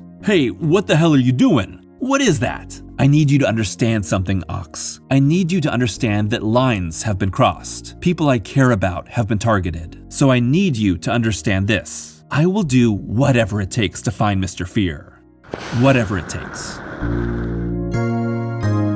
A central question about Daredevil ever since the Miller days is whether Matt Murdock is a symbol of goodness resisting darkness in the world, or a figure of darkness trying to embrace the light. There's no one true answer to this, but instead, it's a question of what direction a writer will take. The answer to that question in Brubaker's run is pretty obvious. Matt Murdock is absolutely a figure of darkness, and this is essentially the story of a hero deciding to completely embrace that darkness by the end. As As I've said, Brubaker's DD is a downward spiral, but really, the ultimate defeat of Matt Murdock happens well before the end and is found in Without Fear. After several arcs and single-issue stories that have Matt seemingly targeted by disconnected villains, we find that old and rarely used villain Mr. Fear has been targeting the hero as revenge for years of defeats. But this isn't a physical confrontation, it's a psychological attack on what Matt holds dear. And specifically, that's Mila Donovan, who's poisoned by Fear's toxin and permanently driven mad, leading to her killing an innocent bystander and nearly murdering a caretaker while she awaits trial. This is simultaneously Brubaker's biggest reworking of Daredevil's life, and also the writer's biggest indulgence in one of the oldest and worst superhero tropes. When Bendis introduced Mila into Matt's life and married the two, the author fundamentally altered the playboy life of his perennial bachelor hero. It also gave his character a continual threat. Daredevil has, over the years, been plagued by the death of his love interests: Elektra, Heather Glenn, Gloriana O'Brien, and most recently at the time, Karen Page. While Mila was an interesting character, it always seemed like the two were never meant to be a permanent couple. But Brubaker moves her out of Matt's life in a faster and even crueler fashion than expected. By the end of Without Fear, Mila is committed to a mental hospital with no hope for a cure, and Mr. Fear willingly turns himself in, reigning like a king behind bars. In essence, Brubaker is both returning Matt to status quo and breaking him down even more. But this is easily one of the cruelest things a writer has done to a Daredevil character. It works in the context of the larger story the author is telling, but it also leaves a bad taste when seen in the larger scope of how love interests are so often destroyed for the sake of the hero's journey. You can call it fridging, but in the world of Daredevil, you might want to rename it paging. At the end of Without Fear, Brubaker makes sure to rub salt in the wound in a moment of dramatic irony as Matt is watched by the Hood, who's taken control of most of New York's organized crime. So, we gonna start up work in the kitchen again or what? Me and the guys need to get back in the action. Not just yet. Think we'll just let it be for now. Let this Daredevil think he's accomplished at least one thing. Matt endures some form of loss in almost every arc. He escapes prison but has to lie and break the system to do so. His journey to Europe sees Vanessa Fisk essentially beat him at the game she has created. He tries to help Melvin Potter, but the gladiator is turned into a violent psycho he can't save. But the biggest fall is yet to come. Regarding his final arcs, Brubaker said, "I don't think it's a crime story at all. I think it's a martial arts epic that has a lot of character drama going on at the same time. I think it's going to drag in a lot of different sections of Matt Murdock's life and take Daredevil into some territory that I don't think it's ever been." Brubaker's final story, Return of the King, starts with what is easily one of his best single issues, a story that tracks the Kingpin, who has been gone from the title since Cell Block D, and is illustrated by the excellent David Aja. And like the best stories here, it's a full-bore dive into Fisk's psyche as he attempts to start a new life in Spain with a single mother and her children, only for Lady Bullseye and the Hand to kill them to return Fisk to his destructive ways. Like Brubaker said, this is definitely a martial arts epic, but it's just not as good as the rest of his run, or his time on Immortal Iron Fist with Matt Fraction. It's a story that becomes a strange blend of new dynamics and familiar tropes, as DD and Fisk team up to stop the Hand, with Kingpin in a rare state of emotional vulnerability. But the sudden shift to the Hand in these last dozen issues feels disconnected from the majority of Brubaker's time. While there's a few different threads that carry over, it feels like the run is split in two, the stories leading through Without Fear, and the stories after. So when we jump into our final two arcs that are pushing hard to the conclusion,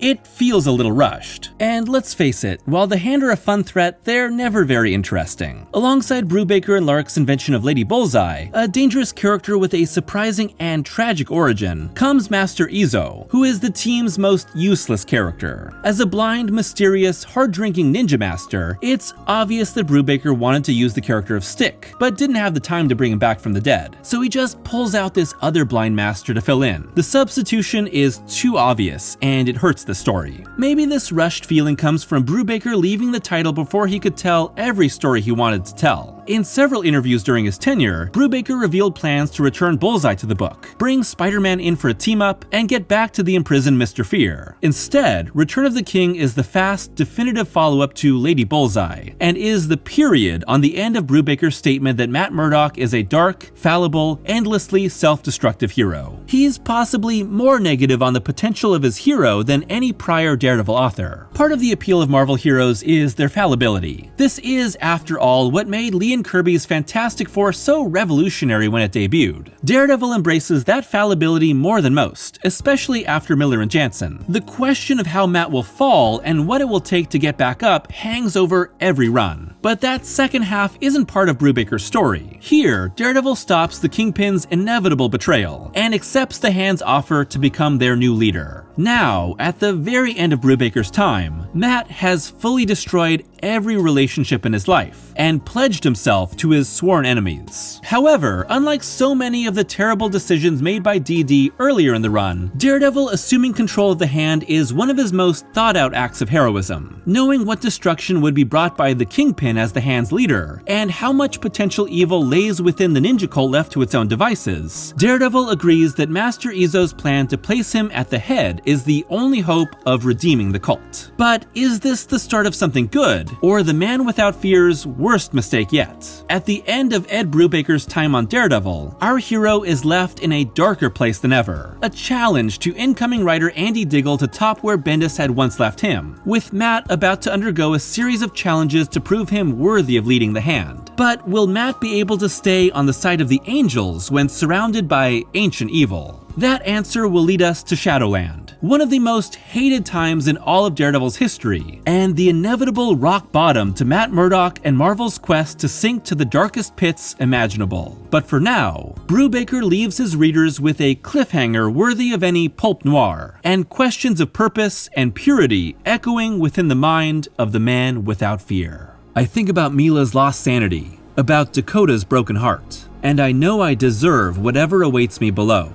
Yet I pray I have the strength to endure it anyway. And then I smile, because I honestly can't remember the last time I prayed.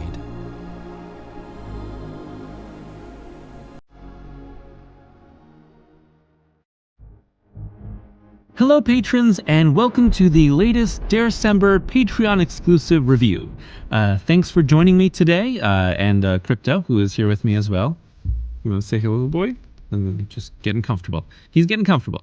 Today we are going to be talking about Daredevil End of Days, written by Brian Michael Bendis and David Mack, with art by Klaus Janson and a few other artists, including Bill Sienkiewicz, and a few different artists that join in along the way. And so we're going to be talking about this 8-issue miniseries. It was originally published from October 2012 through June 2013, of course published for Marvel Comics.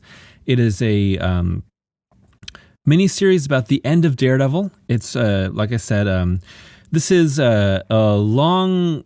I guess this took a little while for it to actually come to fruition. Bendis announced it along with Mac, and it took quite a while for it to actually be published.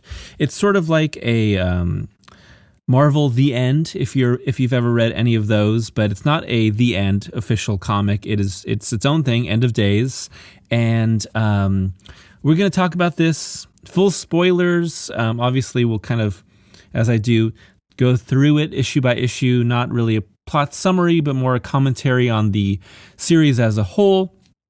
So if you're spoiler phobic, be warned. But if you don't care, join me. Or if you've read it before, I will just be talking about my thoughts on this series, and it'll be fun to discuss. And as a full honesty, I'd actually never read this before. I knew about it, but I'd never read it before actually reading it these last few days. And that's part of the fun of Darecember, is that I get to reread stuff that I love and also dig into other stories of my favorite character that I haven't before, and I get the time and the chance to do it. So Daredevil, End of Days. I really enjoyed this comic. I was not sure entirely of what I would think about it, because it's a darker Daredevil story, and spoilers, but this happens right at the very beginning. It is about the death of Daredevil, and specifically the fallout of the death of Daredevil and the mystery surrounding his death. So really our main character is Ben Urich, the Daily Bugle reporter, who is a long-standing supporting character in Daredevil comics. He's a character that has worked his way in and out over the years, depending on the writer and how much they want to use him. I would say that he really became locked into the story of Daredevil with Roger McKenzie and Frank Miller's expose, where Ben Urich discovers the identity of Daredevil, being Matt Murdock, finds out all about his past, is going to write a story that does expose his true identity for the Bugle, and then decides not to, out of the greater good, keeping Daredevil safe. And Daredevil knows that he knows he's Matt Murdock, and sort of strengthens the bond of their friendship. And he's been used throughout the years. And this being written by Bendis and Mack, this is very much playing primarily off of Bendis's Marvel Knights Daredevil run, which I covered in 2 videos several years ago. And also, of course, some of David Mack's time. Mack wrote the Echo stories with Daredevil for Marvel Knights, and did the art for Bendis's first Daredevil story, which is Wake Up. And those all sort of tie into the plot of this story. But it also plays off of a lot of different ideas of Daredevil comics. But I would say this basically ignores everything that comes after the end of Bendis's time. It's very blurry exactly what's in and out of continuity here, but I don't think that you could say that most of what happened in Brubaker's run counts in this story. So no Brubaker, no Diggle, no Shadowland, no Waid. But I think this would have been published before Waid took over. So so we can kind of get into it a little bit here. But that's sort of the setup for this. It's set in the future, and generally speaking, everyone's a little bit older, but it's kind of ambiguous. The idea is that Daredevil has been out of public life for about 5 years, and we're not entirely sure of how much time has passed since, say, the end of the Brubaker, end of the Bendis time on Daredevil. You could say it's 10 years maybe, but it's not entirely sure. People are said to be older, but they're not entirely drawn like old. They're just maybe a little bit older. So it's kind of blurry when it comes to that. It is primarily penciled by Klaus Janson, Janson being Frank Miller's major collaborator during his time. Who has done pencils on his own as well. And different people pop in and out here. Colors by Matt Hollingsworth, letters by VC's Joe Caramanga. Alex Malev does the cover art and pops in and out for a little bit of the art here as well. So you get a lot of major players in various points of Daredevil's time, seeing as Sienkiewicz, worked with Miller on several different Daredevil stories. Again, Bendis and Mack, Janson, Alex Malev was Bendis' major collaborator during his time. And so together they make this story about the potential end of Daredevil. And again, it is very much a end of Daredevil that is in the spirit of Bendis and Mack's time on the title. Because if you had a different writer coming up with the end of Daredevil story or a future Daredevil story, they would have their own very unique looks at it as well. Like I think about how Mark Waid had a future Daredevil story when he started his second volume of Daredevil, where Matt is older, he has a young son. It is, talking about Daredevil sort of having gone through the ringer and how he's changed, but it's not a dark story. It's a tense story, but it's not nearly in the ballpark of how dark this story is, because obviously, like I said, this is about the death of Daredevil. So the story opens. The first issue opens. And just a point here. The entire thing is done in voiceover, first person narration by Ben Urich. in two different styles. And you can see them being in the way the caption boxes are done. One is a white caption box with black font, and it looks very much like a heavy typeset. And then another one is a blue caption box with a light blue font, and it's more of a digital sort of, a digital look to it. So you get the typewriter versus like a computer typing. And the white type is his own thoughts, and the blue type is the stuff that he's actually writing for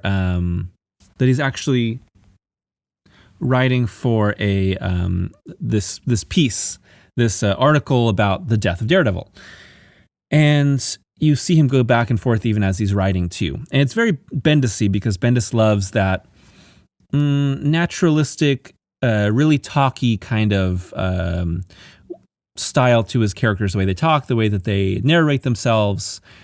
And while this is a fairly talky comic, it's not overly written. Like, it's a fairly fast read. Like, this is actually a really fast read for a Bendis comic. And I think he writes it just enough. It is not overwritten, in my opinion. And the story starts with a battle between Daredevil and Bullseye. And I think it's said that it goes on for like an hour and 45 minutes all through the streets of Hell's Kitchen. It's brutal. They're both absolutely brutalized. And Bullseye kills Daredevil in the street in front of a bunch of people taking photos and video, no one helping. And he shoves Daredevil's billy club through his head, like from left to right, through his head, kills him right in front of everyone. It's brutal, but Jansen's art here is very scratchy, and it's dark and gritty in its look, which is appropriate for the story, but it's not overly realistic. I think because it's so scratchy and stylized in the way people are rendered that there's a lot of brutal violence, but while it's graphic, I would say that it's not like gross or shocking necessarily. So this happens, it's a shocking moment, and it's very brutal, but it's not like disgusting, I would say. And that's the case for I'd say the comic as a whole. And so he kills Matt in the street, and the last thing that Matt says is Mapone. That's it. That he says this word Mapone, Mapone. Bullseye hears it, kills him, and it was basically just said for him.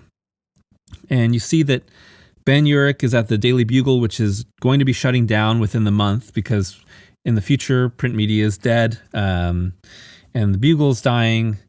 And eventually he's told to cover this story. He doesn't want to, but Jameson says you got to cover this story.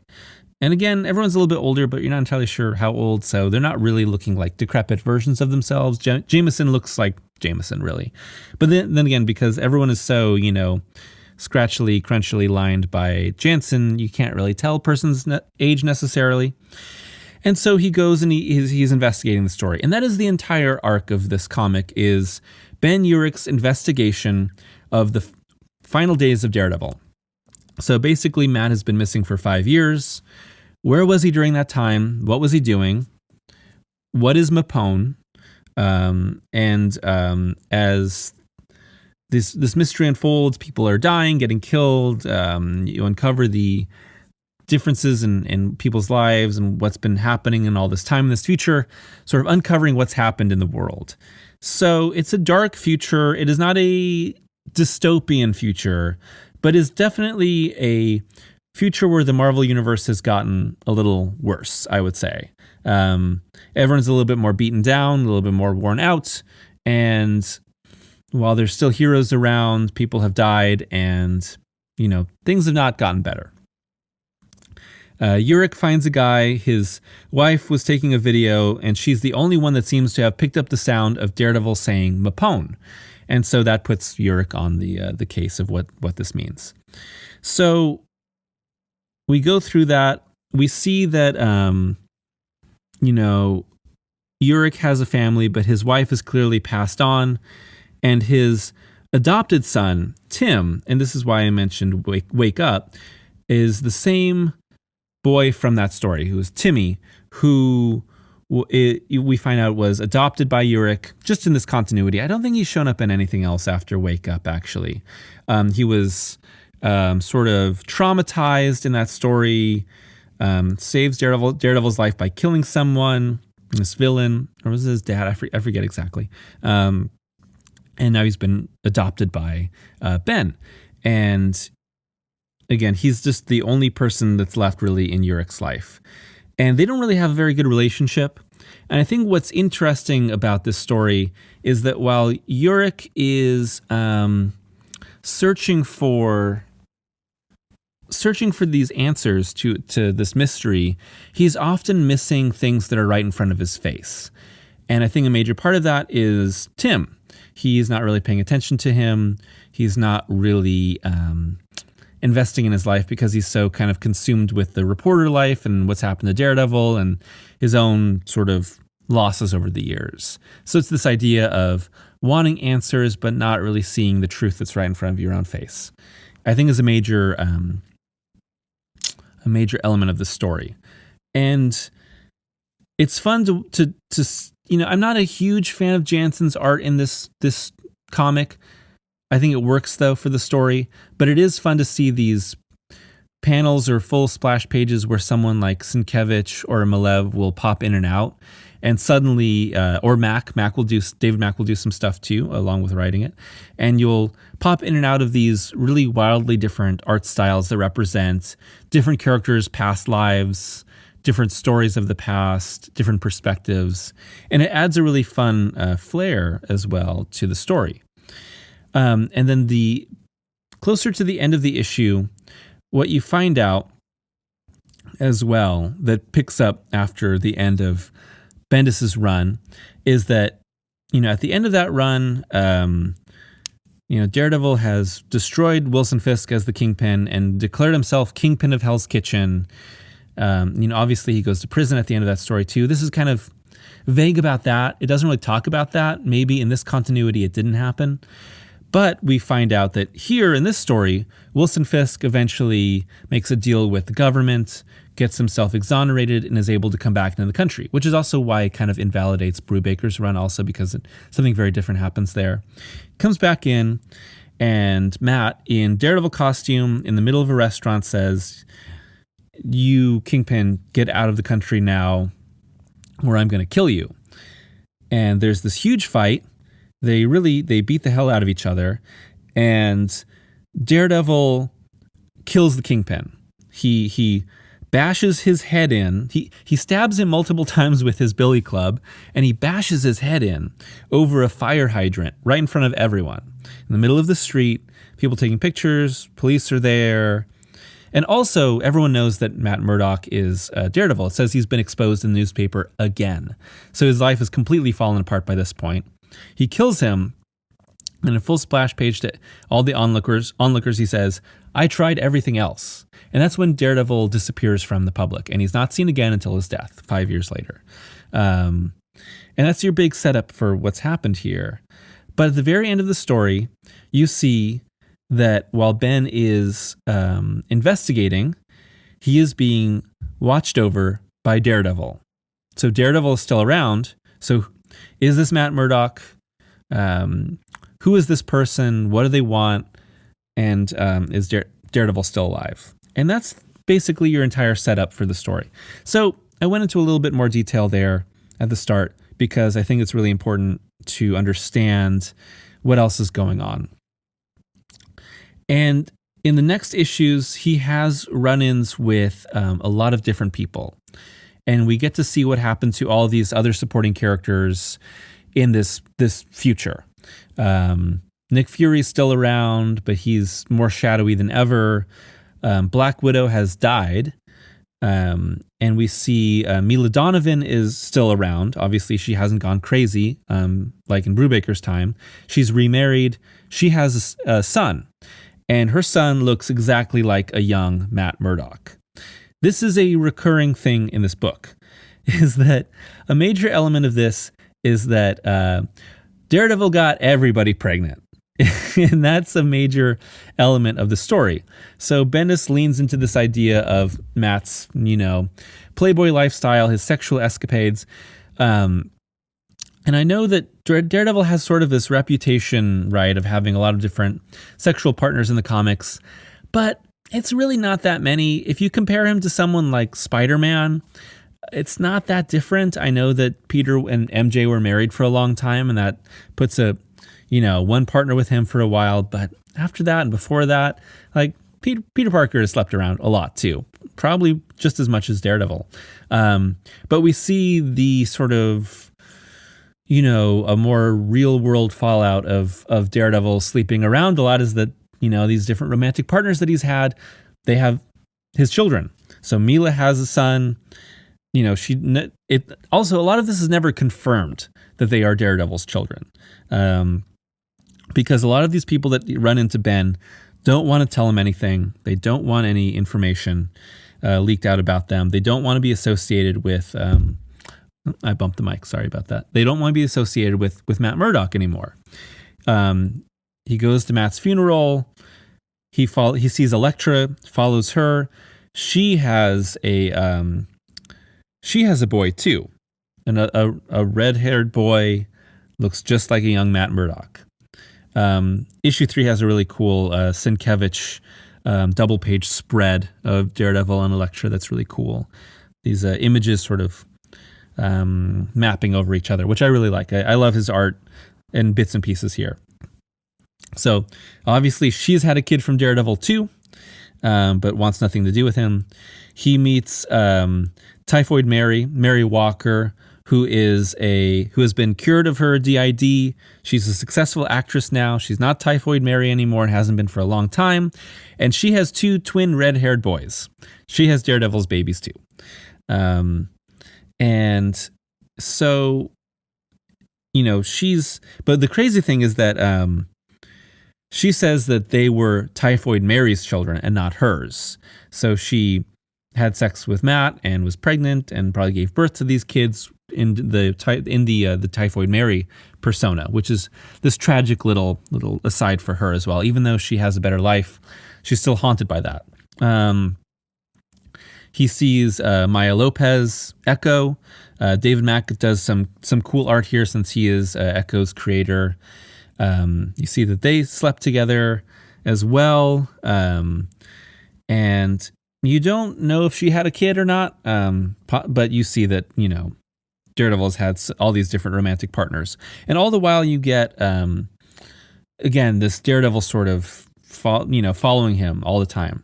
And eventually you see that Bullseye has killed himself. He's written Mapone on the wall with his own blood and killed himself by ricocheting a bullet around his gross motel room, right through the bullseye that's been carved into his head, which Matt carved into his head during Bendis' run. And which is because of the Colin Farrell forehead tattoo in the Daredevil movie that was happening around the same time. I guess that's corporate synergy. I don't really care about that whole carved target on the head, but whatever, it's fine. It doesn't really matter. But he's killed himself. And you see that eventually you realize that Daredevil, that Matt said this word to him with his final breath so that he could destroy Bullseye. And that if he couldn't kill him himself, that he would destroy him mentally, and eventually he would know that Bullseye would just kill himself out of madness, of not knowing what that meant and being tormented by Daredevil. And he's dead. You go around, you see other people like Turk Barrett is still around, who runs like a brothel.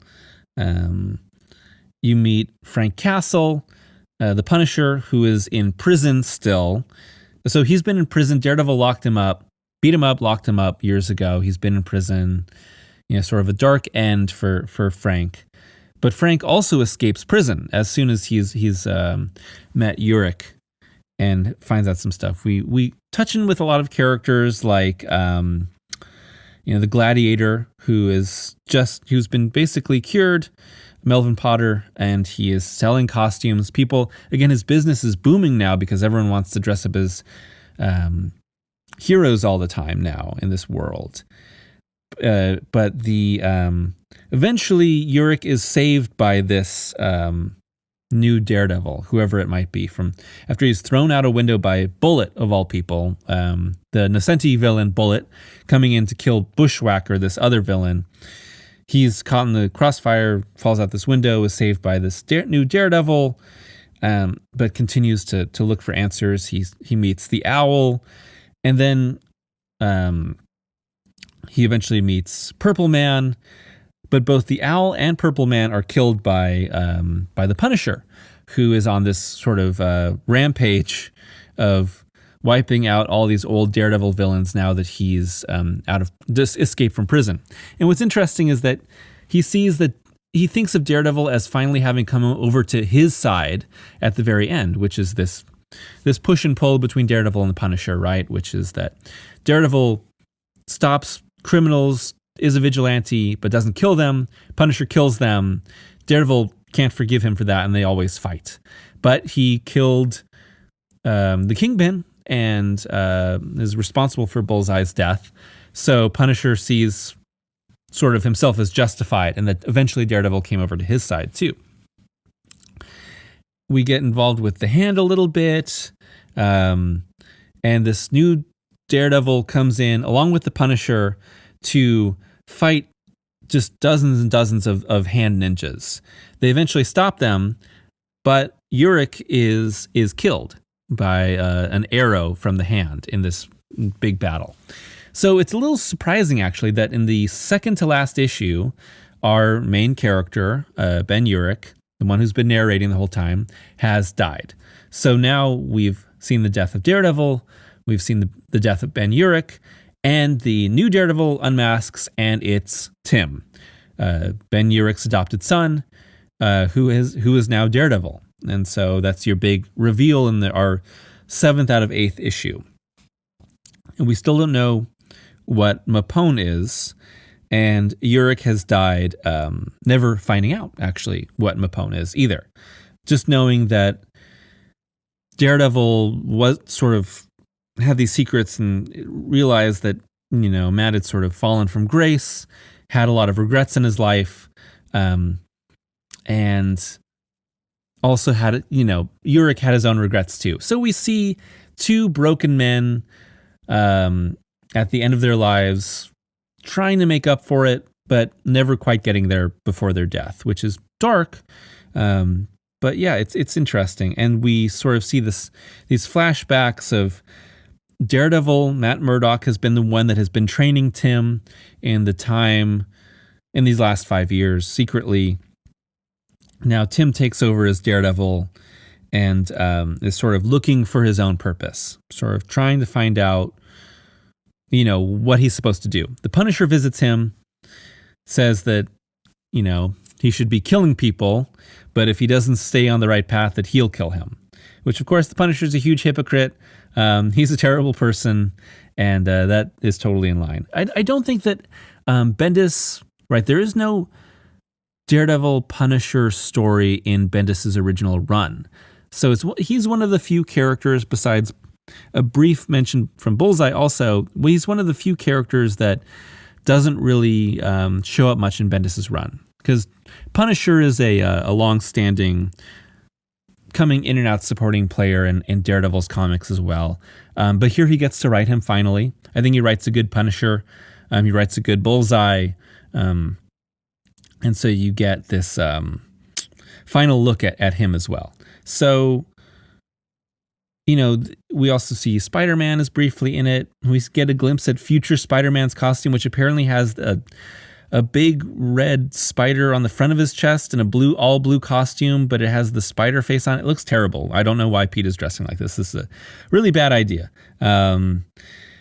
Tim meets Nick Fury, who has this information on Mapone, but Tim burns it. He doesn't want anything to do with Nick Fury because we realize that the truth that Uric was searching for the whole time that could have saved his life, Fury never gave it to him. He could have saved him. So he hates Fury. And at the very end, Tim, as the new Daredevil, fights these people in a bar who are harassing a woman who is hustling at pool, and he beats them up, but she is way better than him and beats them all and reveals herself to be blind. So this woman is blind. She has red hair. She's probably in her early 20s, and her name is Mapone. She is the daughter of Matt Murdock and Natasha, the Black Widow. And she is the reincarnation of Stick. So you get all of these different things, because the Hand has been questioning also about, we're looking for the reincarnation of Stick, Daredevil's blind master from the Chase who died years ago and it's meant to be reincarnated. That's another little plot point picking up from Kevin Smith's run. And so they all come together in this little truth of Mapone Romanova, but everyone calls me Stick. Don't ask me why, long story. She will train this new Daredevil, and together they'll start this new legacy of Daredevil, hopefully. And you see in Matt's final moments training Tim that he hopes that Tim can be a better Daredevil than him, someone that isn't tormented by their life and their choices, and someone that can live their life to the fullest, unlike what happened with him. It's the very end of the story, and you get them walking off together. And you don't know what'll happen, but it's clear that they'll start a new cycle, master and trainer, new Daredevil, and hopefully a better Daredevil as well. So that's the end of Days. And again, it is a Death of Daredevil story, but it is a story about the death of Daredevil that starts at the end and follows and sees what comes after, which I think makes for a much more compelling story than a lot of these The End stories. I'm not a huge fan of Marvel The End. I've read some, I haven't read a ton. But they're usually like, it's the future, everything's shit, and by the end, so-and-so is dead. And that's kind of it. And some people pull that off better than others. Some stories are more creative than others. But this isn't really concerned with doing that. That's why it's called End of Days and not Marvel The End, because it's a very different type of story. And I really like it. It is a dark story. It has a fairly negative outlook on the life that someone like Matt Murdock would live as they got older. But I really enjoyed it. It's very compellingly written. It has a great pace. Again, the art, while Jansen's art is just fine for me, the different, like Mac and Sienkiewicz and Malev popping in and out are like really great. Like they're these huge bright spots that just pop in and really catch you off guard. I read it on Marvel Unlimited, so if you have it, you can read it right now for free, or you can buy it. I'm sure I think it's still in print, or you could buy it, digitally. I really enjoyed it. Superhero stories, right? There's never a true end for a superhero published by Marvel that sells well. They're never going to get old and they're never going to die forever. And if they die, they eventually come back. And you get these ideas of glimpses of the end of the cycle in superhero stories, but they're only glimpses and they're ideas of the end. So, everyone's interested in the idea of what does the end of a superhero look like. I think maybe you can blame Frank Miller and Dark Knight Returns for that.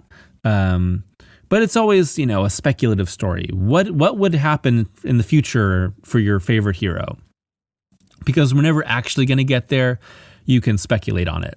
And I know Bendis was like, this story's in continuity. This is what actually happens. And it's like, Brian, take a step back.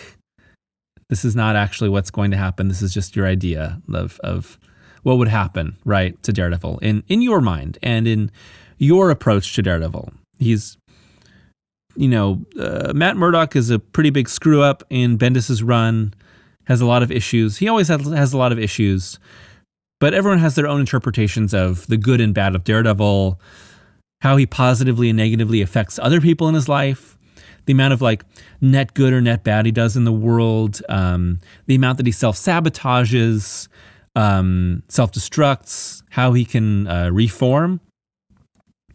And in Bendis's mind, he's definitely on a self-destructive cycle. And that seems baked into his version of the character. So, naturally speaking, if a self-destructive cycle is allowed to just continue on to its end, someone like that is going to destroy all the relationships in his life. No one wants anything to do with him, even Foggy. Foggy's like moved on and become a much more successful person because he's not with Matt anymore. Has a new partnership, very successful. He's missing for almost all the entire story until the very end.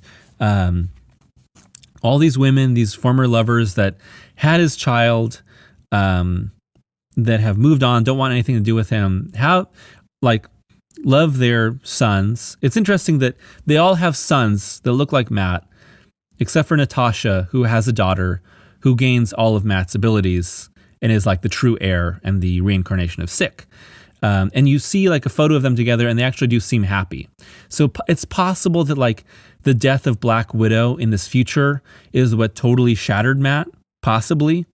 But maybe not. And I think it's interesting, this idea of Matt becoming a type of sensei in the future. I would think that Matt becoming a blind sensei, obviously indebted to a lot of, Japanese martial arts films, or him becoming a priest, are really interesting ideas for what a future old man Daredevil would look like. I think we've seen the sensei stuff done quite a bit. I think that's him in the old man Logan or Wastelander's future is of a blind sensei training Hawkeye. But him as a priest would be interesting too. So, that's End of Days. I really liked it. I recommend it. I recommend it to anyone that likes Bendis's run on Daredevil, is interested in a unconventional Daredevil story, and I highly enjoyed it, even though it's pretty dark. I'm hoping maybe to get out one more Darecember Patreon review. I'm not entirely sure when that might happen. I'm going to be away from home for Christmas and a little while after. So, that's why I got everything done for the Daredevil videos as soon as I could, because they're all done and I can just release them remotely. No more editing needs to be done. It's all good. And I'm recording this on a Tuesday, gonna put it out there on Thursday when you're gonna get this in your feed. And maybe I'll record one, I don't know, remotely or something. We'll see. I'd like to get another one done, make it more of a full month of this. But anyway, thank you for supporting me on Patreon. I hope that you're enjoying these bonus reviews. They're fun for me to do. Very easy to do. I just read a thing and talk about it. And I don't even have to edit it. It's great. It's a lot easier than making a video, because those things are fucking hard to do. And thanks again for joining me. Let me know your thoughts on Daredevil End of Days, Darecember as a whole. If you'd like more Darecember in the future, or if this should be the final one, as I've sort of hinted at, possibly it being the end of days for Daredevil. Who knows? End of days for Darecember. Again, thanks for joining me. Hope that you're all taking care of yourselves and taking care of one another. Daredevil has long been one of Marvel Comics' premier characters, with a massive list of writers and artists who have crafted some of the most revered stories in comics centered around the character of Matt Murdock and his crime-fighting alter ego. While there have been many different approaches to Daredevil over the years, one constant has almost always remained in place since writer and artist Frank Miller's defining work on the character during the 1980s. Matt Murdock suffers. Racked with Catholic guilt, dedicated to stopping crime due to a tragic past, and suffering countless losses, including the death of many loved ones, Daredevil is one of the most tortured characters in comic books. Thankfully, writers like Brian Michael Bendis, Ed Brubaker, Ann Nocenti, and the aforementioned Miller have managed to tell fresh and powerful stories with this theme, even when the darkness in Daredevil's life seemed both inescapable and foregone in the process of crafting a compelling narrative that uses the character. That is, until writer Mark Waid came on board as the new writer for Daredevil starting in 2011 with a seminal run that lasted through 2015, including 58 issues spread across 2 volumes. Teaming up with a range of artists that included Paulo Rivera, Marcos Martin, Javier Rodriguez, and most importantly, Chris Samney, Waid's epic run on Daredevil is the story of a Matt Murdock who fights against his inner darkness, as well as the outer forces of darkness that threaten to take everything away from him. The result is a brilliant, inspiring roller coaster of a saga that joins the ranks of the character's great stories, thanks to Waid's emotionally honest and vibrantly beautiful take on the character. But to better understand the power of what Waid did with Daredevil, we have to step back into the past. When Daredevil was created by Stan Lee and Bill Everett in 1964, he was a far lighter character than the modern version familiar to most. Yes, Matt Murdock was blinded at a young age by radioactive chemicals that enhanced his senses and gave him a radar ability. He also fought crime due to the murder of his father, but his adventures typically had a swashbuckling tone characteristic of most superhero comics of the time. It wasn't until Frank Miller pushed the character into far darker and more tragic storylines that the idea of Daredevil changed. It also led to countless incredible stories that made the most of this narrative sensibility. Afterward, Daredevil became a tortured vigilante whose guilt weighed him down just as much as the tragic losses he would experience across the next several decades. Everything from the murder of several love interests, to his true identity being exposed to the public, to the general darkening of his storylines defined who Daredevil was to readers. By the time Waid came on board, Daredevil had been temporarily possessed by a demon and turned into a full-fledged villain. Even though he was redeemed, Daredevil's storylines had become just about as dark as they could possibly get. When Marvel gave the reins of Daredevil to Waid, an industry veteran whose works included seminal runs on both Marvel and DC Comics characters, the writer decided to take the character in a new direction. Gone were the dour and depressing storylines from past comics, and in their place was a brighter, faster, and more fun take on Daredevil's adventures. But the brilliance in Waid's run isn't a simple choice to return to the character's original tone, but that the tone was in and of itself a choice by the character within the narrative. Rather than allow the darkness of his past years to continue to define him, Matt Murdock made the conscious decision to be happy and upbeat once again. But is this a new reality for Matt? Or is he simply faking his new persona to mask the crippling weight of countless traumas? That question looms over Matt throughout Waid's story, and gives a great emotional heft to the many smaller arcs that make up the larger narrative at play throughout his run on Daredevil. While the series as a whole took on a brighter and more adventurous tone in comparison to the noir crime stories that came before, Waid's Daredevil stories often veered into the disturbing and deeply troubling. Matt himself must struggle against these serious challenges, each of them threatening to send him spiraling back into depression for good. When asked about his approach to the series and the character of Daredevil in 2011, Waid said, "I've got the chance to do something that nobody else in comics has the same setup to run with. A character who has been through the absolute worst that you can put a character through. And instead of waking up in the morning and being a victim to all that, he woke up one morning and made the decision that all people who suffer from darkness and depression have to make at some point. Which is that you have to go, you know what? I'm tired of my life being like this. It's insanity to keep perpetuating this victimhood, so it doesn't mean you're absolved of your sins, but you stop living your life in the same way and expecting different results. From protecting clients targeted by corrupt corporations to battling truly disturbing new villains like Coyote and Ikari, to struggling with an ever-mounting conspiracy against him, small arcs are slowly tied together because of their collective weight on Matt's mental state. Crucially, Matt's great burdens are balanced with his reckless attitude, an attribute that has consistently defined the man without fear since his early days. That attitude speaks volumes about Matt's mindset, as he's both selflessly pursuing justice and also near suicidal in his actions at times. Just as important as the narrative choices are the artistic ones made to bring Daredevil's story to life. Starting with Rivera, Matt's adventures are given a far more vibrant and colorful tone than what was seen in the many years prior. Each artist brought on board gave Daredevil's adventures a new take, but the constant was how exciting every story could be, no matter how dark the ideas. This was also the story that brought new life to Daredevil's signature radar vision. Rarely shown in comics prior, Waid's Daredevil showed his blind hero's ability to sense the space around him to full effect, interpreting it as brilliant red lines against a flat black background. Matt Murdock doesn't live in darkness. He sees the world in greater ways than what someone could possibly imagine. While numerous artists helped set the visual tone for the run, with Paulo Rivera being the first and most highly influential of them all, artist Chris Samnee's arrival on the book gave Waid his perfect partner for this specific vision. Drawing the majority of the series, Samnee's art has a heightened, angular quality akin to a cartoon, but it also embodies a wide range of human emotions. Waid's run includes a more heightened atmosphere than most modern street-level Daredevil runs. With all manner of colorful villains and outlandish battles, this series thrusts the man without fear back into the weird superhero world of Marvel Comics, and Samney's art feels right at home in such an environment. Combined with often stunning panel layouts, Samney was able to bring both exhilarating action set pieces and intimate character moments to life in equal brilliance. Waid makes it clear early on that while a sense of fun would pervade his take on Daredevil, there would be no shortage of dark developments in the life of Matthew Murdock.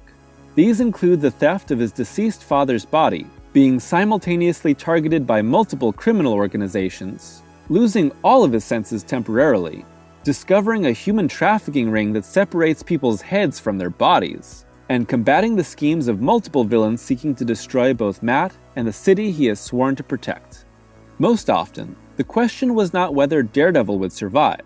This is a superhero story after all, but what he could possibly lose in the process. But Matt not only repeatedly overcomes these many obstacles, but also strives forward in his personal healing. Unlike the many Daredevil stories of the past, these mounting difficulties do not break Matt. They give him a continual reason to fight on. With Waid's run on the series split into 2 volumes due to Marvel rebranding their comics in 2014, the writer took this opportunity to advance his story in unexpected ways. Murdock's commitment to justice takes the most unexpected of turns at the end of the first volume, where he admits in court that he is, in fact, Daredevil. It's an admission that the character had fought against for years, but it's a development that not only pushes the book forward, but falls in line with how Matt has come to embrace the truth and light. Here, it helps him thwart villainous plans, but it also lifts great burdens from his shoulders. As a result, Matt is forced to move to San Francisco due to being disbarred in New York, but the sacrifice is ultimately worthwhile. However, the greatest dangers within Waid's story come when the lives of his loved ones hang in the balance. As his longtime best friend, law firm partner, and fixture of Daredevil comics since their beginning, Foggy Nelson plays a crucial role in Waid's Daredevil narrative. While supportive of his friend and wanting the best for him, Foggy can't help but wonder if Matt has actually had a mental breakdown that is being covered up by his newfound attitude. And he's given good cause to wonder that, as a hidden figure seeks to break Murdock completely. But it's a cancer diagnosis that puts Foggy at the greatest and most relatable risk. Struggling against his cancer, Foggy simultaneously provides Matt with his greatest weakness and his greatest support. Matt can't save Foggy from cancer, but they can fight together, no matter the odds. Just as important within the story is new character Kirsten McDuffie, assistant district attorney and Matt's complicated love interest. Kirsten is funny, tough, and incredibly intelligent, even if her stubbornness puts her in enough danger without being connected to Daredevil. However, Matt has a long history of girlfriends put in extreme peril due to his alter ego, causing his relationship with Kirsten to be cause for extreme worry for both hero and reader. The tension caused by his past losses creates a complex relationship between the two, but Kirsten is most assuredly not a damsel in distress. Nor is she ignorant of the potential dangers. She knows that Matt is Daredevil, even when he won't admit it, but makes her own choices concerning their relationship, rendering her an equal partner in the decisions that affect both Matt and her. Given Daredevil's propensity for suffering the death of loved ones, the question of her safety dangles like a guillotine over the series as a whole. But it's when these two are endangered in the final arc of Waid's run that Matt enters his darkest hours. While Matt's move to San Francisco in the second volume of Waid's run features the same characteristic swashbuckling sense of adventure as ever, the story takes possibly its darkest turns. Foggy's perilous battle with cancer and a cavalcade of villainous encounters quickly escalate, despite his move to San Francisco being the chance to turn a new page in his life. The former hero known as the Shroud seeks to take apart Matt's life. His old enemy, the Owl, gains terrifying new powers. A vision of the past makes Matt question the goodness of his deceased loving father, and a run-in with the Purple Man and his empowered children reawakens Matt's crippling depression. These events slam into Daredevil one after the other until a final play by the Shroud begins to ruin the lives of Matt, Kirsten, and Foggy by exposing their personal lives and the secrets of their legal clients. The extreme danger forces Matt to come to Wilson Fisk, the Kingpin, the man who has caused the greatest pain in his life, and ask him to use his considerable assets to protect Foggy and Kirsten. In exchange, Fisk will wipe Matt Murdock from the face of the earth. But Fisk takes the advantage to destroy Matt's loved ones, leading to one last battle. Like any great comic book climax, the final battle between Daredevil and Kingpin's forces encapsulates both the greatest physical challenges ever faced by the hero, and the most important themes of the narrative. Matt's final fight is not just a test of his fighting skills, but a battle against the darkness within his soul. The outcome brings monumental catharsis in both Waid's saga and the many years of Daredevil stories that preceded it. Whereas many seminal Daredevil writers of the past have chosen to leave Matt Murdock's life in a worse state than when they came on board, Waid gives Matt true happiness. This is not a Shakespearean tragedy, but rather it is a tale of inspirational triumph. Daredevil stares into the darkness but does not give in to it. His will to fight back and his love for those he cares about most is not sacrificed. Instead, it compels him in his darkest moments. It's only appropriate that the final panels of Waid's run see Murdock fading into bright white light. This triumph of the human spirit is earned and is all the sweeter for it. Great superhero comics inspire readers to reach for something better, to be better than the person they were yesterday, no matter the trauma behind or obstacles ahead.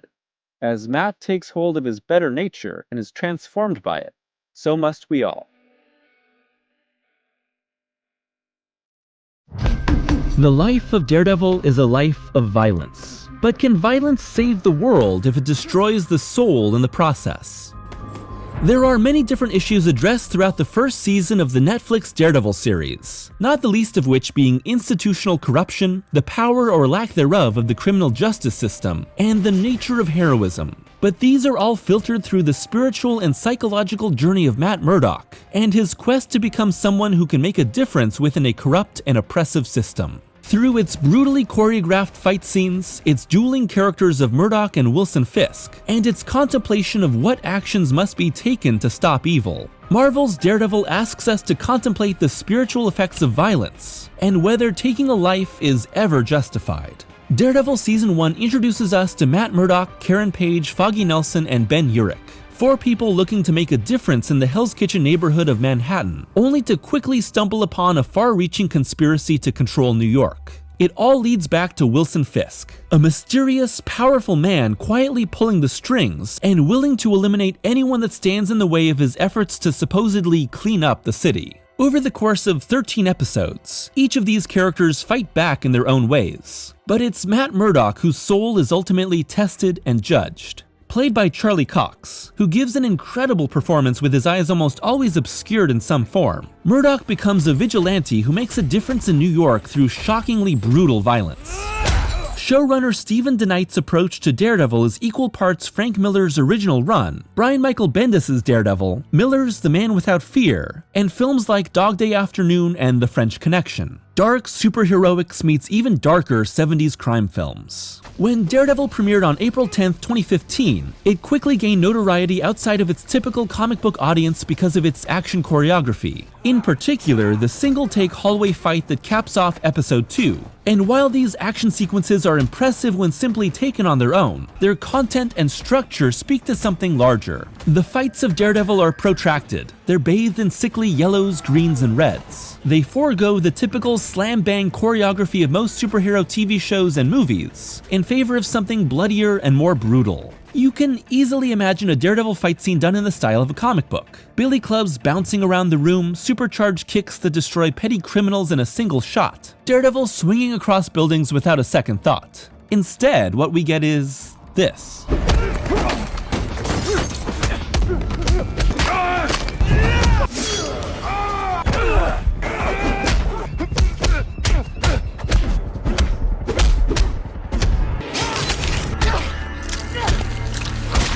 Even a petty crook takes multiple hits to stay down, and our hero, a seemingly righteous man, needs to pummel his enemies over and over again until they stop fighting. The mashing of flesh and bone with a deliberate desire to injure forces both hero and audience to consider the gruesome nature of what's happening. Violence in real life isn't pretty. It isn't carried out with aesthetically pleasing sensibilities. It's disgusting. It's an intentional act of bodily destruction, a physical manifestation of rage, of hate, of dehumanization. If Matt Murdock were dispassionate in his violence and efficient in his attacks, then his fights would be easier to digest. Instead, DeKnight, stunt coordinator Philip Silvera, and executive producer Drew Goddard make us sit within deliberate acts of violence. We're also frequently forced to witness the aftermath, usually through the body of Matt Murdock. There are multiple times where Matt is brutally injured and near death. He recovers thanks to the help of Claire Temple, but Matt's physical punishment is almost a form of penance for his sins. Lying bleeding and broken, he's forced to contemplate the vigilante life he's now living, and we as viewers have to consider it as well. This is a violent life, one that is both physically and spiritually punishing. Superhero stories often provide audiences with some form of wish fulfillment, but I couldn't think of why anyone would actually want to be the Matt Murdock of this Netflix series. He's a deeply angry individual, angry at the injustices of the world, angry that his sight was taken from him, angry that his father was murdered, angry that the one man that understood his gift abandoned him without a second thought. Being a vigilante lets him channel the anger into violence that has some sort of morally ambiguous excuse. I need you to know why I'm hurting you. It's not just the boy. I'm doing this because I enjoy it. That anger is even personified in how the show depicts his heightened awareness of the world. It's a world on fire. When discussing the everyday reality of anger, Martha C. Nussbaum, professor of law and ethics at the University of Chicago, said, "Anger greets most of us every day. Anger is both poisonous and popular. Even when people acknowledge its destructive tendencies, they still so often cling to it, seeing it as a strong emotion, connected to self-respect and manliness, or for women, to the vindication of equality." Maybe you're being called to summon the better angels of your nature. Maybe that's the struggle you're feeling deep within you. And how do you know the angels and the devil inside me aren't the same thing? Confronting the violence in Daredevil means contending with violence in the real world, as well as the anger that we have within ourselves. We can blame many things for our anger, but whatever the case may be, we have to accept its presence inside us and choose how we channel it. Will you let rage consume you, or will you hone it into something that makes a positive difference in the world? Will Matt Murdock become a murderer when all other options fail? Or will he hold the very thin line that keeps him on a more sanctified side of heroism? He's already dangerously close to crossing that line early in the series. I just don't think I can let myself fall in love with someone who's so damn close to becoming what he hates. The book of James, chapter 1, verses 19 through 20 states, "My dear brothers and sisters, take note of this. Everyone should be quick to listen, slow to speak, and slow to become angry, because human anger does not produce the righteousness that God desires." Murdock is Catholic, and it's his Catholicism that forces him to reckon with his own violent nature. So it's no doubt that these verses regarding anger play into his deeply personal trials. These are words to remember when the injustices of the world spark anger within us. But what happens when the anger has been inside for a long, long time? That's Matt Murdock at the very start of Daredevil. He's been angry for years. Maybe he didn't realize it before, but it's all coming to the surface now. His father was angry. His father was murdered. Now Matt is angry, and maybe Matt will murder. He acknowledges this internal hellfire in confessional with his priest, Father Lantom, in the very first episode. My grandmother, she was the real Catholic. Fear of God ran deep, you'd have liked her. She used to say, be careful of the Murdock boys. They got the devil in them. The Bible asks for the followers of God to pursue peace and wait for God's judgment to bring justice. But where is God in a city filled with crime, controlled by men who willingly pursue evil for their own gain, littered with innocent bodies? God's judgment is carried out through those that seek to have his will enacted on the earth. For Matt Murdock, this means a life of violence, but a violence that does not kill.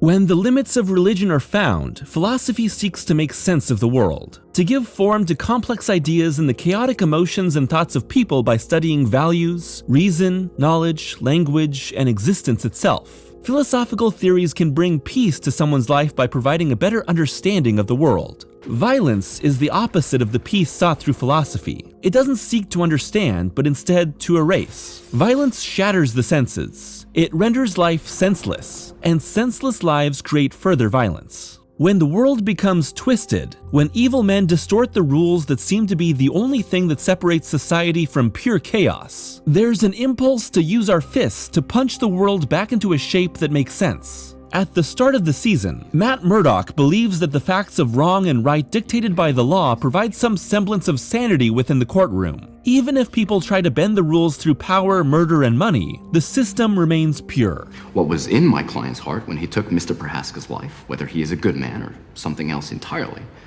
is irrelevant.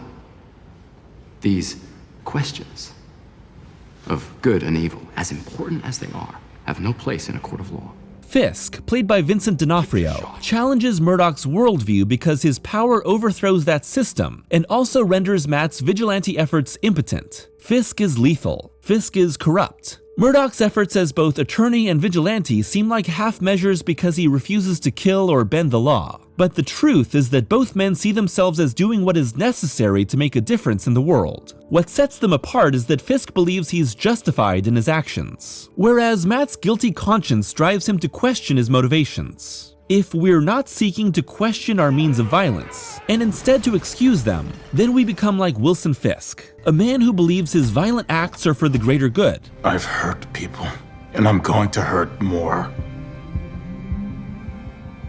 It's impossible to avoid for what I'm trying to do. But I take no pleasure in it. Philosopher Albert Camus once said, "The role of the intellectual cannot be to excuse the violence of one side and condemn that of the other." But there is a difference in how Murdock and Fisk employ violence. Murdock is working past being the aggressor and instead becoming a defender, using his fists to protect the weak in a broken system, instead of purely expressing his anger in some self-justified manner. To quote theologian Henry Nouwen, "Much violence is based on the illusion that life is a property to be defended and not to be shared." And that is Fisk's reason behind violence. What is violence but the ultimate imposition of one's will upon the physical being of another? I'm emotionally hurt by you. I physically hurt you, which in turn leads to emotional injury. A person stands in opposition to my idea. I beat on them until they give way. Someone's existence prevents me from living in the way I want. I kill them so my life can take the shape I desire. I'm not seeking penance for what I've done, Father. I'm asking forgiveness for what I'm about to do.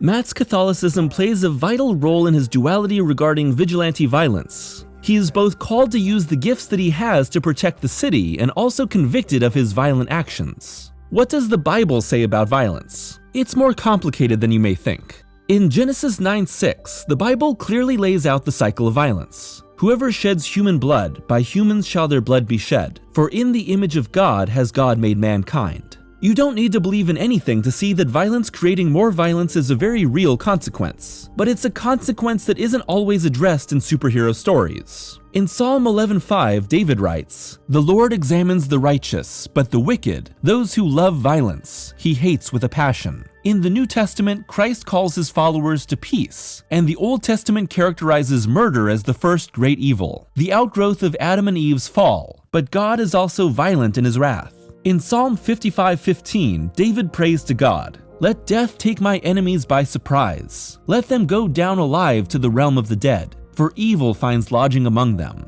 This may be a wish for some divine intervention that keeps the king's hands clean, but David later writes in Psalm 144:1, "Praise be to the Lord my rock, who trains my hands for war, my fingers for battle." That's not simply an Old Testament view. In Romans 13:4, the Apostle Paul writes, "For the one in authority is God's servant for your good, but if you do wrong, be afraid. For rulers do not bear the sword for no reason. They are God's servants, agents of wrath to bring punishment on the wrongdoer." There is a justification of some type of violence in these words, a deadly judgment lived out through individuals that Paul ascribes to God's will. If these words should only be applied to those in positions of governance, Daredevil shows that widespread corruption of the police and government force others like Matt Murdock to take up the role of agent of wrath.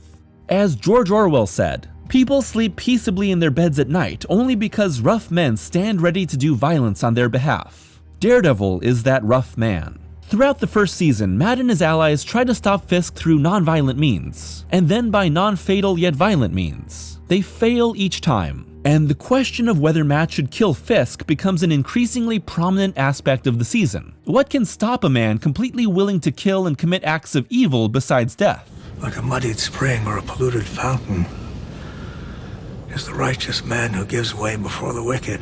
Proverbs 25 something, I never can remember. Meaning righteous men have a duty to stand up to evil. One interpretation. Another is that when the righteous succumb to sin, it is as harmful as if the public well were poisoned. By episode 9, Matt decides to kill him, spurred on by Fisk's murder of an innocent woman. Instead, he is almost killed in a battle with Nobu and then beaten near death by Fisk.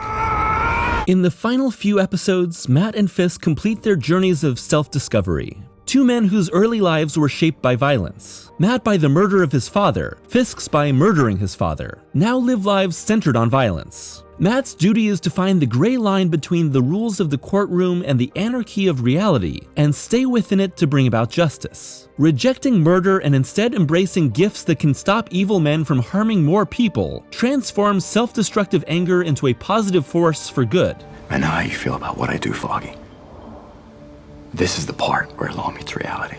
Regarding the role that anger takes in influencing our actions, Professor Nussbaum said, "A wronged person who is really angry, seeking to strike back, soon arrives at a fork in the road. 3 paths lie before her. Path 1, she goes down the path of status focus, seeing the event as all about her and her rank. Path 2, she focuses on the original offense and seeks payback, imagining that the offender's suffering would actually make things better. Path 3, she can turn to the future and focus on doing whatever would make sense in the situation and be really helpful. This may well include the punishment of the wrongdoer, but in a spirit that is deterrent rather than retaliatory." Fisk, who once believed himself to be a type of self-justified savior, accepts that he is evil. Mark 7:20-23 says, "What comes out of a person is what defiles them, for it is from within, out of a person's heart, that evil thoughts come. All these evils come from inside and defile a person." Fisk may love Vanessa, who shows him kindness that he's never experienced before, but his actions all stem from a murderous heart. Matt's journey has been to reject hatred, which leads to murderous desires, and instead accept a more righteous calling to protect those who are victimized by people like Fisk.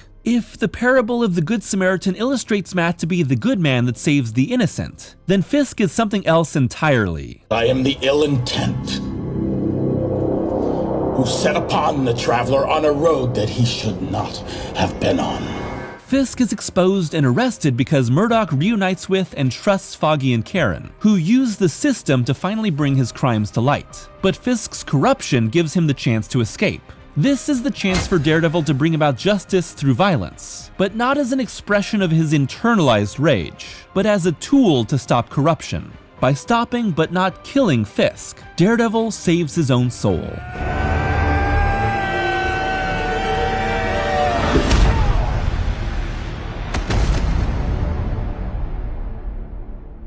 He made each and every one of us with a purpose, didn't he? A reason for being. I believe so, yes. Then why did he put the devil in me? That's the question in the journey of Daredevil. Why did Matt gain these senses? Why does he have this burning rage inside him? Maybe this violence personified within Matt, who has to live with a turmoil that he can never get rid of, is the chance for us to see a more righteous path in our own lives. Maybe that was God's plan all along. Why he created him.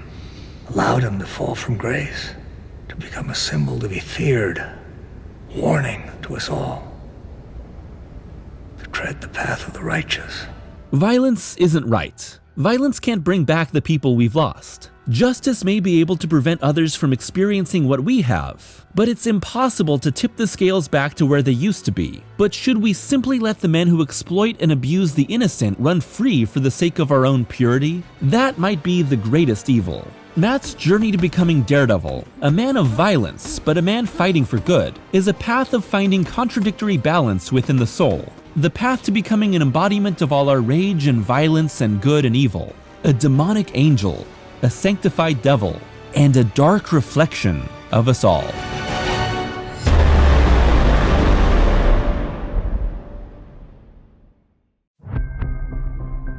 The war within Matt Murdock rages on. But with the coming of a new embodiment of justice comes an even more personal test for the man without fear.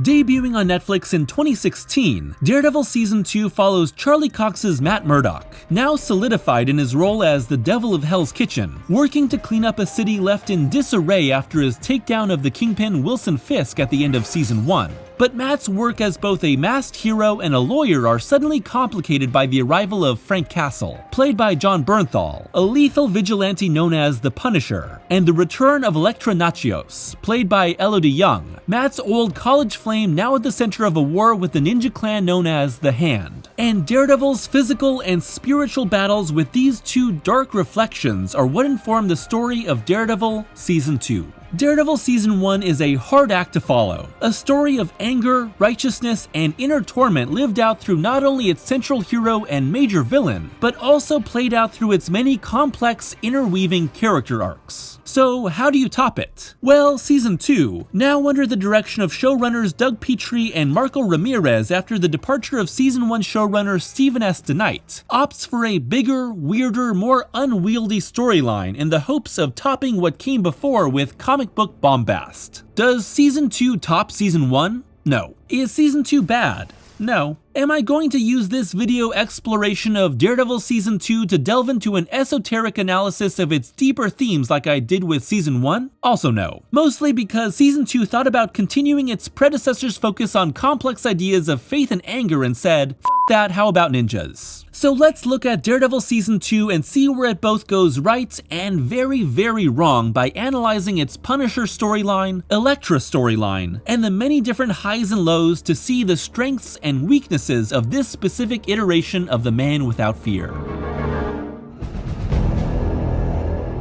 Daredevil and the Punisher have a storied history in comic books, coming to blows in each other's series over the decades and often highlighting the lightness and darkness within each other through their interactions. It was Frank Miller who first brought the two together in Daredevil issues 183 and 184, with the two running into each other over and over again throughout the decades. The moral scale tips depending on whose series hosts their battle, and on the rare occasion these two join forces, it seems as if the alliance might explode into something more violent than their enemy could ever create. In the comics, the Punisher, to an ever-changing degree, typically respects Daredevil but sees him as deeply misguided, while Daredevil absolutely hates the Punisher. He's everything the hero would never want to become and is actively fighting to not be. Daredevil Season 2 slowly introduces Frank Castle into this world by first framing him like a gun-wielding boogeyman, then a shrouded psychopath, and finally as a complex, broken human being. And in doing so, we're given the chance to slowly sympathize with the Punisher and at least ask ourselves what we'd do in his situation. What would you do to make sense of the world when everything you loved was ripped away, bloodied and bullet-riddled? And will you be able to look at yourself in the mirror once you've done it? The conflict between Daredevil and Punisher in this series isn't just kill or not kill. It's one person's careful balance of purpose in the world versus the other's complete and total commitment to a single idea. Moral gray versus black and white absolutism. Striving toward purpose versus complete self-destruction. A large portion of Season 2's thematic focus is once again on whether taking a life is ever justified, with this question now being lived out through the fight between Daredevil and the Punisher. But instead of Matt being pushed to make this decision for himself, we're seeing him battle someone who's the living embodiment of what he could have become. It's pretty clear early on that the viewpoint of this season is that killing isn't justified, with a message from Father Lantham, who played such a crucial role in Season 1 but is almost entirely missing here, saying at a funeral,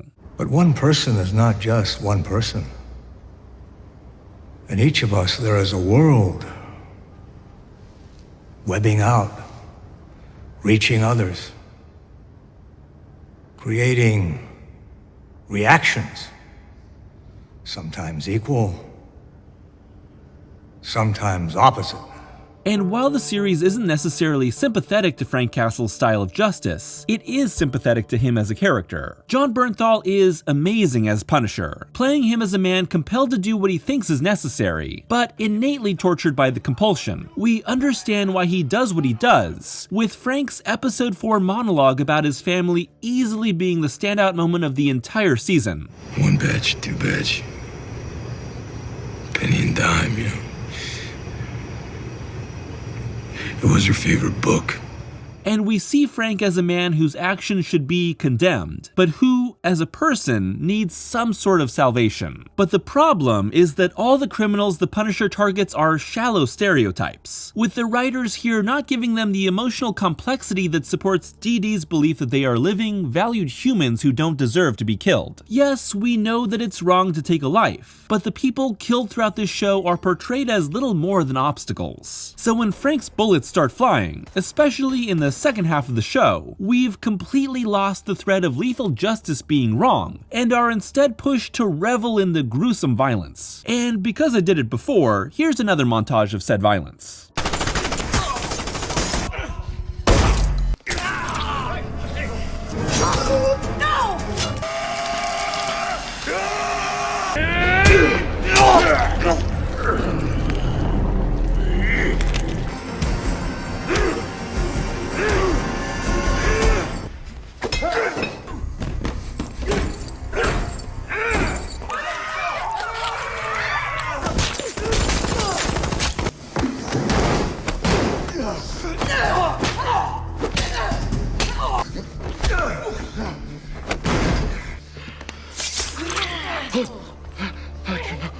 That's an instinct that's hard to work against in your typical action show or movie. We're very used to heroes killing lots and lots of people, so when a show like Daredevil makes not killing a person a central part of its conflict, it becomes much more compelling. When the Punisher shows up and starts blowing people away, it's easy to not be disturbed by it because this is what we're used to seeing in our media. Season 2 at first works to portray Frank's killings as disturbing and wrong, but eventually gives up and just goes with it. Especially when undead, faceless ninjas start showing up by the dozens. But more on that in a minute. Matt's conflict with the Punisher is also a good cause to change his mask. It's pretty clear that the Season 1 Daredevil mask was rushed, and it looks like Matt is constantly about to sneeze, which is why it's in the shadows so much when it's used. So let's put a bullet in it and upgrade to a thankfully much cleaner, more comic book inspired, just overall better look. Eventually, by forcing these two opposing forces to team up, Season 2 lets Punisher's moral ambiguity be decided by the viewer, but unfortunately, that moral questioning is only lightly applied to the other half of this season's story. See, there's this thing that Netflix series like to do where they start a season with a strong hook in the first episode, really expand out the ideas in the next 3 or 4, and then totally stop the momentum dead halfway into the season because they suddenly don't know what to do. Then the series starts going in all these weird places that weren't promised at the season's beginning. Finally, they start running out of storyline before they can reach the end of their season order of episodes, so they pad it out. Hit what should be the climax of the show a couple episodes before the actual finale, which we know is still a few episodes away because it says it right there on the screen. And then the climactic action is shifted into false falling action for the next couple episodes before rising once again to a true climax for the finale. Anyway, here's the hand.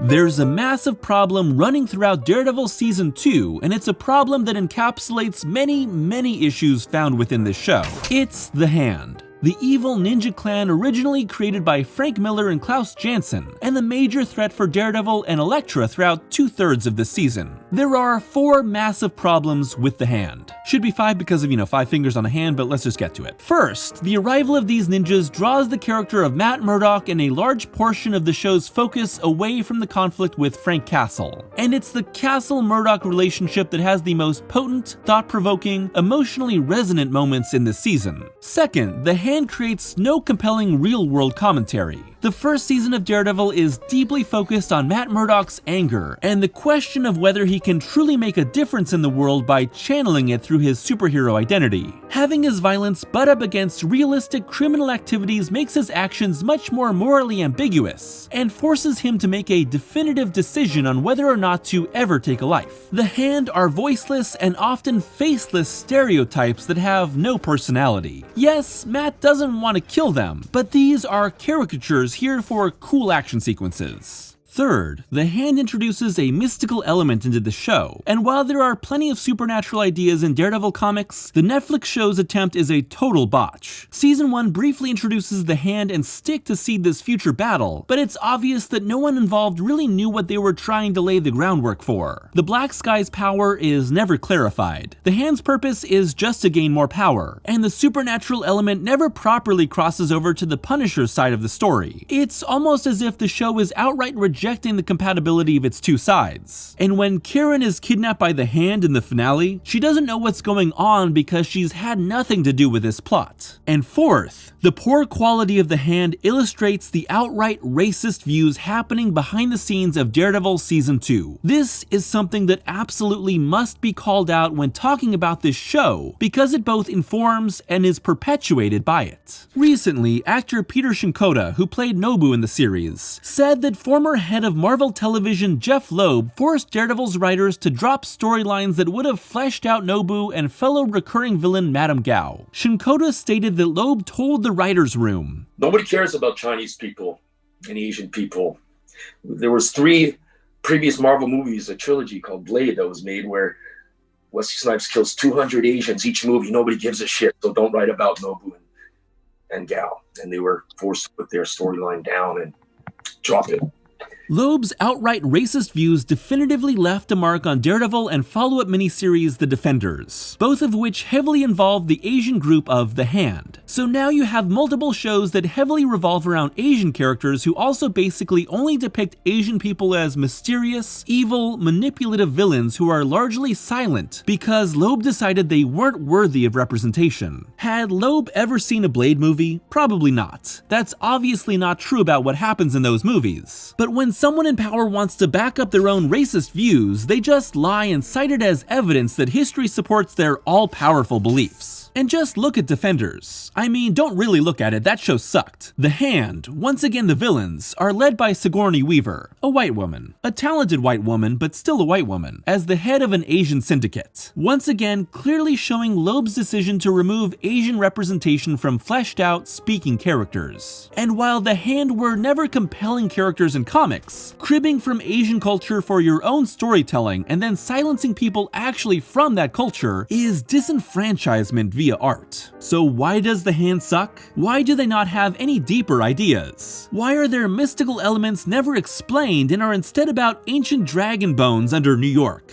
Because someone at the top's racism influenced an entire segment of the show, no matter what the showrunners, writers, and directors who were actually making the show believed. And some will say, separate the art from the artist. A tricky proposition at best, but impossible here when the art is directly the result of the artist's views. Am I saying that you shouldn't watch Daredevil Season 2 due to the racist views of one man? No. What I'm saying is that these portrayals should be viewed in the context of what is clearly prejudice and power, and that it's a good thing Jeff Loeb doesn't have the power to silence and disenfranchise groups of people through his position anymore. We probably won't hear from Loeb again anytime soon, and that's just fine. Nothing of value is lost because the man hasn't made anything worthwhile on his own in nearly 20 years.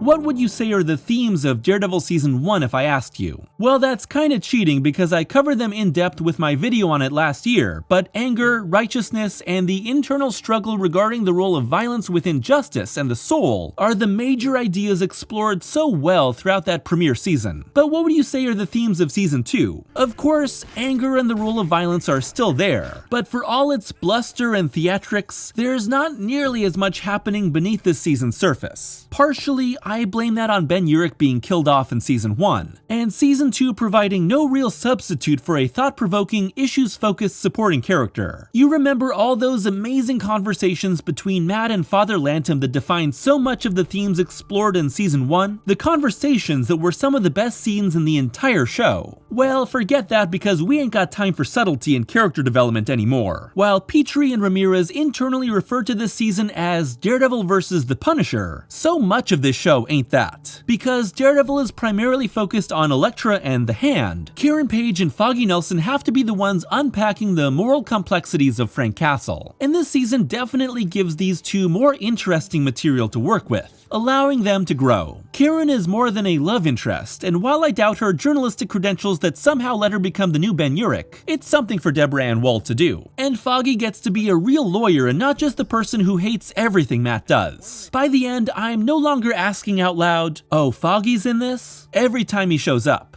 Unsurprisingly, neither of these characters even says the words, "the hand." Thankfully, the use of the hand and much of Daredevil's second half is given meaning and emotion through the use of Elodie Young's Elektra. And while Elektra has been given many different interpretations over the years, the Netflix series manages to make the character into both a fearsome warrior and a complex figure. If Matt and Frank are both solidified in their sides regarding the execution of justice, Elektra is the figure torn between these interpretations. And in the end, that internal and external conflict makes Season 2 into a tragedy. A tragedy that sets up the absolutely piss-poor Defenders miniseries, but still a tragedy that works here. Look, I know I've just spent the majority of this video discussing the weaknesses of Daredevil Season 2, but maybe that's because it's easy to find the faults in light of the masterpieces that are Seasons 1 and 3. And it's likely that if Season 2 didn't stumble in the ways that it did, we wouldn't have gotten a third season as strong as it is. Daredevil Season 2 is at its strongest when it's either focusing on intimate conversations, like Matt and Frank's rooftop debate, Frank's tombstone confession, tense courtroom questioning, or really any time it allows its characters to be honest and vulnerable with one another about their struggles, and not when it focuses on the plot. The action is still often phenomenal, with the hand allowing for complex, brutal fights that give Daredevil a stronger and fiercer opponent to match his upgraded superhero strength. And of course, the acting is top-notch, with Charlie Cox still giving a fantastic performance, often without the aid of his eyes to emote. It's just that these elements are often used in service to a story that doesn't dig into its core themes as much as it should, and is, in the end, stymied by a viewpoint that wants to exploit and silence a group of people as cannon fodder. But there's a reason why there's a Save Daredevil campaign. Every season of this show is filled with potential that it often fulfills, making each season into a thrilling experience with the promise for so much more. When put into contrast with the rest of Marvel's Netflix offering, Daredevil is easily the most consistently successful fulfillment of what was promised, accounting for 2 1/4 of the 4 3/4 of good seasons of Marvel television produced by Netflix during its run. That just leaves 8 1/4 bad seasons of TV produced over the span of 4 years. And when seen in the context of the Marvel Cinematic Universe, Daredevil feels even more unique due to its willingness to explore the psyche of its characters and make riskier choices with its narrative. Because this is the story of the few people brave enough to stare into the darkness and fight to bring some light into it. And even when the darkness seeps deeper and deeper into our heroes, we know there will always be a chance for justice and righteousness to prevail.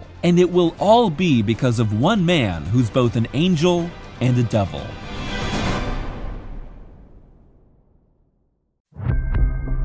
For Matt Murdock, Daredevil is the reason he was put on this earth. A dark figure of justice that can tip the scales when no one else can. But what is the meaning of that purpose when justice seems impossible to find? After 2 seasons and a crossover miniseries, the 3rd season of Netflix's Daredevil is a collision course between the crushed, often overwhelmed forces of good and the growing forces of evil, embodied in a climactic clash between Daredevil and the returning Kingpin. This is the battle between corruption and justice, mercy and condemnation. But these battles draw us to a central question. Why are we here on Earth? And what is the purpose of our lives? If Daredevil Season 1 was the story of Matt Murdock not knowing what God's purpose was for him and the righteous anger boiling inside him, then Season 3 is the natural extension of this question. Matt Murdock is no longer in search of purpose. No, far from it. He knows why he's here. His great challenge is in understanding what that purpose means within a larger, seemingly permanently unfair world. This is the reckoning of purpose and reality. After the highly compromised Daredevil Season 2 and the extremely disappointing Defenders, you didn't think I was actually going to make a video on that, right? Daredevil Season 3 isn't just a return to the focus and style of Season 1, it's an extrapolation of the themes that made that first season so special. The hand, the split focus, the superhero stylings, they're all stripped away here, just as everything is stripped away from Matt at the very beginning. And while DD Season 3 picks up straight from the end of the Defenders, With Matt caught in the blast of a collapsing building, really all you need to know is that he's been mentally, emotionally, and physically broken from the final battle against Elektra and the Hand. Now, seemingly physically unable to be the hero he needs to be, Matt searches for his purpose in life while Karen Page and Foggy Nelson believe him to be dead. All the while, Wilson Fisk works to get himself out of prison and gain more power than ever, manipulating the deadly and morally empty Agent Ben Poindexter and the good but desperate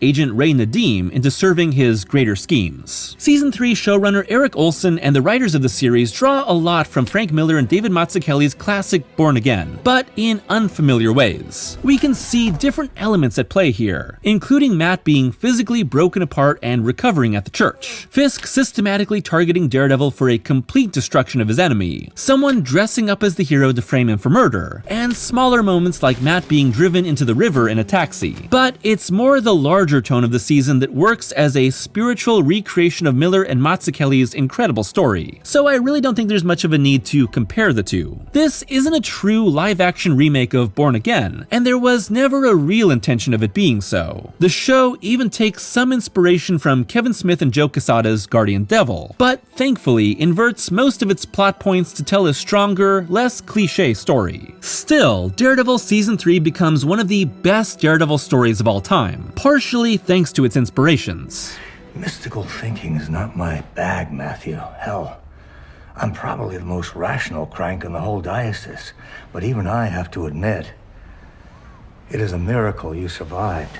Part of the beauty of the superhero genre is the constant element of individuals looking for a place in the world, finding their calling, and having their importance in the world affirmed over and over again. But so much of this series is colliding the hope of the superhero genre with the ugliness of the real world. So much of Daredevil Season 3 comes down to one enormous but simple question: why am I here? I'm not as capable as I was, but I don't get to choose who I am.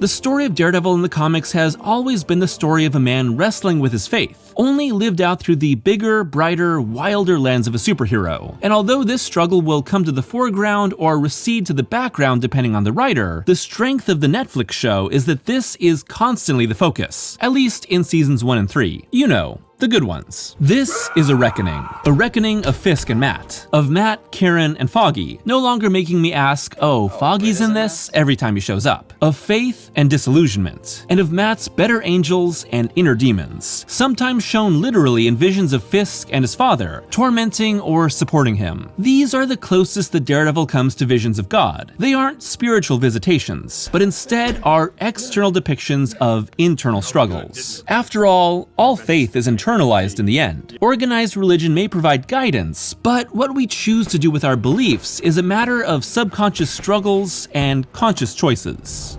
I'm Daredevil. Not even God can stop that now. At first, Matt's great struggle is the reconciliation of knowing that his purpose is to be Daredevil, but being so physically compromised that he can't even beat a small group of thugs. His devastation at being unable to fulfill his purpose is so great that Matt even eggs on the group to kill him, knowing full well that his suicide would be an unforgivable sin in the Catholic perspective. God forgive me. There's never any confirmation or disapproval of the idea of God or an afterlife in Daredevil. We're simply focused on the beliefs of its characters and how these shape their every action and relationship. And as Matt struggles to recover and understand his purpose with the help of Father Lantom and Sister Maggie, who he eventually learns is his mother who abandoned him as a baby, Matt comes to believe that his purpose is to stop Wilson Fisk. Ephesians 6:11-13 says, "Put on the full armor of God, so that you can take your stand against the devil's schemes. For our struggle is not against flesh and blood, but against the rulers, against the authorities, against the powers of this dark world, and against the spiritual forces of evil in the heavenly realms. Therefore, put on the full armor of God, so that when the day of evil comes, you may be able to stand your ground. And after you have done everything, to stand. Stripped of his purpose, his costume, his life, Matt travels in search of meaning. All the while, he wraps himself in vestiges of his beliefs. It's no mistake that his new mask is a repurposed nun's habit. Everywhere, Matt's Catholicism informs his actions, and everywhere we see the Bible both fuel his questions and provide answers to his doubts. This is the battle between Matt living out his purpose and the fears that hold him back. If you've grown up in religion, then you know that the faith of your childhood and the faith of your adulthood aren't the same thing. Some people lose their faith as they grow up. Some grow stronger in it. But in any case, they're not the same. For Matt, the devoted beliefs of his childhood, believing that his heightened senses helped him hear prayers to answer them, and his struggles as an adult feel incompatible. All I ever heard was people in pain. And all he ever gave any of us was silence. The Bible is filled with stories of men and women who question the reality of God and God's desires for their lives. But it's also meant to assuage the doubts of believers. Colossians 1:16 says, "For in him all things were created, things in heaven and on earth, visible and invisible, whether thrones or powers or rulers or authorities, all things have been created through him and for him." Jeremiah 29:11 says, "For I know the plans I have for you, declares the Lord, plans to prosper you and not harm you, plans to give you hope and a future." Proverbs 16:4 says, "The Lord works out everything to its proper end, even the wicked for a day of disaster." Romans 8:28 says, "And we know that in all things God works for the good of those who love him, who have been called according to his purpose." But the Bible never promises its readers a full understanding of God's plan. The book of Job, You know what I realized?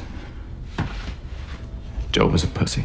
sees one of God's most loyal followers tested, losing everything he has in a wager between God and the devil. In the end, when Job remains loyal, God visits him. But when Job questions why this has happened, God doesn't answer in human terms. Instead, he asserts himself as above Job's understanding. According to the Bible, all we can do is submit ourselves to a greater understanding than ours. So what does the empowerment of pure evil, lived out through Wilson Fisk, mean within that greater plan? Fisk's deal with the FBI and move out of prison feels like the coming of something terrible. But what this story shows us is that what everyone fears has already been in motion for a long time. And Matt realizes this in episode 4's virtuoso single-take escape from the prison, as his trip to find out the truth behind an attack on Fisk quickly turns into a fight for survival. As the odds pile up against Matt and his chances at survival grow slim, we realize that the prison meant to cage Fisk has been completely taken over by him, showing his control even from a position that seems powerless. Matt's escape from the prison is an escape from hell, the inferno slowly engulfing what he thought was a place where the law had rule. One by one, the corruptibility of both institutions and people is exposed as Fisk gains control over every system that was designed to take away his power. It's insidious, and compared to Matt's staunch beliefs, it calls into question if the purpose he's been called to live out is actually worthwhile. If there is a God and they desire righteousness and justice to be lived out in the world, then why can someone like Fisk subvert the very idea of justice? What is a superhero in a world that can't be saved? It's this idea of living out God's purpose through violence that adds a depth of moral complexity that's often lacking in superhero media. The idea of the superhero is meant to inspire and provide a sense of clarity to a chaotic real world. But what is a hero that can't bring about justice? Eventually, Matt decides that murdering Fisk is the only way to prevent further evil. But what does this mean for the purpose he believes God has for him? Can justice, mercy, and forgiveness all coexist within a broken world? And how can violence serve a righteous purpose? And here comes the violence montage.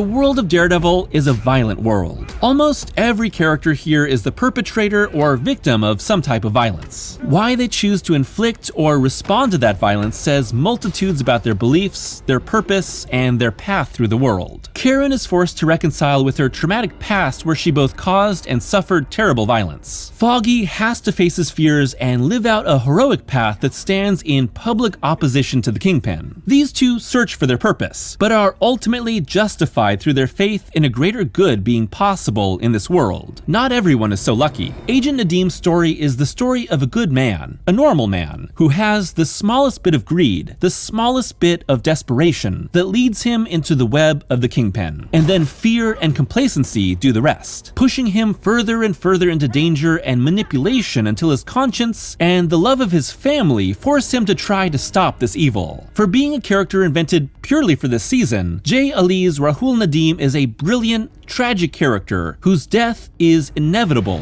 but also the only way to stop Fisk. 1 Peter 5:8-9 says, "Be alert and of sober mind. Your enemy the devil prowls around like a roaring lion looking for someone to devour. Resist him, standing firm in the faith, because you know that the family of believers throughout the world is undergoing the same kind of sufferings." But is there such a thing as the devil? A one true embodiment of evil? To place the cause of sin and destruction on one single figure can be an excuse for our own actions. And while Fisk acts as the devil of Daredevil, each person has to take responsibility for their own actions here. For all its darkness, Daredevil Season 3 has a fairly positive outlook on the possibility of humanity, but it's counterbalanced by the reality of evil. Most of the people we meet here aren't necessarily evil, they're just struggling with their own nature in the light of what life has handed them. Not even Poindexter, our nascent bullseye, is necessarily evil, just lacking in a moral compass that is taken advantage of. Really, it's only Fisk who embodies pure evil that corrupts so much around him. Here, Fisk has moved past his Season 1 arc of accepting the evil within him, and has fully become the total embodiment of crime. The devil corrupting the hearts of men all around him. Imprisoned in his home and rarely ever leaving it for the entirety of the season, Fisk is like Satan in Dante's Inferno, trapped in ice in the deepest circle of hell, but still able to imbue the living world with his evil at a distance. Compared to Fisk's Satan, Dex is the fallen angel. Maybe he was never a saint, but his corruption by the Kingpin turned someone that could have served a greater good into an agent of evil. Fisk stealing the Daredevil costume and having Dex wear it to kill isn't just a way of having the hero framed. It's a way to have Matt physically fight the purpose that he believed God had for him. Eventually, Dex goes from being the man who saved Nadim's life to being the one that takes it.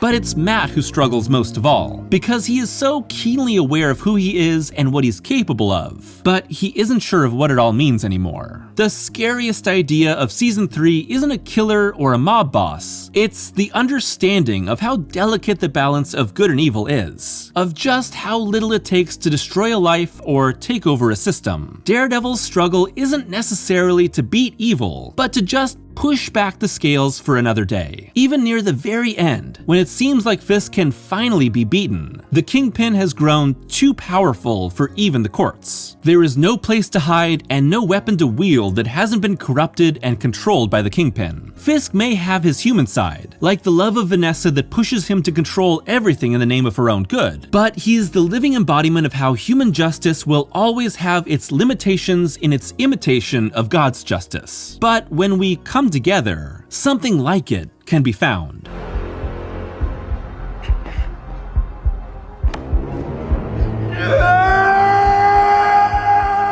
You see, this show is called Daredevil, and Matt's journey is the centerpiece, but he's just one part of the larger whole. Fisk's corruption and control spreads like a web throughout New York, infecting every system, so it can only be stopped by another coalition of the courts, the press, the police, and one incredible, wonderful, inspirational hero. Come on!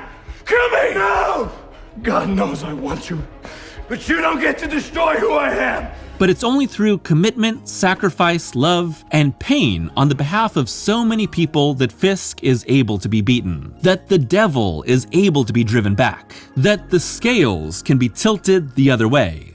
You will go back to prison, and you will live the rest of your miserable life in a cage, knowing you'll never have Vanessa. That this city rejected you. It beat you. I beat you. And maybe that's what our purpose is in life. To be a small part of a much bigger vision. Call it God's plan. Call it the greater good. Call it whatever you want. But no single person can tip the scales of an unjust world on their own, even if they know what they're called to do. God's plan is like a beautiful tapestry. And the tragedy of being human is that we only get to see it from the back. With all the ragged threads and the muddy colors. We only get a hint at the true beauty that would be revealed if we could see the whole pattern on the other side. As God does. We're all gonna lose people. Some of us might have already had to say goodbye to people that we love. How these lives and their ends fit into the tapestry may never be revealed to us. But to live with our losses will always take some type of faith. In a God, in humanity, in ourselves. Something that makes it worth it. For me personally, he spent many years trying to get me to face my own fears. To understand how they enslaved me, how they divided me from the people that I love. Counseled me to transcend my fears. To be brave enough to forgive. And see the possibilities of being a man without fear. After everything, after 3 seasons of pain, of triumph, of the search for meaning and the struggle to keep the faith, there is justice in the world. Matt, Karen, and Foggy can know that all the anger, all the struggle, all the suffering can be worth it. That the scales can be tipped back, and some sort of peace is possible, at least for now. Daredevil Season 3 is the long journey through hell, and finally, beautifully, up into the light. Whether or not you believe in an afterlife, heaven and hell can be found right here, right now, in the world around us. And salvation can be of the soul, of the world, or of our own purpose. I can't tell you what the greater purpose of every single person's life is, but I know that life has value. The scales cannot stay balanced by themselves. The world isn't fair. No matter what you believe, it just isn't. Not naturally, at least. Maybe our purpose in life is to extend ourselves just a little bit more for the people around us, to reach out, to remember what's right and not hold ourselves back from embracing it. And, like Daredevil, to truly be someone without fear.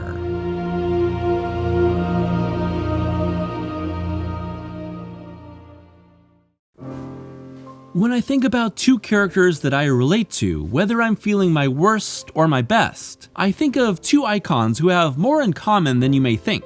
Daredevil and Charlie Brown. I know what you're thinking. How are a superpowered blind lawyer who dresses up in a devil costume to fight crime, and a little boy who just can't seem to catch a break anything alike? Well, the similarities become the most clear in their Christmas stories. Ah yes, Christmas. A time for love, togetherness, family, peace on earth, and goodwill toward men. And also the most difficult time of the year for many of us. Christmas can be an emotional roller coaster. Wherever we are and whoever we're with, long cold nights and constant reminders that we should be happy can magnify our struggles. It's times like these where I look for comfort and encouragement, not just in the people around me, but in the stories I remember. And few characters provide me with as much comfort as Daredevil and Charlie Brown. A Charlie Brown Christmas, the Peanuts animated special that brought cartoonist Charles Schulz's characters to life for the first time in 1965, is a holiday classic. But Daredevil has been the star of quite a few Christmas stories over the decades too. From a near-death trudge through snowy New York to a holiday trip for blind children gone wrong, Matt Murdock's grief and fortitude are highlighted by his contrast to the cheerful world around him. And it's at times like these where I find Charlie Brown's search for meaning and Daredevil's quest for redemption to be the most similar. At the time of this video's publication, we're right in the middle of my annual Darecember series, which gives me the chance to analyze the many different iconic stories that have brought Matt Murdock to life over the years. But December is the perfect month to talk about Daredevil because, when you think about the man without fear, it's easy to picture him against the backdrop of a cold, damp, lonely New York. Sure, DD wasn't created by Stan Lee and Bill Everett to be a hero caught in the grips of his own inner demons, but he's been reformed into that archetype by authors like Frank Miller, Ann Nocenti, and Brian Michael Bendis. There's plenty of stories that put Matt Murdock in the midst of a New York heat wave, but Daredevil in the rain or snow seems so much more appropriate for a character who's often battling his own depression and anger to become the hero he needs to be. The days get cold, the nights get long, and Daredevil's highest highs and lowest lows seem so much easier to imagine. Theologian Henry Nouwen said, "Who can listen to a story of loneliness and despair without taking the risk of experiencing similar pains in his own heart, and even losing his precious peace of mind?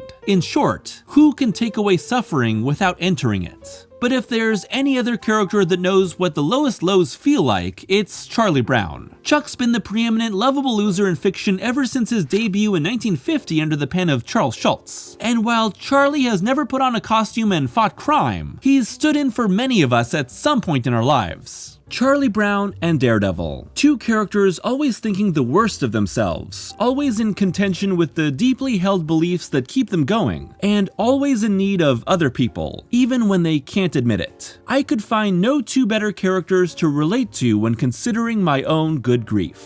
I think there must be something wrong with me, Linus. Christmas is coming, but I'm not happy. I don't feel the way I'm supposed to feel.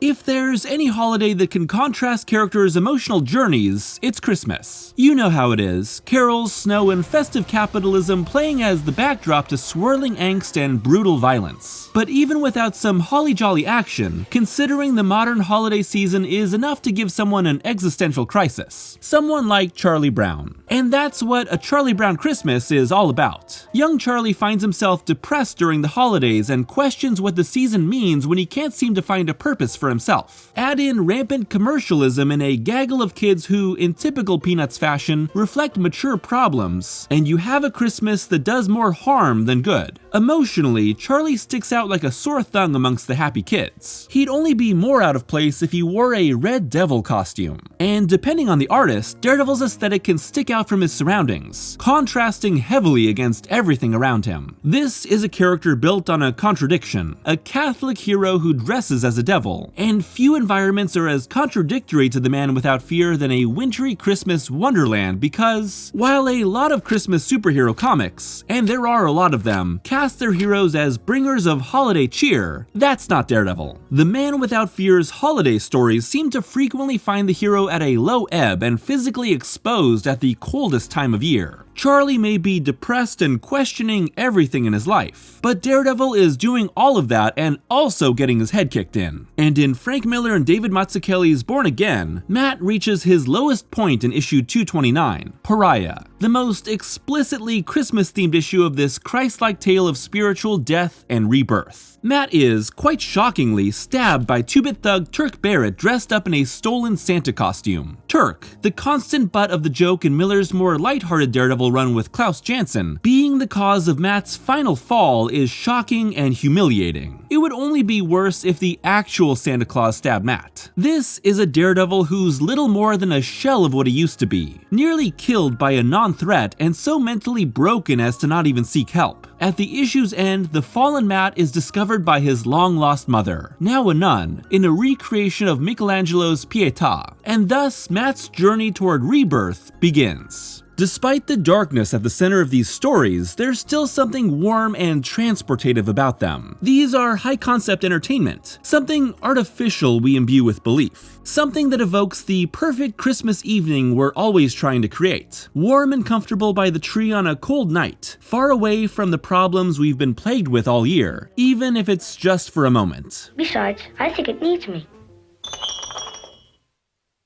These stories, after all, are meant to take us away from our own lives. Watching A Charlie Brown Christmas was a holiday tradition for me when I was growing up, always tuning in to see our hero question the world around him and eventually find happiness when all seemed lost. There was something I found relatable and true, even in a cartoon made decades before I was born. As I grew up, Charlie's depression became more and more understandable. His lows were my lows, and the comfort he received from his friends finally rallying around him became my my comfort. Because whether it's trying to finally win a ball game, get the little red-haired girl to notice him, or stop believing the worst things about himself, Charlie's struggles are our struggles. To quote Schultz, Charlie Brown must be the one who suffers because he is a caricature of the average person. Most of us are much more acquainted with losing than winning. The myth of the superhero is of a perfect man who has no bottom to their emotional strength. But that's why it's a myth, and why the ending of A Charlie Brown Christmas is so perfect. Because after everything he's learned, Charlie still can't quite make Christmas perfect, even for that little tree that needs him. I've killed it.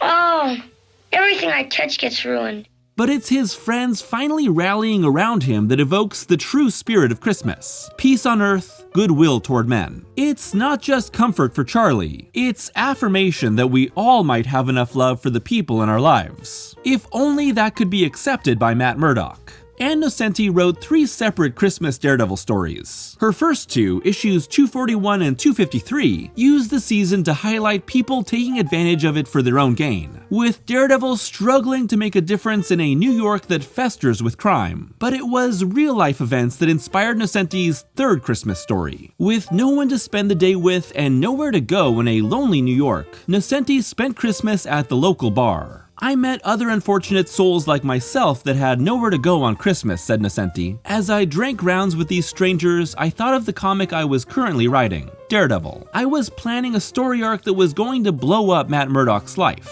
I thought, damn, he could end up here at the end of that arc. So, in the spirit of the camaraderie of that day, I wrote a little tale for a Daredevil story that came out a year later called A Beer with the Devil. It's a story that sees Matt, his personal life destroyed, his apartment burned down, and his friends alienated by his self-destructive impulses, hole up in a bar while in costume. All the characters from Nocenti's real-life experience show up until things take a dark turn with the arrival of a woman who turns out to be Mephisto, basically Marvel's version of the devil, in disguise, here to torment Matt and tempt him into embracing his worst side. Yes, Matt does indeed make out with the devil. That's canon. Nocenti's story has no real mind to fully redeem and reinvigorate Daredevil, simply to put him through new forms of torment. But every author has a different approach, bending and stretching the character in different directions as either an inspiration or warning to readers. That the character could go in either direction is what makes so many Daredevil runs compelling. Will Matt Murdock stumble? Will Daredevil be the hero we know he can be? It seems as if Matt Murdock will always be destined to fall into darkness, even if it's brief, but we always root for him. Like Charlie Brown in the football, we just can't help but think that this time, finally, he'll get what he's always wanted.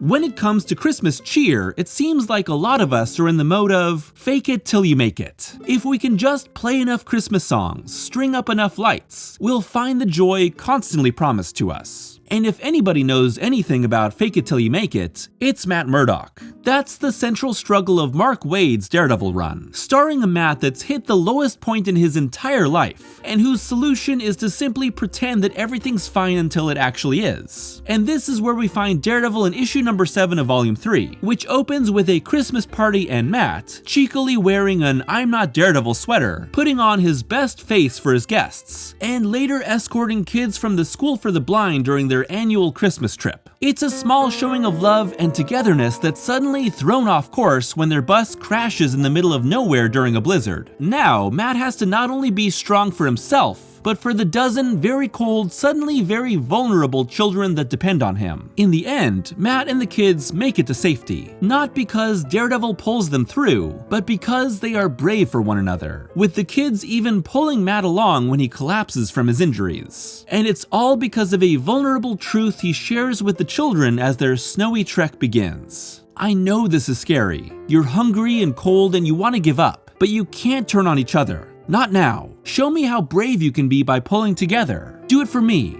Better yet, do it for each other. That's the trick. Because when you reach out, when you extend yourself for other people, that's when you're without fear. Unlike so many other Daredevil stories, this small snowbound tale and all of Waid's run believe that good things are possible, even for people who believe the worst about themselves. It's an affirmation of the goodness in ourselves that is lived out when we love and support one another. So many Daredevil and Peanuts stories leave their central characters right back in the predicaments they started in, but not all of them. And when these stories let our heroes win, the victories feel that much more earned. I find Charlie Brown and Matt Murdock to be inspiring in the same ways because both have believed the worst about themselves, only to become stronger by confronting their issues. While we can all find sympathy for people in the world that are hit harder than we've personally been hit, it's something else when you've experienced the darkness that others are now going through. Through compassion, it is possible to recognize that the craving for love that people feel resides also in our own hearts, said Nowen. That the cruelty the world knows all too well is also rooted in our own impulses. Through compassion, we also sense our hope for forgiveness in our friends' eyes, and our hatred in their bitter mouths. When they kill, we know that we could have done it. When they give life, we know that we can do the same. For a compassionate person, nothing human is alien. No joy and no sorrow. No way of living and no way of dying.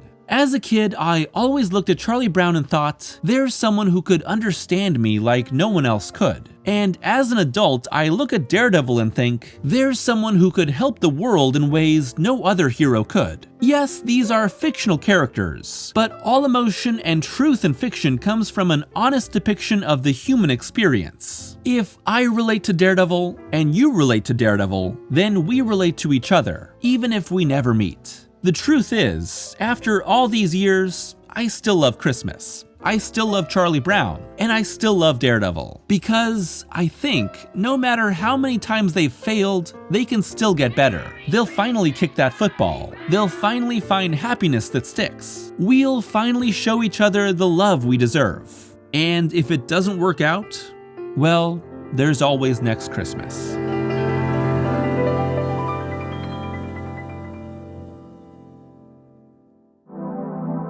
Long is the way, and hard, that out of hell leads up to light. In the hands of writer Chip Zdarsky, the journey of Matt Murdock is a purifying inferno that has been a long time coming for Daredevil.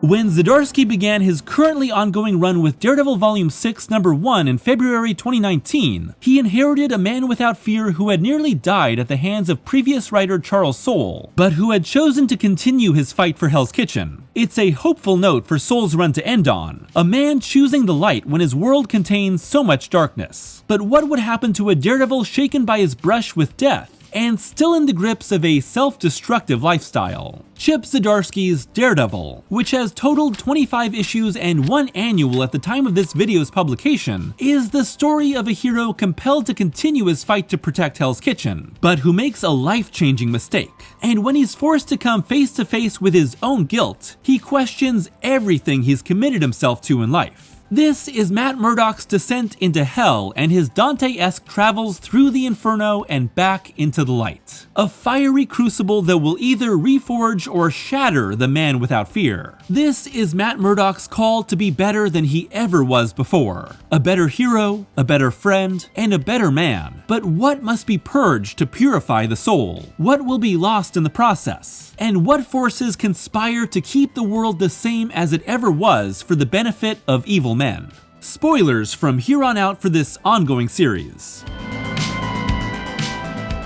The very first issue of Zdarsky's run sees Matt Murdock, still recovering from being hit by a truck at the end of Soule's run, suit back up as Daredevil. But it's clear that our hero isn't back to top form. He's sloppy, distracted, and weaker. And when he stops a convenience store robbery, he's nearly killed by a few common thieves. That is, until he recklessly lashes out, causing one of the robbers, Joe Carraro, to hit his head on a wall and die from the injury. It's a line that Daredevil has never crossed, pointedly making sure to define himself as a man who may use violence to bring about justice, but who never takes a life. And now, thanks to his irresponsible actions, he's killed a man. Suddenly, Daredevil is hunted by the police and must decide his future as a hero. With this story of guilt and the gray area that Daredevil operates in, Zdarsky is pointedly criticizing the most troubling aspects of superhero stories. These are tales of men and women who inflict violence on strangers in the name of a higher calling. When it's done in a more simplified, fantastical manner, it's easy to see these stories as metaphors. But when it's applied through a more realistic lens, the most disturbing aspects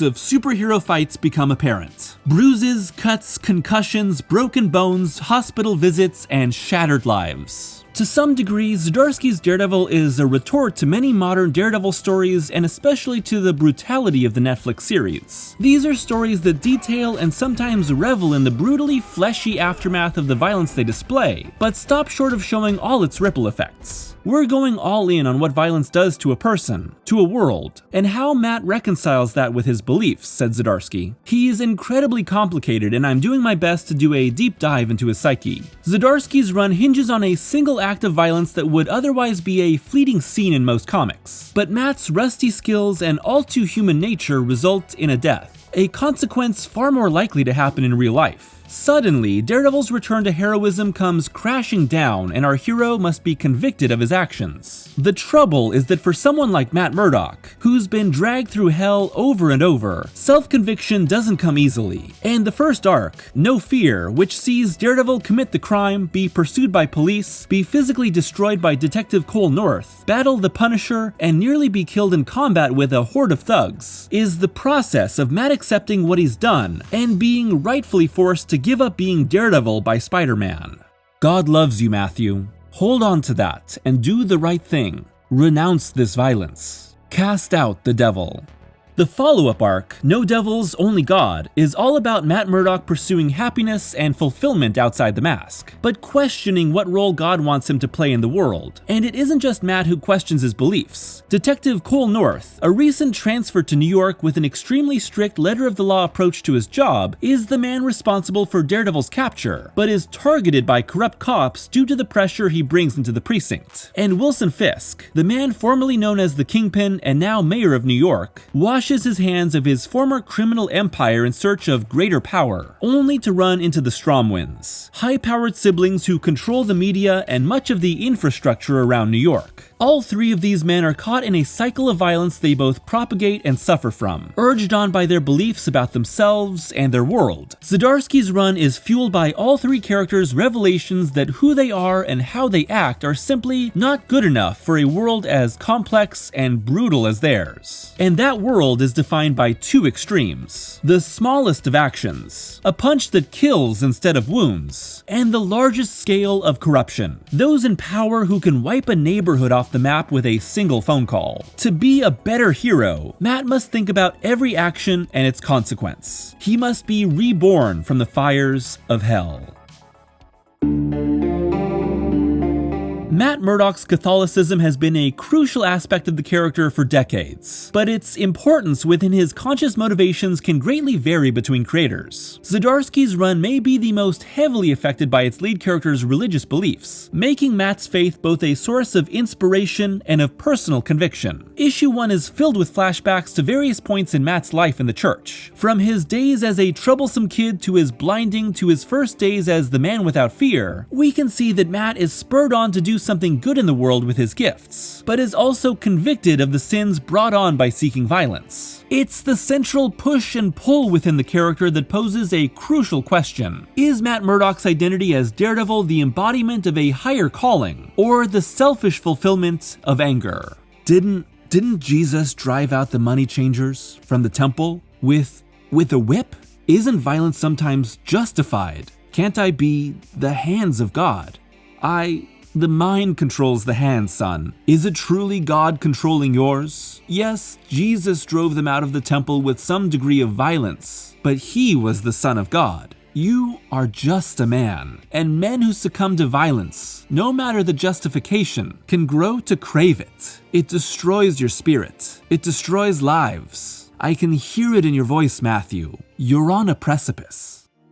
Giving up the Daredevil identity helps Matt understand that he's guilty of his sins, but we see that our hero can never truly give up his calling. Wearing a bandana over his eyes and a tactical suit means that Matt isn't technically Daredevil anymore, but he's never stopped his pursuit of justice. And his hypersenses mean that he is constantly, fully aware of the injustices being suffered around him. Artists Marco Cacchetto and Jorge Fornes depict these senses as a blaring siren, making Matt constantly, acutely aware of everything around him. That can include the hormonal attractions of a woman, which plays into Matt's lust and continual sexual pitfalls, but it also includes the rising tide of crime happening all around him. When we dip into Matt's perceptions, we see constant calls for help and a radar sense blazing into the mind. Matt is acutely aware of every imperceptible cue happening all around him and can't cut it off. And even when he's punished himself for the death he caused, he still sins, having an affair with Mindy Libris being one of the most egregious. The 8-part Through Hell arc and this story as a whole so far is a sort of reflection of Dante Alighieri's Inferno, part of the Italian writer's 14th century epic poem The Divine Comedy. Matt travels through his own personal hell and encounters all manner of wickedness. People like the Stromwinds are the embodiment of absolute institutional corruption, abusing the systems in place for their own financial gain. Meanwhile, someone like mob boss Izzy Libris is an example of placing your own family's needs above any legal definition of right and wrong. Both of these encounters illustrate that Daredevil must look beyond his simple, preconceived notions of good and evil, and instead look to change the corrupt systems forcing everyday people into lives of crime. But it's an act of forgiveness that sets Matt on the path to redemption, as Maria Carraro, the mother of the young man Matt killed, learns who he is.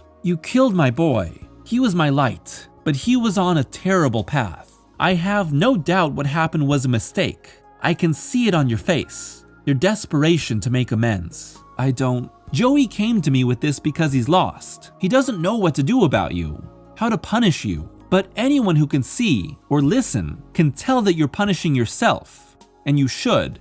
It's only fair. My heart is broken. You made a mistake, and he's gone. But I know you help people, and you'll carry this, and I forgive you.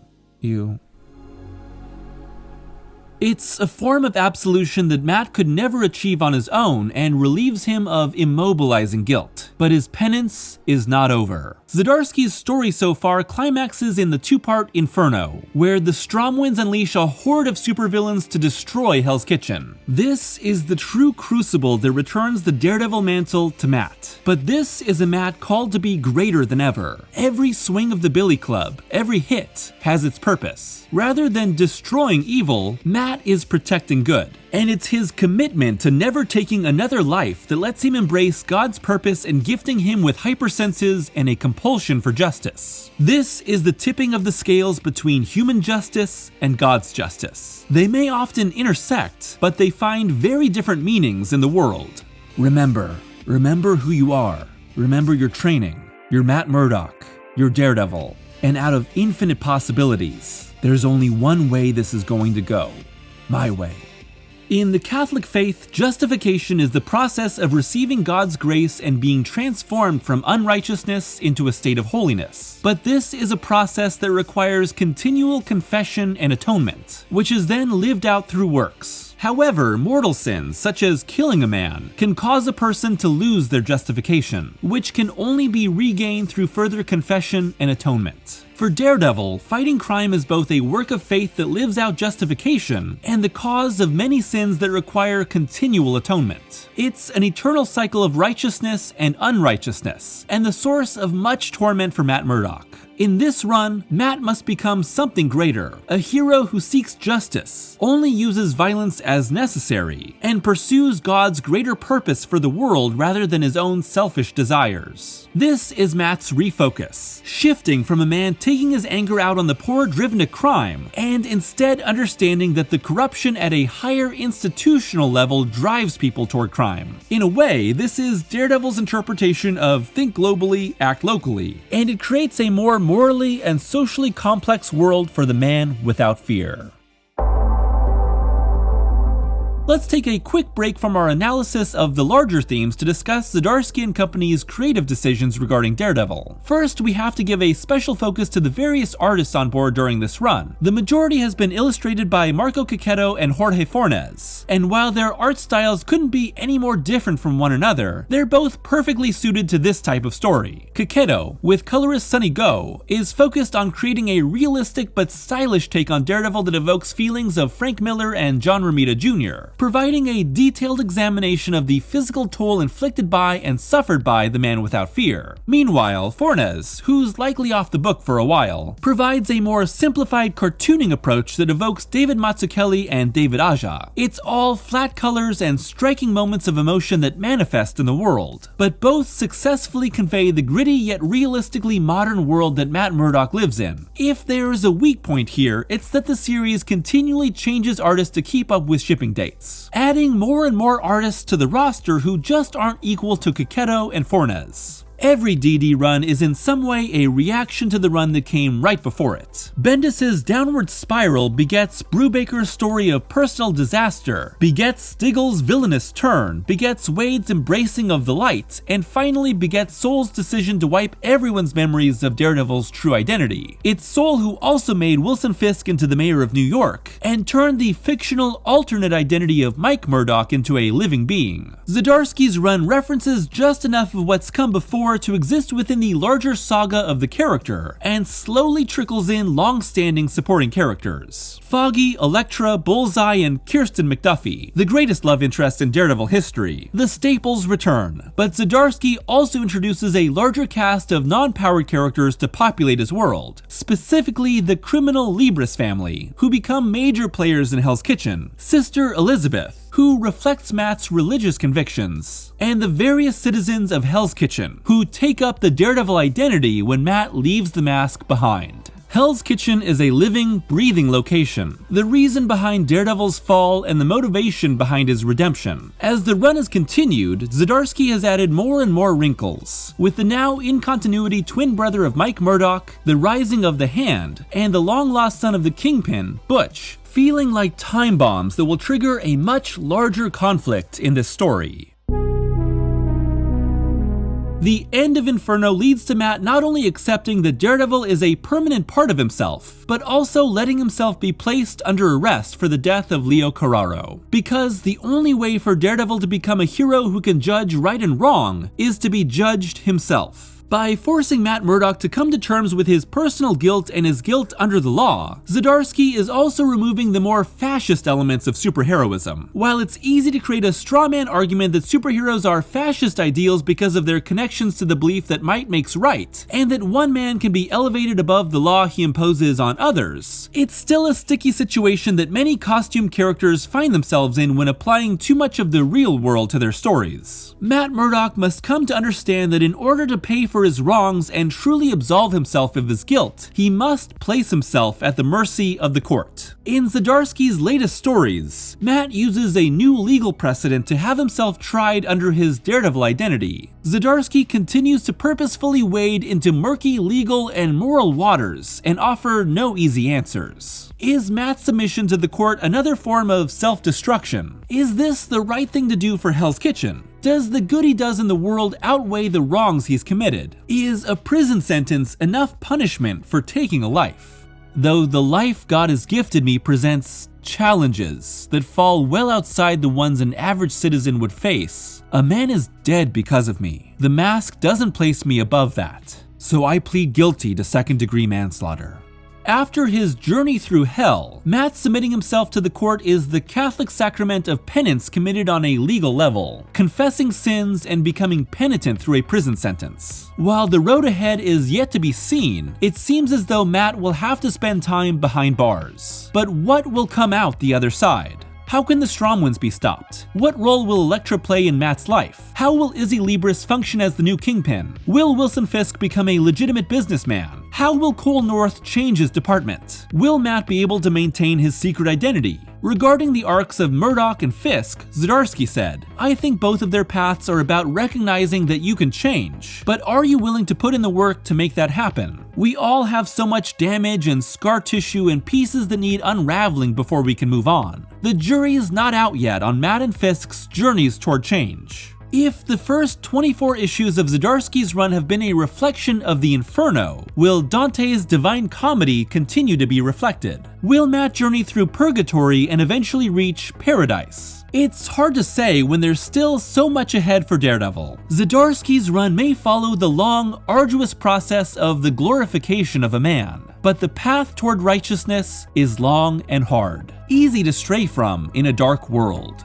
Only time will tell if Matt Murdock can remain in the newfound light.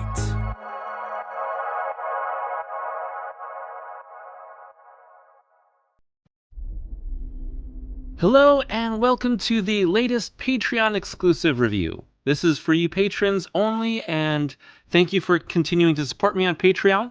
And as always, we have an exclusive audio review for you all. And as you can tell by the title, we're going to talk about Devil's Reign today, the recently concluded Marvel event, the climax, sort of, to this first arc, this first act of Chip Zdarsky's Daredevil run.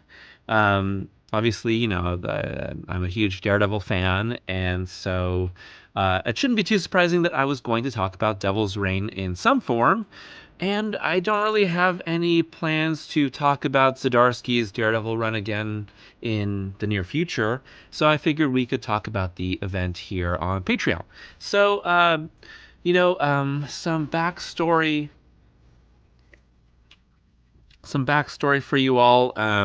Maybe you've read Devil's Reign, maybe you're not finished with it. In either case, this is going to be spoilers. Oh, can you hear that lovely sound of my neighbor dogs barking? Some neighbors moved in and they've got some dogs, and there's some dogs across from them, and they like to bark at each other off and on all through the day, except Crypto is right here and he doesn't bark at all at this. He gets a little agitated, but I've trained him to not freak out about these dogs, which you may hear in the background, but you might hear them off and on throughout this recording. It's fun to work around for recording those videos, but so Devil's Reign, we're going to go into spoilers here. 6-issue Marvel Comics event. When was the first issue? I think it was December, right? It was December, and it just finished. I think it was last week or the week before. And so Chip Zdarsky took over Daredevil with a new volume, and the primary artist was Marco Checchetto. And Checchetto was on the Daredevil run off and on, and hadn't been on in a while because he was illustrating this event. So he does the whole thing. And he's a great artist. I think he's really good here. I don't think it's necessarily anything all that unique. I think he does a good job with the art, with the sort of the big, splashy, action-heavy event art here. He does well. I don't know if it's the most challenging work for him, besides lots of different characters and big crowds, big scenes, but I would say it's solid artwork, and it of course helps to tie it into Zdarsky's larger Daredevil story here. So as some background, I think it was 25 issues of this Daredevil run that concluded, and we'll be picking up in a new volume of Daredevil after I think they're going to do Devil's Reign Omega next month. I didn't want to wait to do this video until then, since the main event is over. But it'll be picking up from there with a new volume of Daredevil. But this is sort of the stopgap. And before this, brief synopsis of that Daredevil run. Maybe you saw my video on Zdarsky's Daredevil. I did the first 20 issues.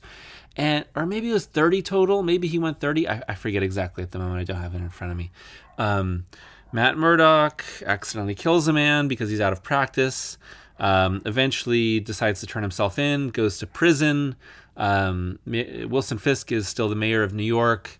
So Daredevil goes to prison, but he maintains the secret identity of Daredevil. And Elektra takes over as Daredevil in Hell's Kitchen while Matt is in prison. And a couple of other things is during the previous run, the Charles Soule Daredevil, Matt used the Purple Children, who are the children of the Purple Man, who have the same powers, to erase his identity from the public consciousness. So no one knows that Matt Murdock is actually Daredevil, which they had known for a while. And then what's the other big thing to tie into this? Oh God. Matt's Mike Murdock. Everyone loves Mike Murdock. Oh my God, this is the worst fucking thing in the entire Zdarsky run. A long time ago, Matt pretended to have a twin brother named Mike, and he would pretend to be him sometimes because his secret identity was getting compromised. So he used this false twin brother, Mike Murdock, and eventually quote unquote killed off Mike. Mike hadn't been around for a really long time in the comics. The Soul run ends up having Mike come to life as a partially alive being. He wasn't fully real. Like, everyone knew that Mike wasn't real, but there he was given form and sort of in this like half real state. And then in this Daredevil annual One More Day or One More D-Day, Mike got a Norn stone and, using the magic, willed himself into being a real boy, and that was always Matt's twin brother. So now he's always had a twin brother, Mike, for real, but Mike is not a good guy, and he's friends with, oh my God, that's a backstory, fuck. He's friends with Butch, and Butch is a newer character. He turns out to be Wilson Fisk's secret son that Wilson only recently learned about. And when Matt goes to jail, he has Mike pose as Matt to keep his secret identity intact. But Mike is working with Butch to try and become the new Kingpin and take over Hell's Kitchen and New York, as Fisk has left his sort of criminal empire to become a legitimate mayor. And that's Mike Murdock. Just drinking a LaCroix here, or a LaCroix. So it's pamplemousse flavor, by the way. So that's sort of these elements here. And at the end of the original Daredevil run by Zdarsky, Fisk marries Typhoid Mary and then realizes that Daredevil has done something to mess with his mind that prevents him from knowing his identity. He finds these files and he's like, I found out Daredevil's identity and now I don't know what it is. Obviously, Daredevil is screwed with my mind.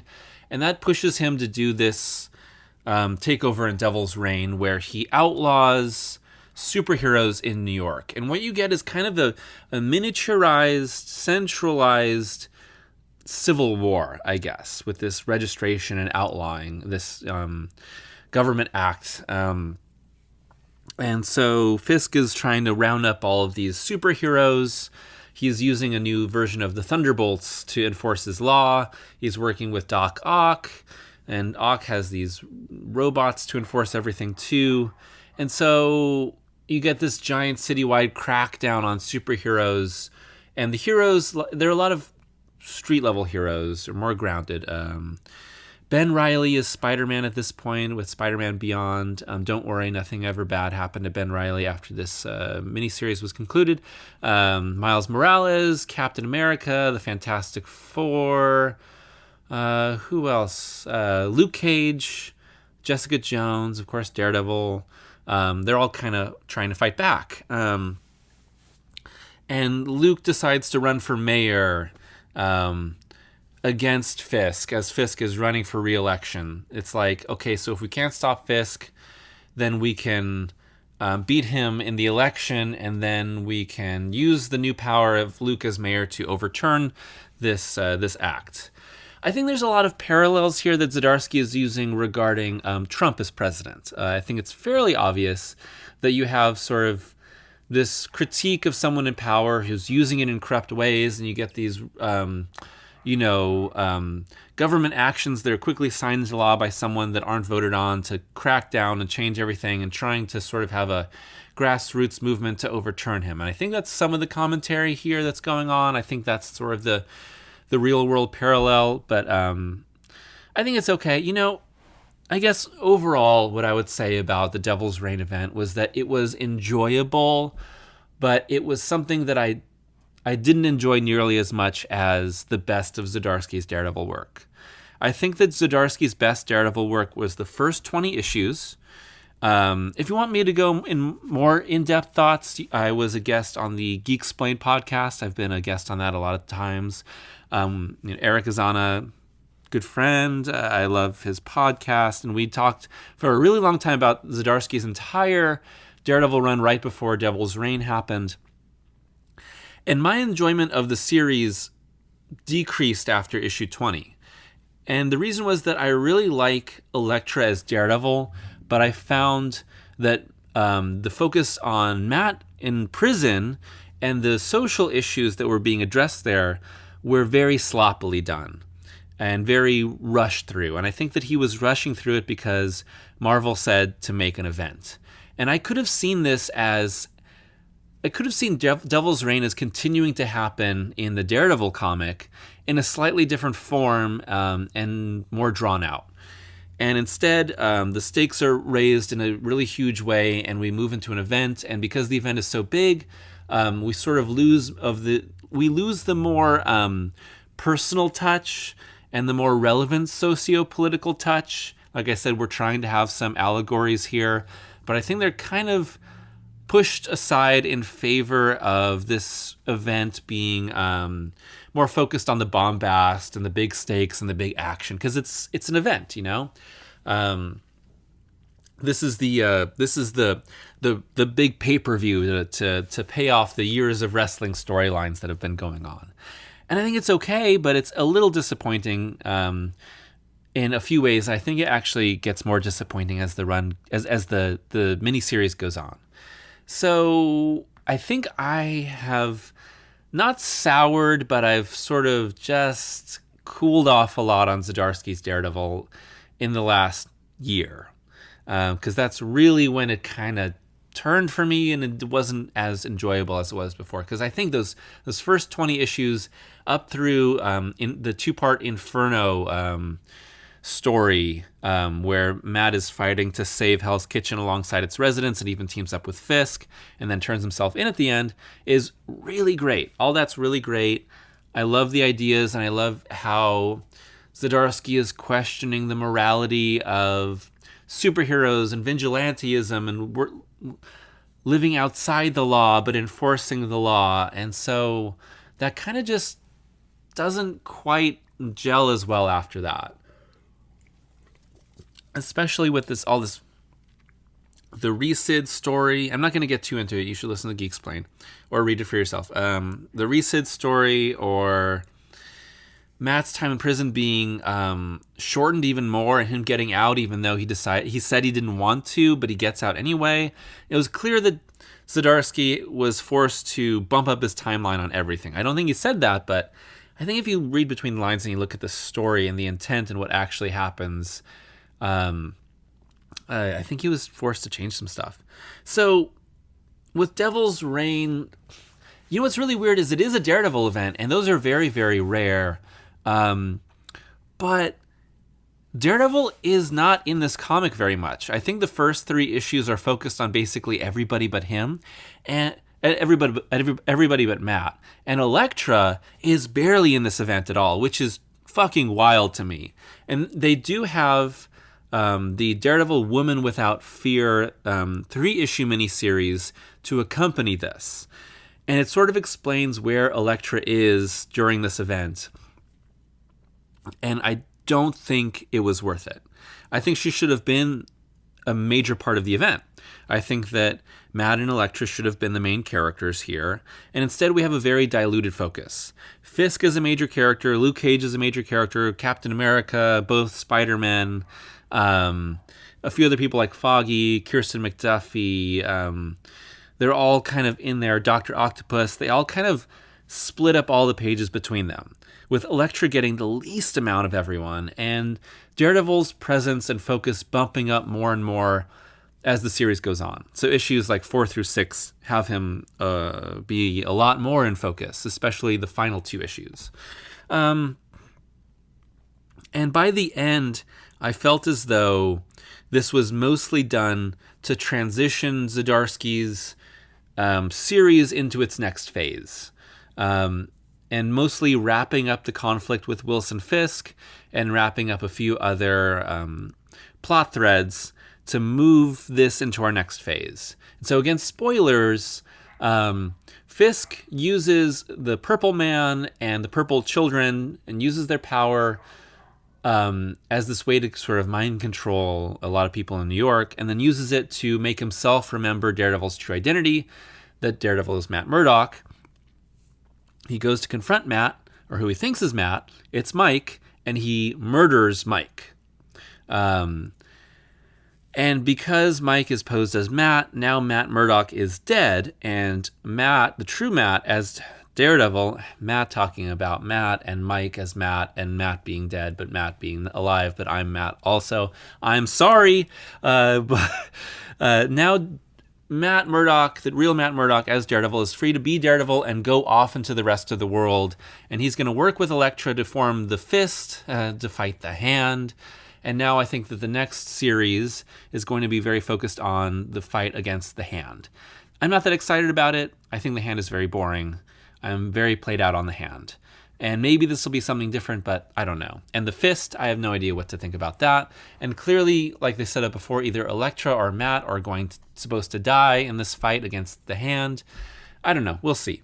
But they both are still Daredevil by the end. They're off to go fight. So we'll see what happens there. But again, so Mike is killed. So now no more Mike Murdock. So now we understand that the whole thing about bringing Mike Murdock to true life was really just to make this switch and free Matt Murdock from all this to send him off into a new phase. Mike was a tool to be used, and fine, because I thought that character sucked and was always completely shallow and was always just a tool for something, and I think it was totally worthless. I hated that. I think that it was a terrible choice. And again, it's a crowbar to move the story into the next phase. And Fisk is defeated by Daredevil, who chooses not to kill him and says, okay, I could kill you, but I am not. I'm going to be a symbol of hope. I'm going to cling to my beliefs. You know, there's this line about Matt thinking that he's doomed to go to hell anyway because he's killed someone, but that so why not kill Wilson Fisk also, but he decides not to. Fisk is then arrested and then immediately freed by the Stromwinds, and then beats up the Stromwinds, and then goes off on the run with Typhoid Mary. And I thought that was a total cop-out. I thought that was terrible. I think that was the worst possible ending you could have for this story. You could kill Fisk. You could actually have him arrested. You could, again, the Stromwinds are like, okay, we're going to use you we're going to control you and have you run for president instead. You could have Fisk running for president, and instead you get nothing, and you just move Fisk off the board without doing really anything with him. Total cop-out. And now you have Butch trying to become the Kingpin. After, I guess, killing Izzy Libris kind of off-screen. That was a really weird moment in the Daredevil comic before this. Again, I just think the run was falling apart, and I don't think that this inspired a lot of confidence in me. Even though I thought that it was a solid event and a fun event and well done for what it was, I think that just its general ideas and its conclusion was very weak, and I felt that weakens the event as a whole. So you got that, Mike, Fisk, Matt's secret, he's off to, because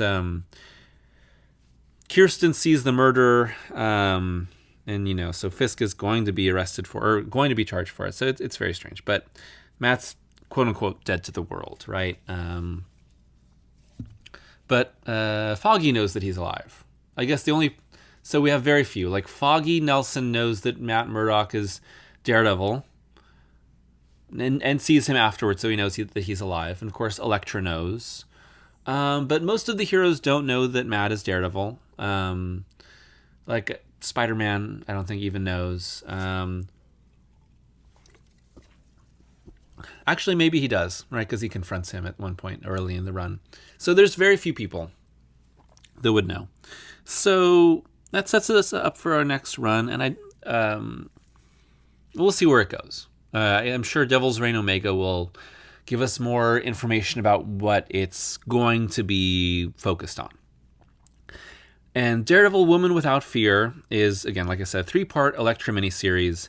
And Elektra, she shows up early in Devil's Reign, confronts Fisk, and considers killing him. And then he says, I've got this file on you, and I've sent it to someone to hunt you and go to where you first, met Matt. So she goes off to the university where they met, and she encounters an old fellow student there, and then is targeted by a new member, a member of the Hand we haven't seen before, named Akka, who trained her.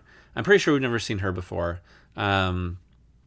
She's a member of the Hand, fights Elektra for a bit, and then shows that she's convinced Kraven the Hunter to fight and kill Elektra. So most of this miniseries is Elektra versus Kraven. And that's what takes Elektra off of the board for most of Devil's Reign.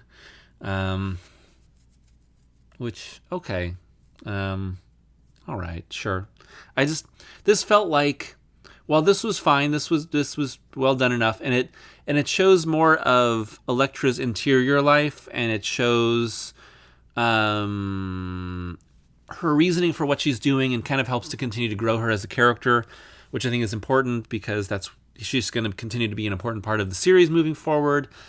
It also felt like it was an excuse for why Elektra wasn't in the main series, because it wasn't necessary to move her out.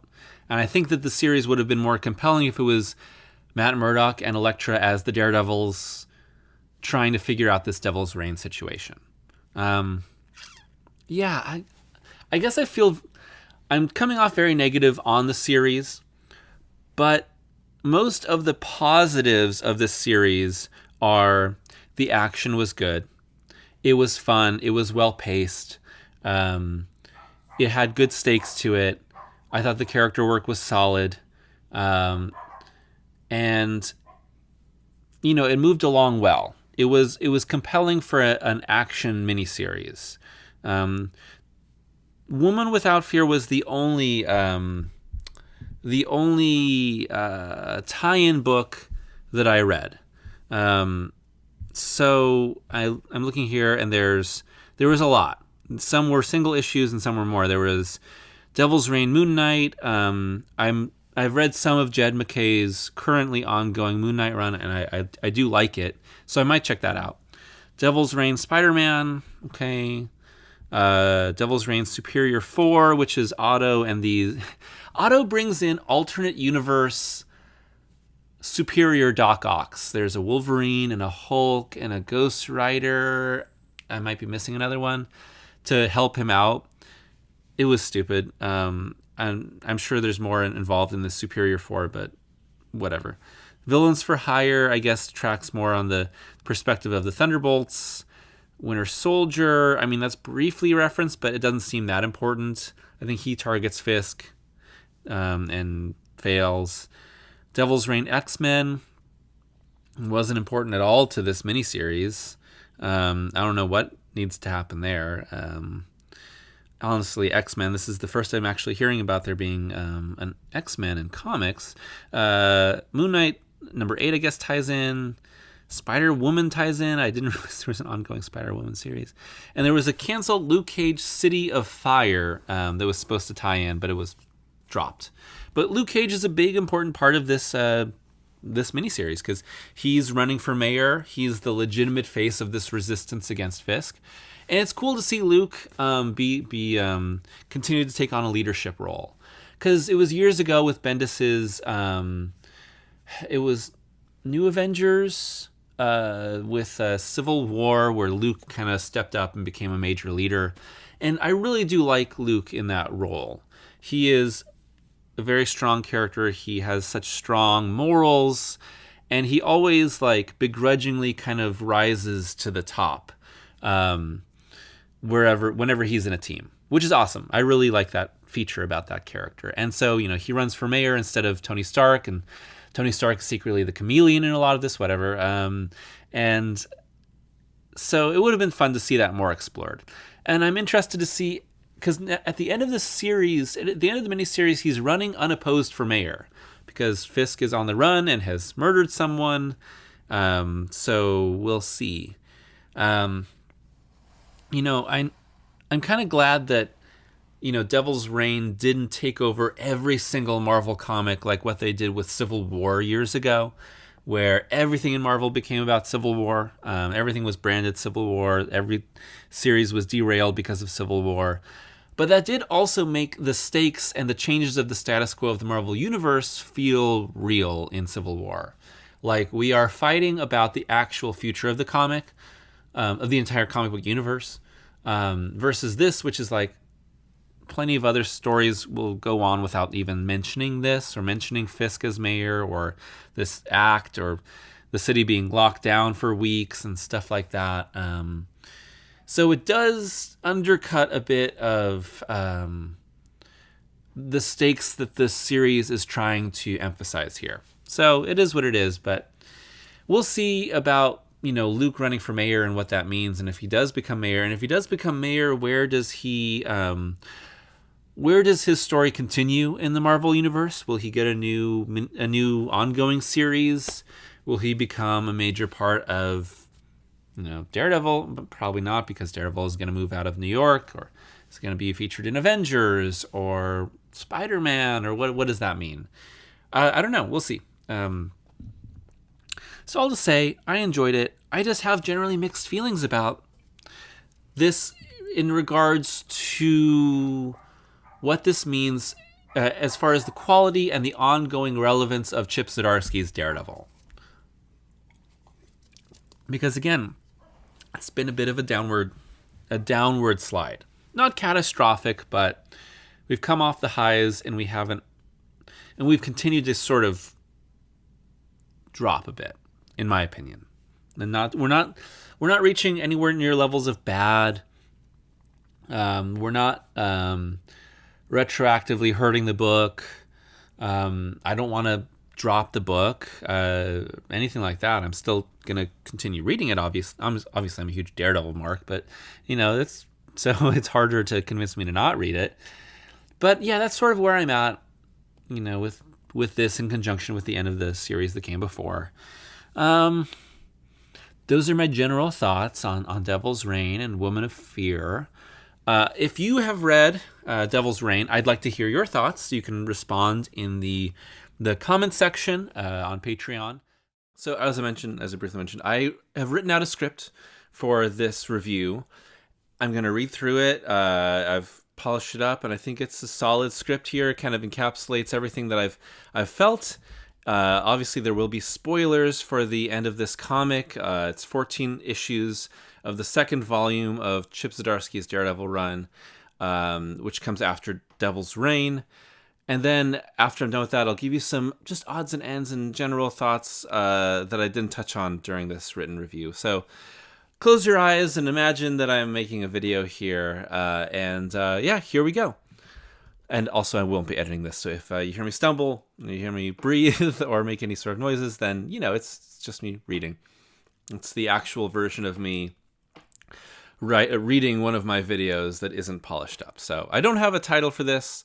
You could say it's Daredevil by Chip Zdarsky Part 2, the disappointing fall of an icon, I suppose. Okay, so here we go.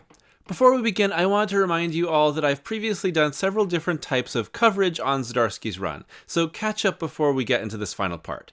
Of course, there was my video from the dearly departed December on Zdarsky's first volume, where I covered the first 20 issues, which went up through Inferno. And in that video, I'm very, very positive about his take on the character, as Matt falls apart from the accidental killing of a petty thief, while just getting back into his superhero life, which leads to him abandoning the Daredevil persona and slowly working his way back as the Stromwinds target Hell's Kitchen and the Kingpin goes through his own crisis as mayor.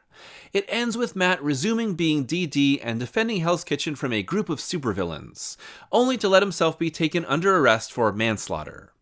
I covered those 20 issues and the rest of the volume, with Elektra taking on the DD identity and Matt behind bars, in a loose conversational format on the Geek-Explained podcast with my friend Eric. So listen to that as I talk about how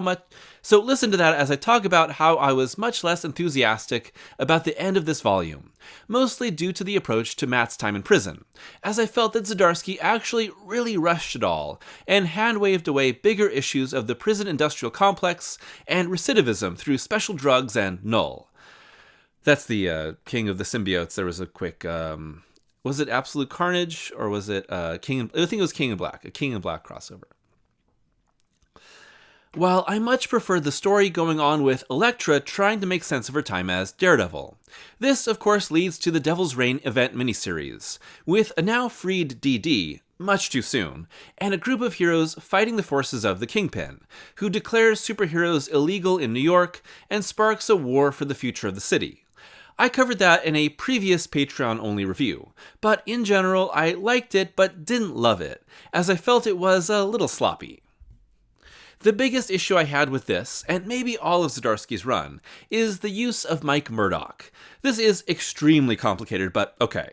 Mike was Matt's fake twin brother from the early days of Stan Lee on the title. It's an extremely Stan Lee thing, as Matt posed as Mike to make up excuses for his superhero identity, with Matt eventually abandoning that persona as it was too ridiculous even for 60s superhero comics. In Charles Soule's run, magic eventually turns Mike into a semi-real person, which was completely unnecessary. And then in Zdarsky's Daredevil Annual One More D-Day, Mike fully turns himself real with the Nornstones, which makes him into Matt's real twin brother who was always been there, retconning history. God damn, this is some convoluted bullshit. But in Devil's Reign, Kingpin kills Mike due to thinking he's Matt, and Matt uses this opportunity to fake his death, and say it was Matt who was killed and that he, Matt, was Mike, and leaves New York. Fucking hell, this is so dumb. Anyway, Mike is just a big MacGuffin to get Matt to reset his life for this second half of the run, and Kingpin gets away scot-free, never to be seen again for the rest of Zdarsky's time on the title. Anyway, here we are. Spoilers. Chip Zdarsky's second volume of Daredevil runs 14 issues, all entirely under the story arc title of The Red Fist Saga. And here, we begin with Matt Murdock leaving his old life behind to begin leading the Fist, a long-forgotten group destined to fight against the Hand. But will Matt and his new wife Elektra truly be able to stop pure evil in the world? Or will they be destined to fall? While Zdarsky's first volume does set up this conflict in the background of an ongoing story largely focused on penance, forgiveness, punishment, and the criminal justice system, the story of Matt and the Fist is a massive shift away from so much of what defined those early, earth-shattering issues. And unfortunately, I think that this major change is for the worse. To me, the Hand have rarely ever been the most compelling part of any DD run that they've been featured in. Really, these evil undead ninjas peaked when Frank Miller introduced them during his defining run in the 80s. And even then, the Hand were a vague, often cliched villain group that was more an obstacle for our characters than anything well-rounded or compelling. You can't make faceless zombie ninjas much more than faceless zombie ninjas. They're great for cool action scenes and not much more than that. And while they've returned again and again over the years as many different creators take a crack at them, they've never evolved past that very shallow dynamic. I mean, just look at, was it the terrible end of the Marvel Max run with Shadowland? Like, oh my god, that's because that's all Hand. Anyway, That wasn't in the script. Here, the Hand are cast as Matt's ultimate enemy in his long search for God's purpose in his life. And what that means is that we're no longer contending with gray morality in a broken society, but the simple fight against pure evil. Matt himself tells us this over and over. The moral complexity of this volume is in Matt's attempts to reform supervillains within the confines of his new sect. And with the addition of villains like Stiltman, Stegron, and Bullet, alongside normal but good men like Cole North and Foggy Nelson, we have a pressure cooker of an island ninja base that threatens to implode before they even see any combat. Matt's biggest internal conflict is in trying to understand God's will for his life, as he takes on a new and dangerous path. That's nothing new for our Catholic hero, but it's especially in line with everything that Zdarsky has done before. And Matt's questioning is heightened with the introduction of Robert Goldman, one hell of a retcon. We immediately come to learn that Goldman has a superpower, but a subtle one. The man known as Goldie hears a voice that tells him when to take small actions that create major changes in the world around him. And Goldie has secretly used that power to change Matt's life ever since he met him in college. The reveal that Goldie subtly influenced and caused everything, from his identity being outed to Ikari targeting him, is the sort of change that alters how we perceive everything that came before, without necessarily fundamentally changing the meaning of what happened. And with Goldie and Matt both wondering if the voice he hears is from God, it gives DD more reason to question what God wants for his life. The big stumbling block for our hero here is that Matt has become so convinced that God has put him on this path that anytime something fails, it causes him to question the existence of God. And Matt fails many, many times in these 14 issues. At first, he can't save Kirsten McDuffie, but thankfully she wasn't in a train that was bombed due to the influence of Goldie. Thank your lucky stars, Chip, or I would be coming for you if you killed off DD's best love interest. Then the attempts at criminal reform in the Fist seem to go nowhere. Then a giant battle with the Punisher-led Hand results in stalemate, retreat, and casualties.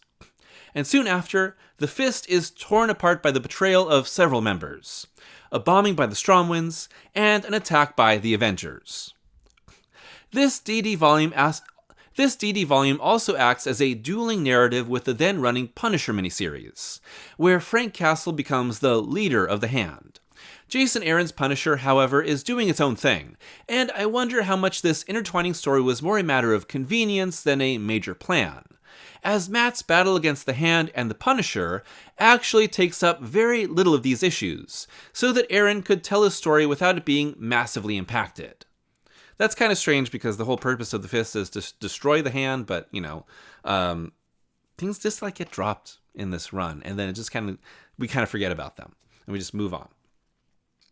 About just as quickly as the Fist is built, they fall apart, with several shocking events that topple the dominoes. Not only is the battle against the Hand unsuccessful, with Matt almost killing the Punisher but having to spare him, but we soon find out that both Foggy and Stick have been dead this entire time and possessed by the Hand, who have been doing the same thing to world leaders, including the US president, who dies in front of everyone with Elektra taking the blame. To me, killing Foggy is taboo in DD Comics, and the threat of him dying is often enough for any comic to feel high stakes. So revealing he dies off-panel and then crumbles to dust feels like the worst way to handle such a tragic moment. I think Zdarsky is too busy burying Matt and his intentions to even be able to entertain the idea of him being on a good path before the fall. None of this is working because it's both too heightened for this comic and also too cynical for the ideas it's trying to convey. Matt says God is dead at one point in the depths of his despair, and that's kind of just the view of the comic here until the last few issues. The result is that the Fist really has no real established ideas to it before it's swept away, and new additions like Goldie are removed without a thought, as this new addition seemingly dies in an avalanche he started. That's really weird, by the way, that just kind of happens, and then we're never quite sure if he's alive or dead or not. Of course, this is comics, so he could come back at any time, but who the fuck wants him? Zdarsky has cited Ann Nocenti's run on DD as the greatest influence on his run, and this only becomes more obvious as the issues go on. Nocenti writes a brief and actually confusingly bad short backup in issue 3, and like Nocenti's run, Zdarsky's story is largely focused on socio-political issues in the first half, is interrupted by an event at the middle, has Matt abruptly leave New York for its second half, and sends its hero to hell near the climax. DD even makes sure to clarify that there are different sections of hell, with the realm of Mephisto that he traveled to in Nocenti's time being a different world than the Beast's hell.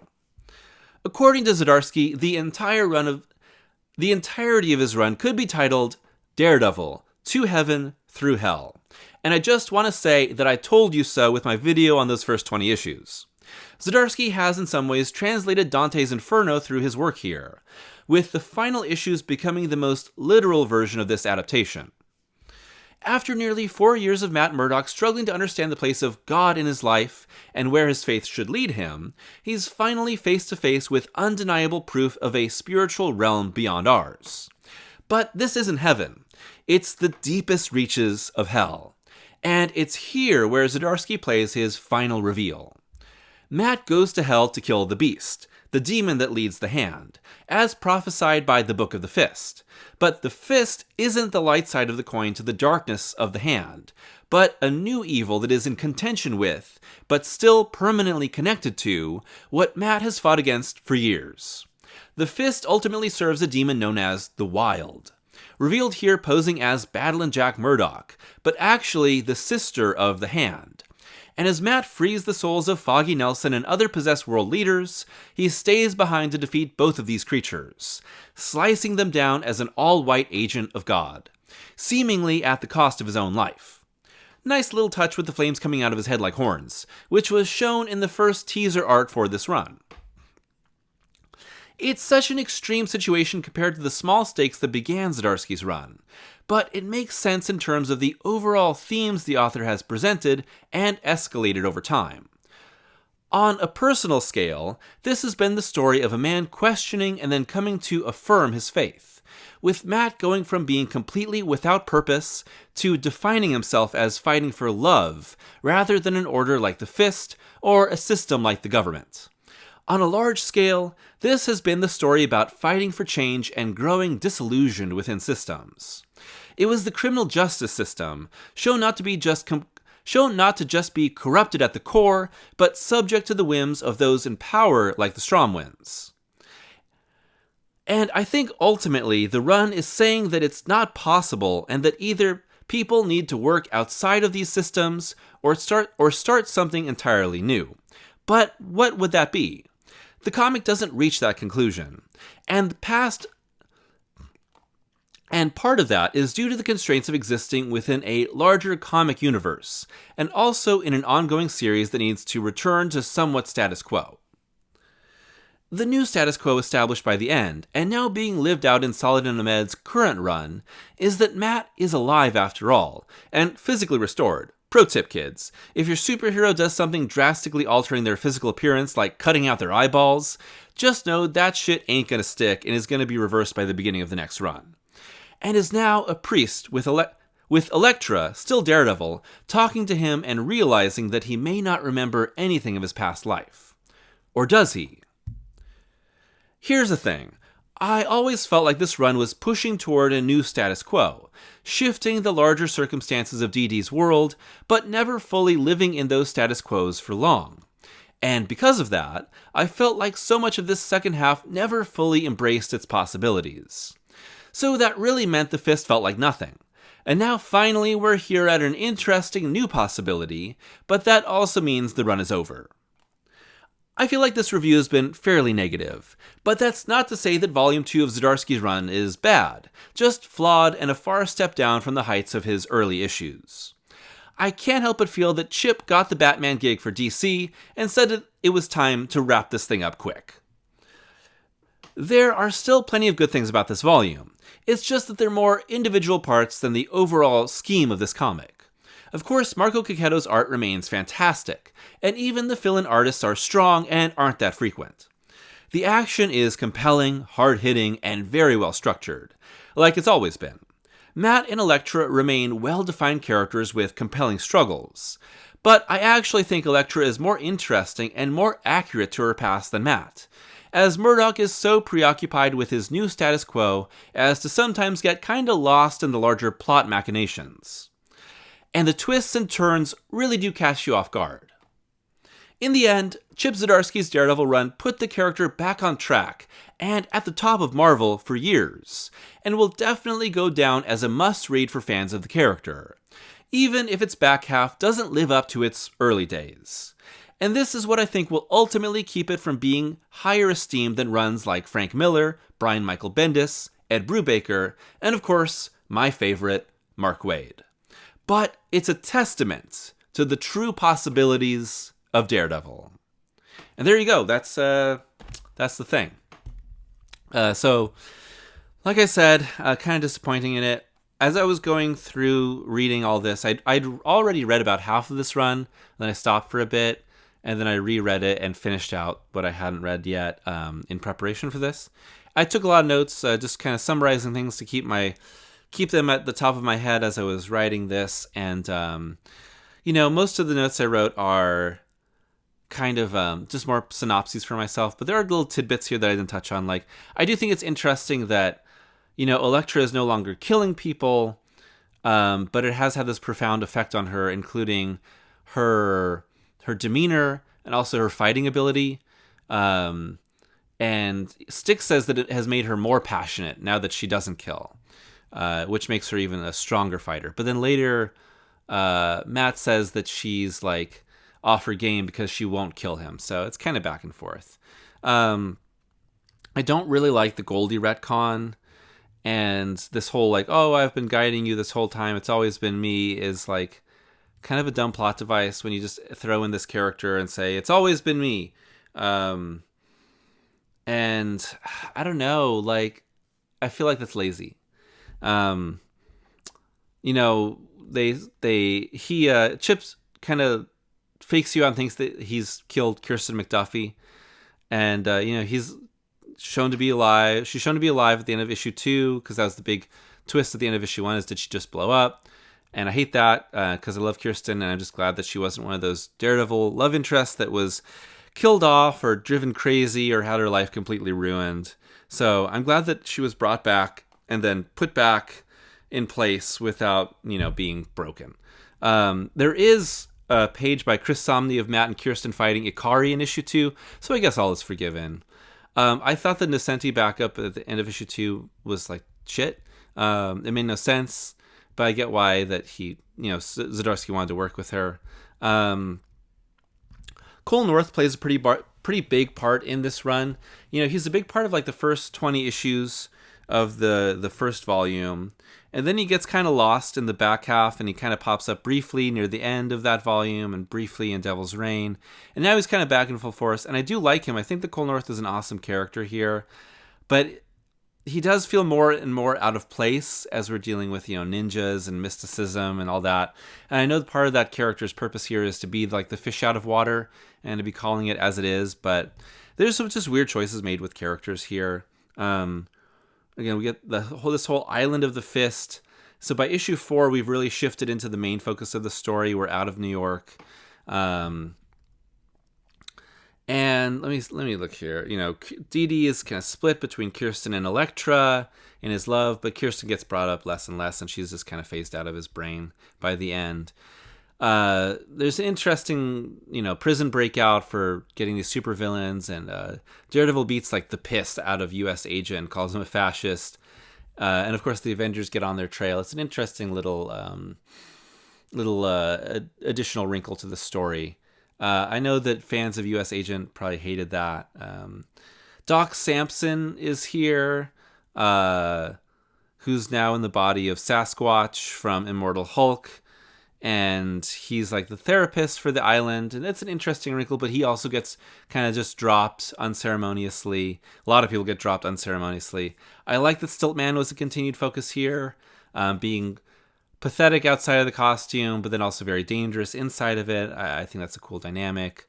Bullet is here, and Zdarsky fills a plot hole from the Inferno arc where Bullet worked with Bullseye to attack Hell's Kitchen when a few years prior, Bullseye had killed Bullet's son.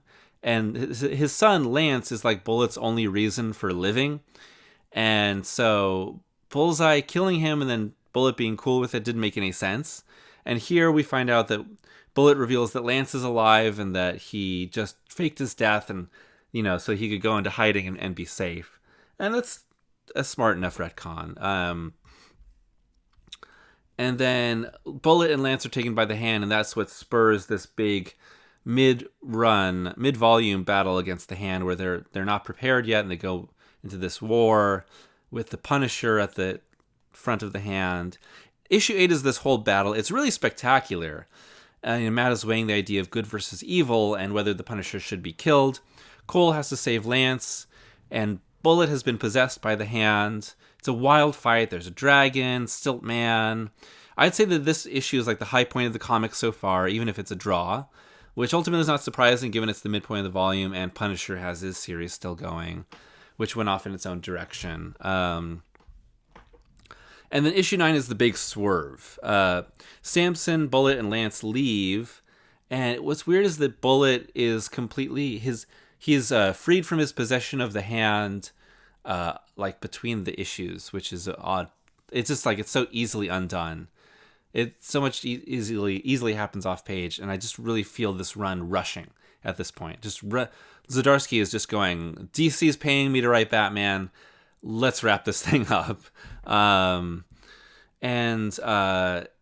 big twist of Foggy and Stick are already dead and possessed, and they just turn into dust when Matt and Elektra destroy this amulet that brings people back from the dead. I just think that this is where Zdarsky, he fully establishes the Fist in issue 4, and then he completely pulls them apart in issue 9. And to me, it's not enough. Like you don't feel anything. You have no attachment to this idea. It's not established enough for you to feel like everything crumbling down. It's just so fast, and it's really kind of disappointing.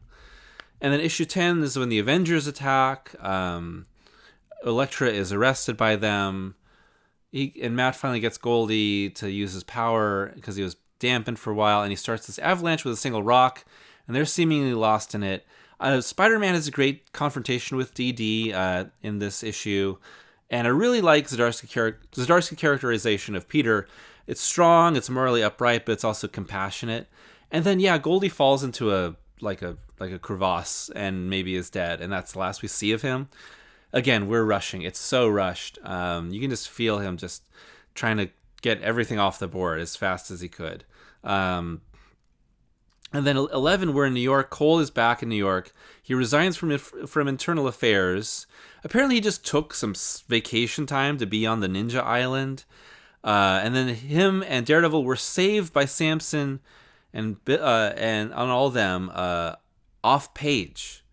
He was like buried in an avalanche, and they're just like, oh, we were fine, and he's recovered, and it's just crazy. And he's been recovering in Cole's home. He's hiding from the world. And then the Stromwinds come back, and the Stromwinds of these, like ultra wealthy twins that control like everything have been a major part of the run. The like power beyond the power. He confronts them, and he says like, "I'll do anything. I'll be your servant if you free Elektra, wipe her record." And to prove that he means what he says, he cuts out both of his eyes. One has already been very damaged by the fight with Punisher. Of course, he's blind, but he just pops them both out with knives, and they're on the ground, and he's like just rolling around bleeding and screaming on the ground to like convince them. And then he gets in, and he beats the shit out of one of the twins, the guy, to convince the other one, the woman twin, to free all the other supervillains and wipe their records. And it's kind of this neat and tidy wrap up, and he's finally gotten one over on the Stromwinds. But it's so extreme also. Like he popped his own eyes out, like he was scooping ice cream, and it's so strange. It's a really strange decision. Issue 12 has Blind Spot come back. He's from Soul's run, hasn't been seen since. He's become like this guardian. Matt fights Elektra, gets himself killed so he can go to hell because there's this vortex there, blah, blah, blah, blah, blah. Oh, and like, his dad, Battling Jack Murdoch, is there in hell, and it's so funny. He says, Dad, you went to heaven? I thought you would have gone to heaven, you're in hell? He's like, yeah, I guess I was prideful, and now I'm in hell. Like, it's really hand-waved off, so I'm glad that it's not actually Battling Jack Murdoch, because that would have been ridiculous. Then they get the wild and blah, blah, blah. And so, here's the big thing. Here's one of the things I didn't include in this, is that I think what the comic is implying is that the wild was behind Matt's suffering for years and maybe was the voice that Goldie heard, and so was the one leading Goldie to make all these decisions, to make Matt suffer, to eventually lead him to the fist, to become the beast of the fist for the wild, God, so many fucking terms, and kill the beast. Jesus. And that's kind of implied. I think it's an interesting retcon that it's this evil being behind it all, but at the same time, I'm still very iffy on this whole retcon of someone else being behind just all the circumstances. I don't know. I would say that issue 14 is probably the best issue of the entire volume. 6 months later, Nelson and North are affirmed together, Elektra's still Daredevil, Butch is Kingpin, and then we even see a few people from the other run, from the first volume. But it also, this final issue, it makes you feel like you could skip these previous 13 issues to get here, and nothing would have changed. And that's not a compliment. It mostly reminds me of how the comic dropped so much of its most interesting aspects and couldn't come up with something as exciting. And of course, the big reveal is Matt is a priest and is alive, but does he remember? And it ends with the tease that Matt is resisting temptation to act out in his powers and violent impulses. And that's where it ends, and that's the big setup for Saladin Ahmed's run. And, the big theme, I'd say, is whether working within a broken system can actually enact change. The criminal justice system in New York, the Fist overseas, are actually pre-established systems that are corrupt, that we find out about both of them. It's an interesting idea. I just don't think this run lives up to it. And if this second part could have hit harder if it had a lot more issues and time invested into it instead of rushing.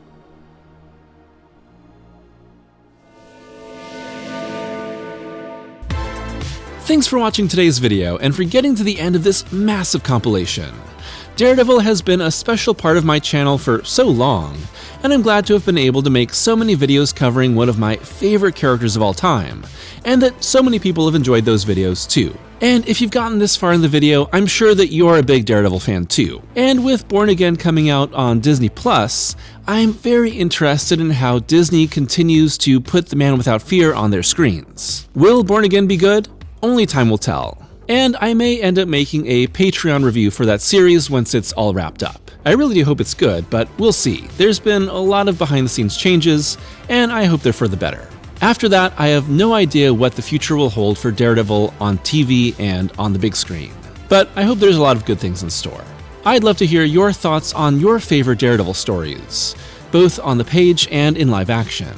And as always, I'd like to give a huge shout out to my patrons and members for their continued support. If you'd like to be a patron or a YouTube member, it's only $2 a month for early access to every video and exclusive reviews voted on by patrons and members every month. So until next time, I hope that you're taking care of yourselves and showing some love to The Man Without Fear.